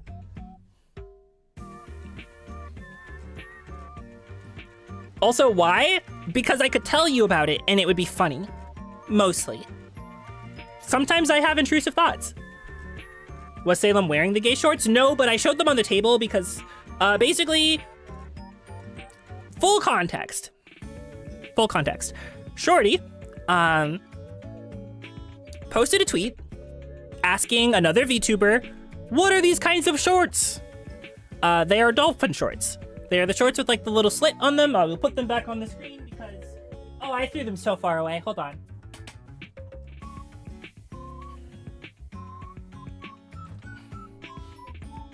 they're dolphin shorts. So dolphin shorts are these kinds of shorts that have this little slit in them on the side. This right here, this pattern. So I own one pair of dolphin shorts. This is the only pair that I own. And they are Pride dolphin shorts, my gay dolphin shorts. And then I put them on the table. And then Jersey said she was imagining things. And then I said, I put them on the table for you to imagine things. I think what you guys should actually imagine is Salem in the dolphin shorts and the Toho Project shirt. she's gaming. It's her day off. She has her kitty slippers, her Toho Project shirt, and her gay dolphin shorts.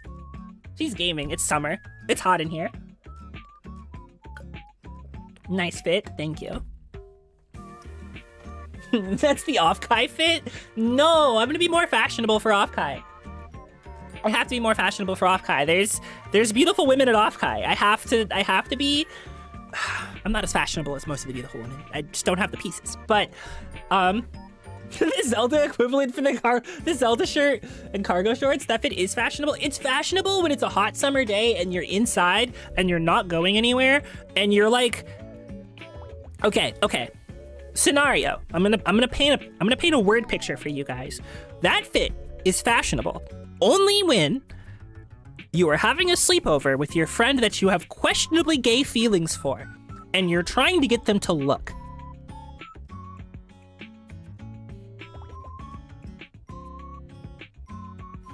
Questionably, yes. That's important to the context of this story. You don't actually know whether you have them, so you and Star sharing a hotel room at Off-Kai. I did tell Star I would wear a miniskirt for her. I don't think that's questionable at all. What if the feelings aren't questionable? Well, you wear a crop top instead of the shirt. Or you wear a miniskirt, one of the two. Y'all are so gay. Well, yeah. Yeah, just a couple lesbians. Interesting. Listen. Okay. Did you guys notice? Actually, Star posted something on her alt today that was her in a fauna wig.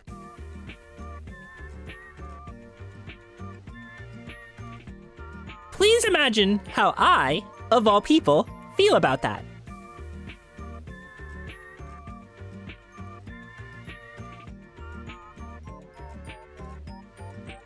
At least one bi man in this chat room. There are several, I think. I think there's a couple of you, actually. Very normal, I'm sure. Yeah. The fauna wig stays on during. Damn. Whoa. Wogue. No comment. Anyway. No comment. But yeah, so she posted the fit with the fauna wig, which means that when we go to Off-Kai, she said she's gonna wear the fauna cosplay, and I was like, awesome. So she also might bring the maid dress. If Fauna was still with us, she'd want you to. She's like an open bisexual. She supports. But she did say that she might bring a maid dress, which means that there is a scenario where Star wears a maid dress and I wear a mini skirt at the same time. That is a real thing that could happen. That is a real thing that could happen at Off-Kai. Oh, so she might kill you? Oh, so we might kill each other, actually. Basically, we might kill each other is the thing. Double KO? Yeah. That might be a thing that happens. Perchance. I haven't worn a miniskirt out somewhere in a long time, actually. I could. I definitely could. I'm not like a big fan of like my skin, but whatever. To have imperfect skin is to be human. Or whatever.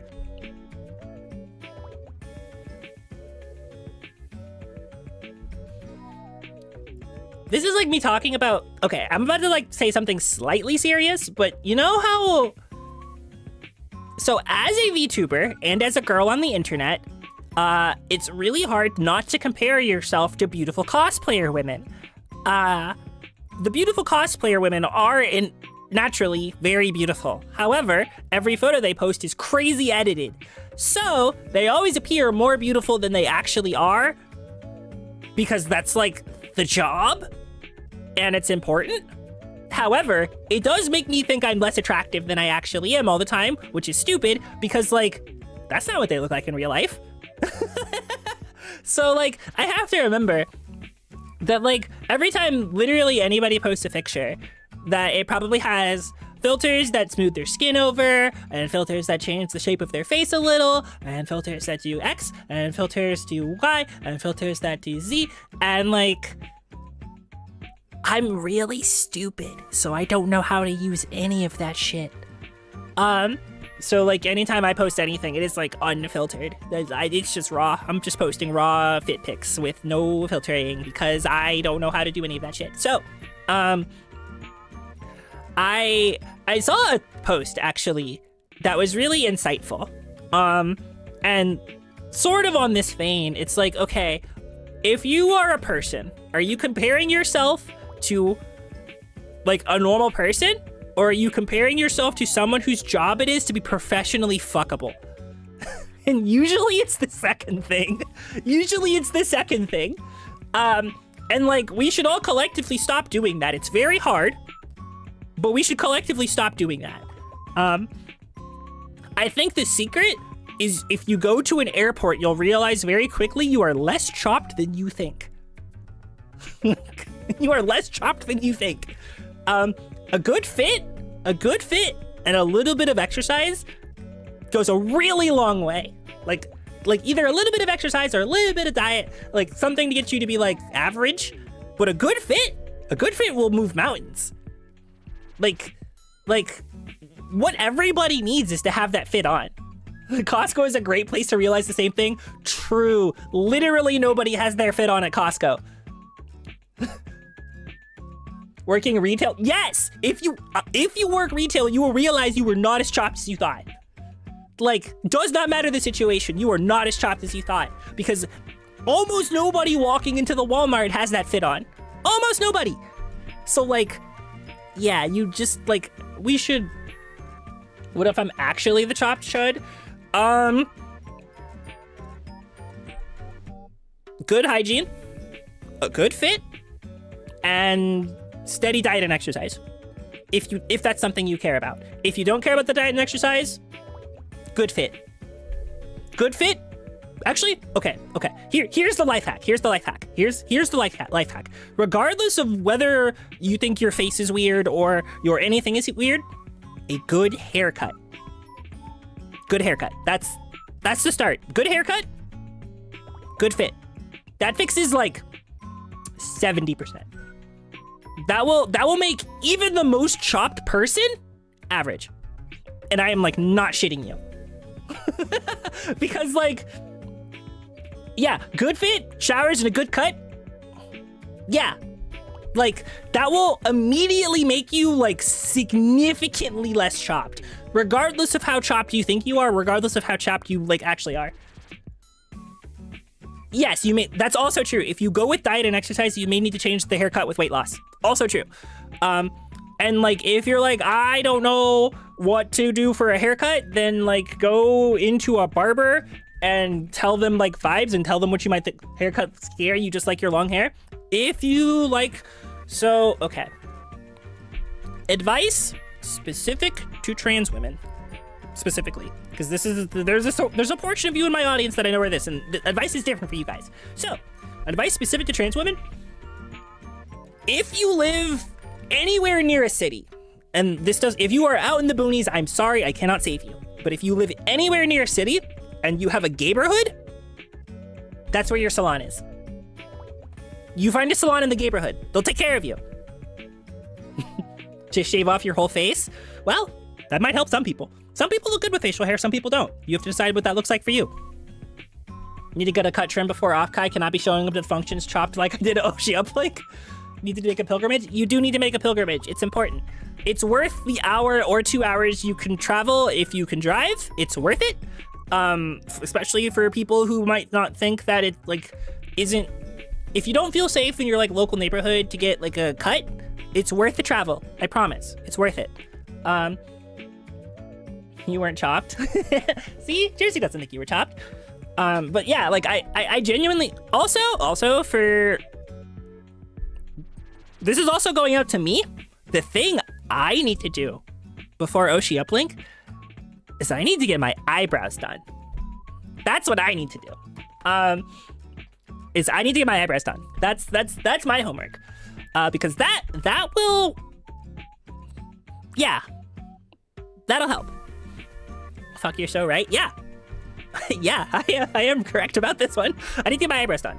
Like, I think for off-kai, I will probably have my eyebrows done, and I will probably have simple black gel nails. That's probably the move for me. And then whatever fits that I decide to wear for off-kai, there's that, and I will look unchopped enough to be presentable.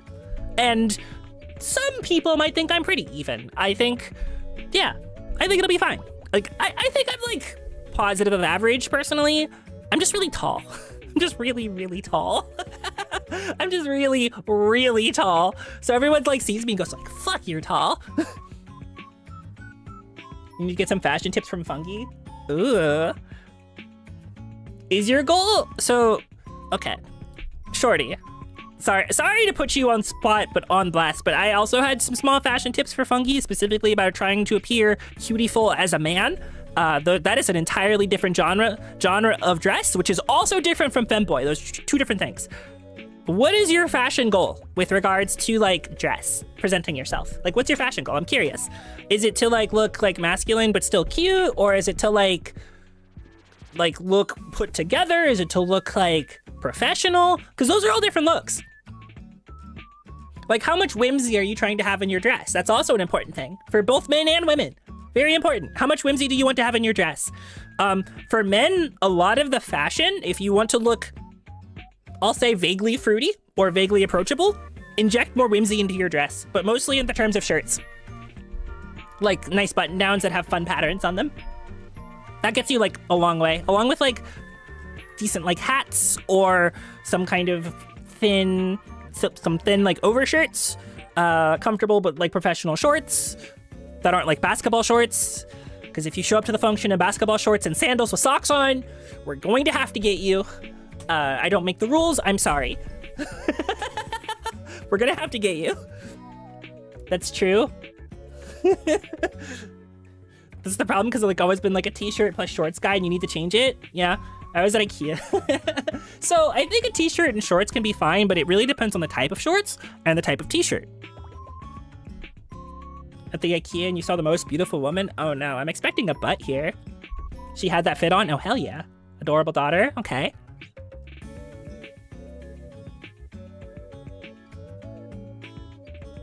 Husband was in a Charizard t-shirt. I know a couple like this. Raggedy I know a couple exactly like this. I know a couple exactly like this. The thing is, that guy's funny as hell. I bet you she thinks he's the funniest guy in the universe. That's the other secret. Is if you are really funny, you can get away with not having that fit on. Would wearing an Undertale shirt signal enough that I'm gay? It gets you pretty close. It gets you pretty close.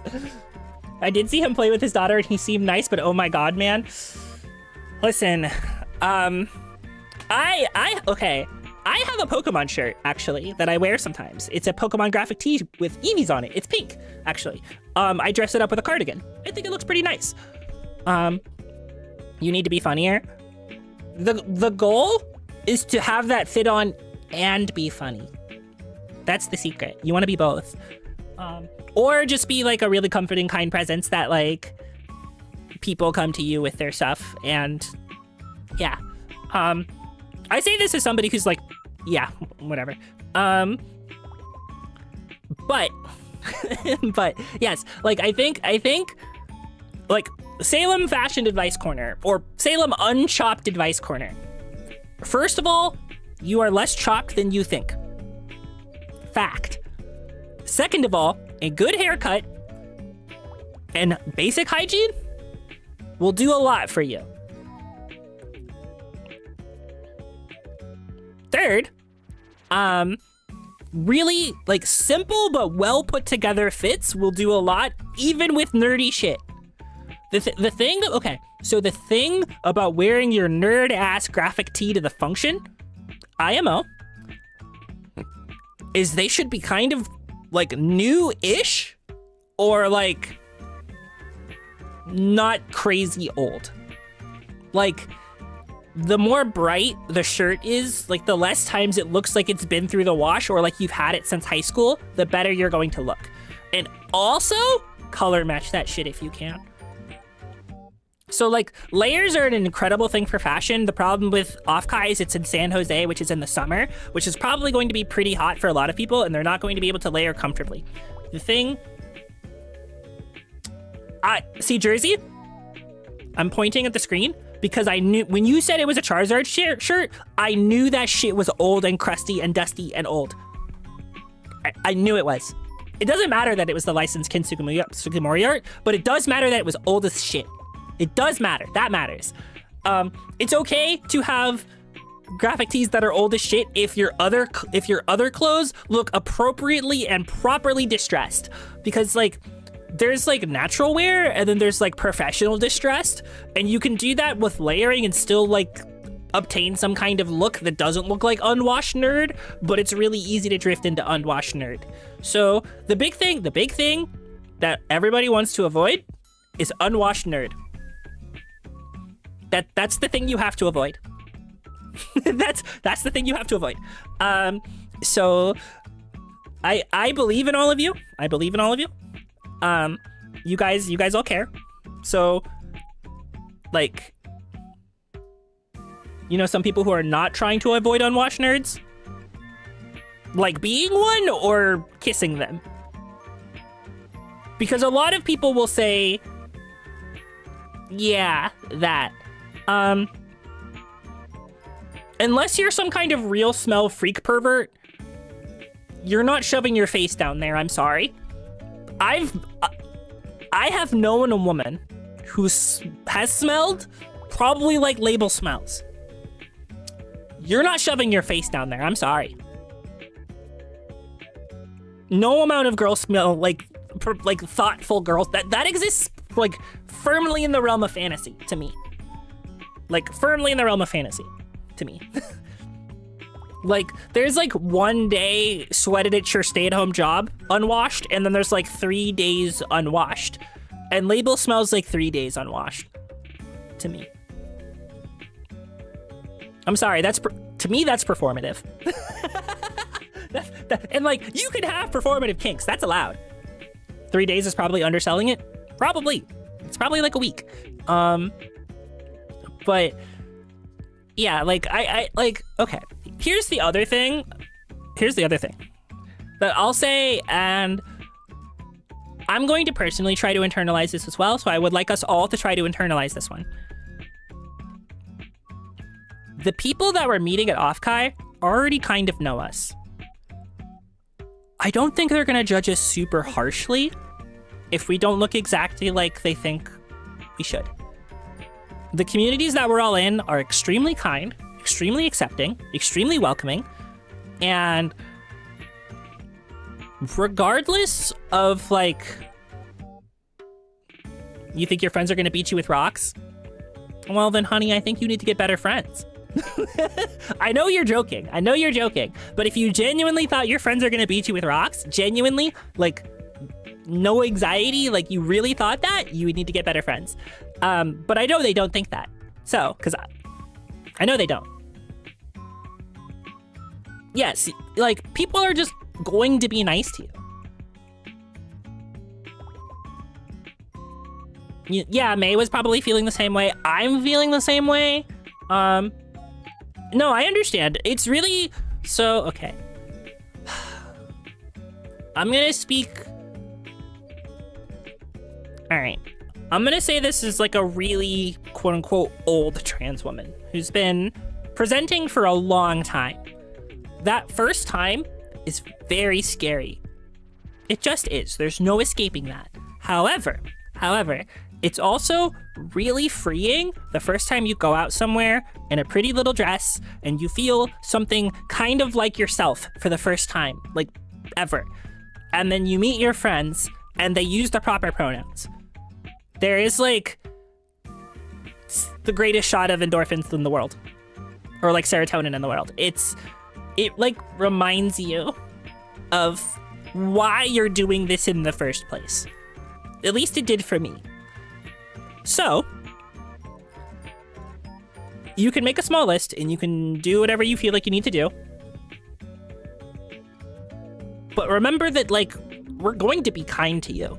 Like, we just are. Like, you're Jess to us, you know? What if I beat myself with rocks in my mind? Get out of my head! Get out of my head! Okay, I do that all the time. So, like, my like, New Year's resolution that I'm not being very good at right now, and just in general, is to be more kind to myself. It's really hard, actually. It's really, really hard. But it is work worth doing. So, there is that. So, if you are beating yourself with rocks in your head, my suggestion is don't. But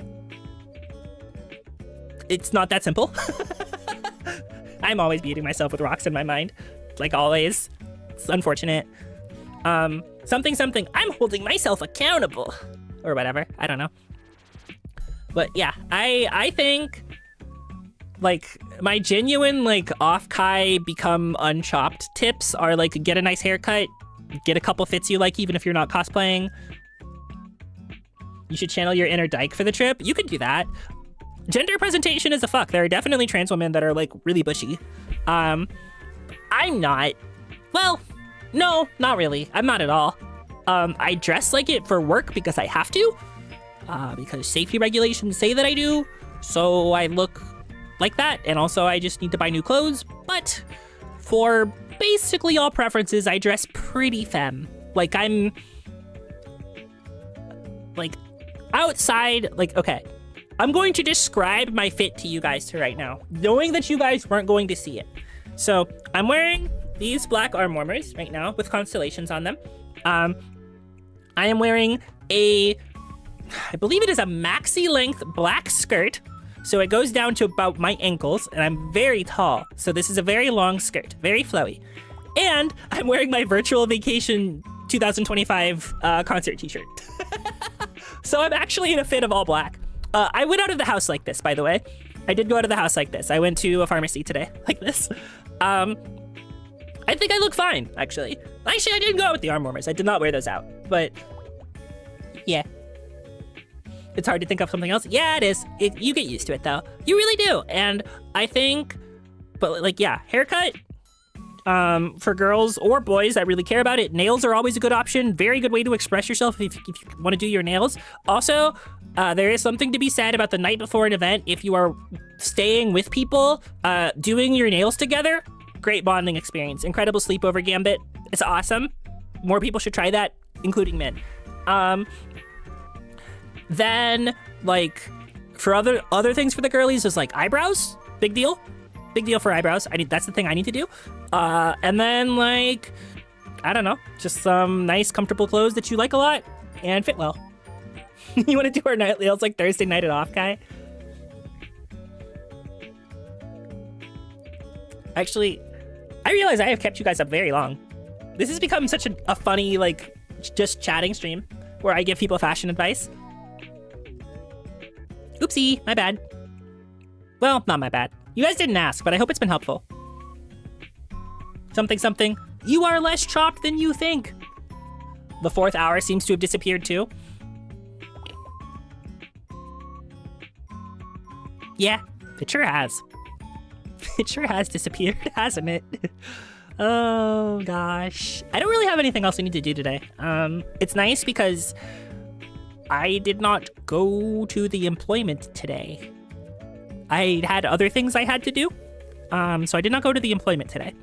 So I had a lot more energy for stream, and also, I'm not as tired as I should be. I have to go to the employment tomorrow. I really don't wanna, but I really gotta. You literally streamed my whole work shift. Happy work shift. I hope it was good noise for you to stream or listen to. I hope it was good. Like me? What do I do for work? Let's see. How'd you describe this? I do...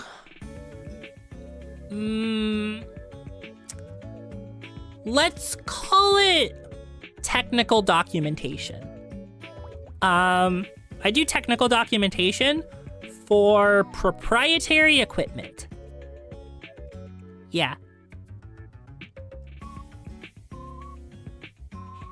Along with the validation of those equipments to a quality system.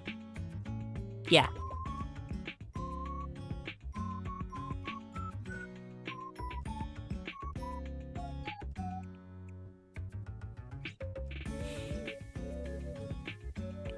It's a very brain desk job. I thought you sold potions. Speaking out of characterly, of course. Smiles. Don't remind me that I'm supposed to be in character. I'm bad at it. I'm bad at it. Sometimes I think I should be more character than streamer, but, you know. Whatever. No brain, just lots of labor. Yeah. I've kind of been on all spectrums of the employment. Like I think I mentioned, but I used to work at Walmart and I was a cashier. I used to have to push carts at the Walmart. And you'll always be a character if the character is just yourself. True. True. Truth nuke. I think I'm like, I don't know. I'm kind of an anime girl. Sort of. The cashier. You feel like character VTubers are only really viable for so long? Have you met Fuamoko?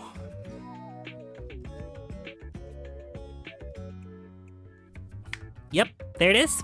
Yeah. have you met Fuamoko? Anime girl with human fingies? Yeah, and an arm. It's my arm. My hand and my arm. I really should have done my nails for the stream today. I really should have. I don't like acrylics though. Really don't like acrylics. Just a gel nail kind of girl. No, the arm is stars. I see them clearly. True. I need you guys to know. There's booties on my arm.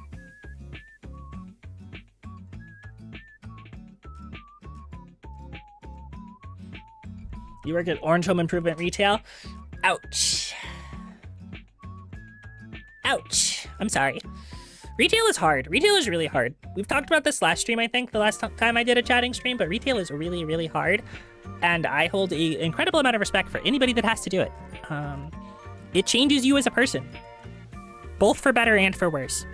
Because you end up, I think, both much kinder and really embittered towards humanity. Retail is hard. You did enjoy it. Oh, I hated mine. I hated mine so much. But I didn't work in a store I enjoyed. You need a real job? I know exactly what you mean by that. And I'm not going to refute what you mean by that. But you are working a real job. It's just that other people don't consider it that. But you are working a necessary thing. It is a thing that needs to exist, unfortunately. Like, the less human interaction requires the job, the better for me. Yeah, I am very happy that I don't have to work with customers, really. And that most of my interactions are just kind of with my team and my company. And that's it. I don't even really have to talk to outside vendors. Yes. That's it. You need a job that pays you well enough to not worry about it and doesn't make you contemplate the unthinkable. I get it. I've been there.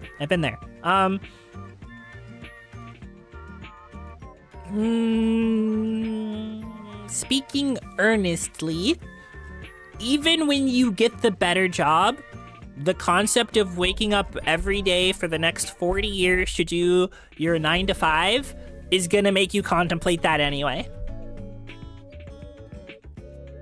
So unfortunately, what you actually need to do, and I'm speaking for myself here also, is reframe your thoughts about the thing, like the nature of work as a whole. Because man, I'm gonna be so for real with you guys, I hate working. like, I hate it. It sucks. I hate that I have to give more than 8 hours, like 9 to 10 hours of my day to some corporation, for money. Like, the money's nice, but like, yeah, like it's kind of a necessary evil because it's money and the money should let you live and or do things. If the money doesn't, so, okay, what I will also say, you've been waking up to do every weekday to do the same thing for the past 20 years. That's how it be. Yep, that's all that matters. You have to have money to do your hobbies. You do. That's what work is for. Work is so you have money to enjoy life. That's how I tend to look at it. It is a necessary evil that you have to do to enjoy life for most people. Most people don't get the luxury of loving their jobs. And also, it is possible to love your job and then have to do it and then hate your job because you had to do it too much. Yeah. Work is so you have money to give to VTubers. Yeah, that's true. Yeah, no, it's worth chasing down the better job, like an office job, so you don't have to deal with like customers and stuff. It's worth it. It's totally worth it. Been there, done that. I went to a technical school. That's what got me out of retail. The technical school. I don't know if those exist where you are, but that is, depending on where you are and what colleges are around you, some of them, like community colleges especially, might have technical school programs that are basically like trade schools. Always an option. I will say, it does put you in an environment where like there's a lot of men. Also, thank you for the tip. Thank you for paying VTuber. Thank you. I appreciate it. I'm gonna use that to get lunch tomorrow. Yippee! What am I gonna get for lunch? I should get ramen tomorrow. Big stretchy hydrate, yeah. That doesn't cover the cost of the ramen. It covers like half the cost of the ramen, but like, hell yeah. It's still half the cost of the ramen. Ramen. I work next to a really good ramen shop. Like, it's so good. Big fan. Honestly, like, you got Whataburger and it was very satisfying. What did I have I had KFC for lunch today, actually. And it was shockingly good. The KFC I'm used to is really average, but this one was pretty good. The meat was, like, technically still a little worse than both Jollibee and Popeyes, but the biscuit was decent and the fries were very good. So, like, actually, okay. Fried chicken rating tier list, but specific. Popeyes holds within it infinite potential and can either be the best thing you've ever eaten or like the saddest thing you've ever eaten. KFC is like fundamentally really average, except their fries are really good mysteriously for some reason. Except like it's either really average or really awful. It's almost never usually like insanely good, but it's pretty cheap. Jollibee is consistently quite good. However, their biscuit is dry as fuck. That's crazy. I hate KFC fries. Could not be me. They're seasoned really well. I like them a lot. Wait, what kind of fries do you like? Just even trying to tip $20. Let's go! That's ramen and gyoza. Couldn't be me either. They're gas. Yes. I think they're good as hell. I think the fries are the best thing about KFC, actually. I forgot how good they were. You're getting dono mogged. No, this is both of you teaming up to give me a nice meal.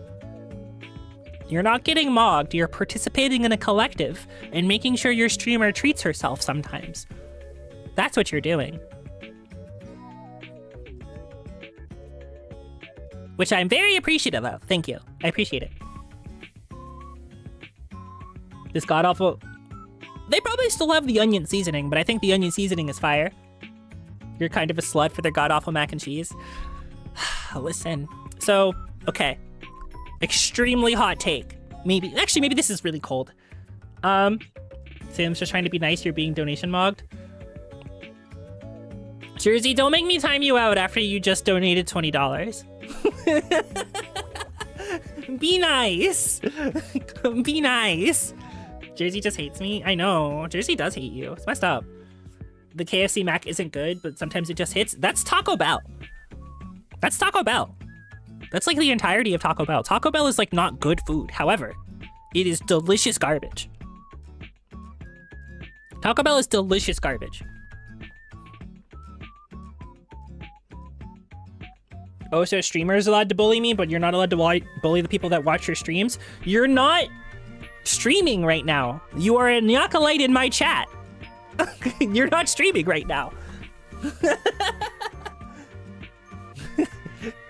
Why are you treating your fellow Nyakalite like your chat member? I don't do this.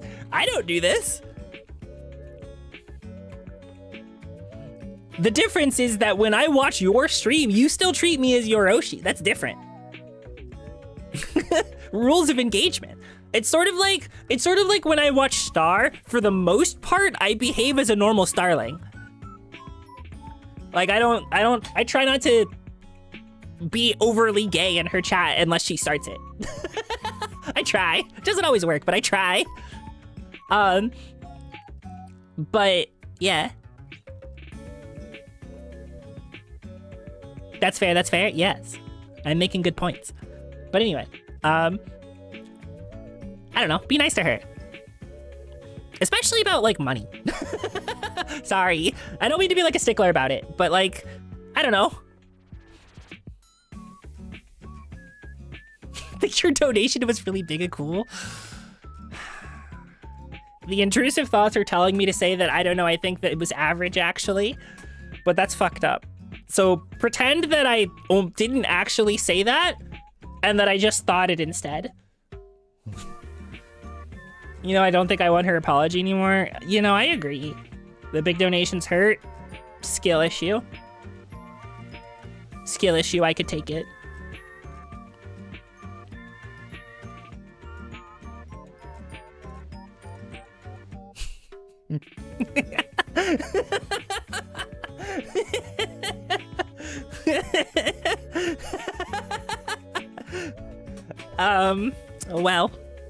Well, with that, I think I should end stream. It's very late. I think we all gotta go to bed. I think we do. Maybe I turn the AC on. It's a little hot in here. That's where you want to end it? Yeah, I think so. I want you guys to think about that one for a little bit. I want you to think about that one for a little bit. Go take a cold shower. Yeah. Good night. I hope everyone has a good sleep. Yeah, me too. I also want to have a good sleep. You're gonna be thinking about that one? Good for you, Queen. Good for you. Proud of you. You're using that brain cell of yours. Awesome. I'm glad I could inspire the Nyakalites tonight to think about some things. Honestly, okay. I will say one more sentence. If I'm like this kind of menace when I'm kind of normal, imagine what happens if I actually like pull out the Salem altar, like, model. Imagine what happens if I do that. How do you like that, huh? I do like that a lot. I also hope I have a great sleep. I hope, actually, blessing. I hope you all awaken tomorrow well rested. Actually, Jersey, were you present for, like, the last mustache stream I did? The last mustache stream I did before the hiatus, where I was using the 3D model and I pulled out the Salem altar, and things got said? Like, were you there for that? Because, like, that stream was wild. I was, but I don't remember any of it. I don't remember specifics, but I remember, like, it was crazy. Did the digital blessing meme? Which one?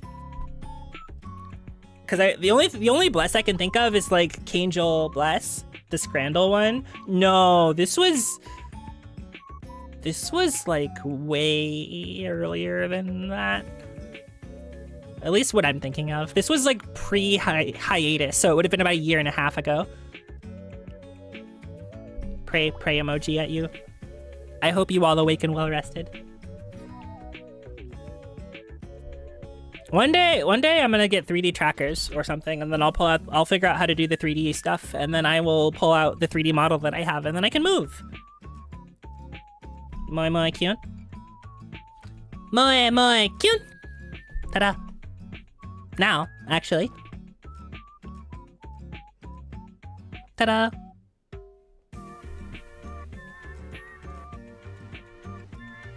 Explodes. No, don't explode. Don't explode. So I'm so cute, I'm gonna die. No, don't die. I like you guys. You can't die. I'm allowed. Who else am I gonna yap at if you guys are all dead? It's fucked up. You have to live. You have to live so I can continue to yap at you whenever you guys decide to stop by, okay? Okay? Promise. Something your Oshi says you have to live. You have to. You must. But Salem, I'm already dead inside. Well, you're not dead outside yet.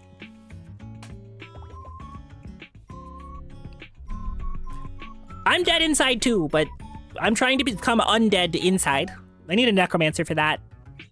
So, but we can work on that together. Salem, that's literally my pinned tweet. I'll have to go look at it or something. But anyway, I do need to go because I need to eat a snack or something before I go to bed, and I should stop making that much noise so that my roommate can sleep properly. And I will see you guys Saturday for sure, but maybe Friday. Maybe. I'm not sure yet. If I stream Friday, we'll do something. I'll figure it out. Enjoy the throw. What?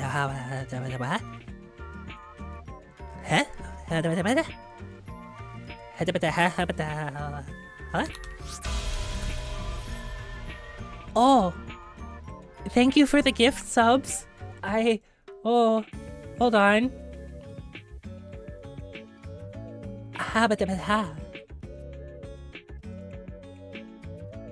Oh my god, you did. Thank you. Trippy, thank you. I appreciate it. That's really exciting. That's really exciting. So, okay, so they're on my throne. There's been a cargo net that I can hang up in my room. It means I can unpack my plushies finally. They've been in a box in prison since I moved because I don't have a place to put them. But then I can put a cargo net above my bed and I can put them there. That's what I get to do when it shows up. Yippee! I get to free them. Let me make sure of something.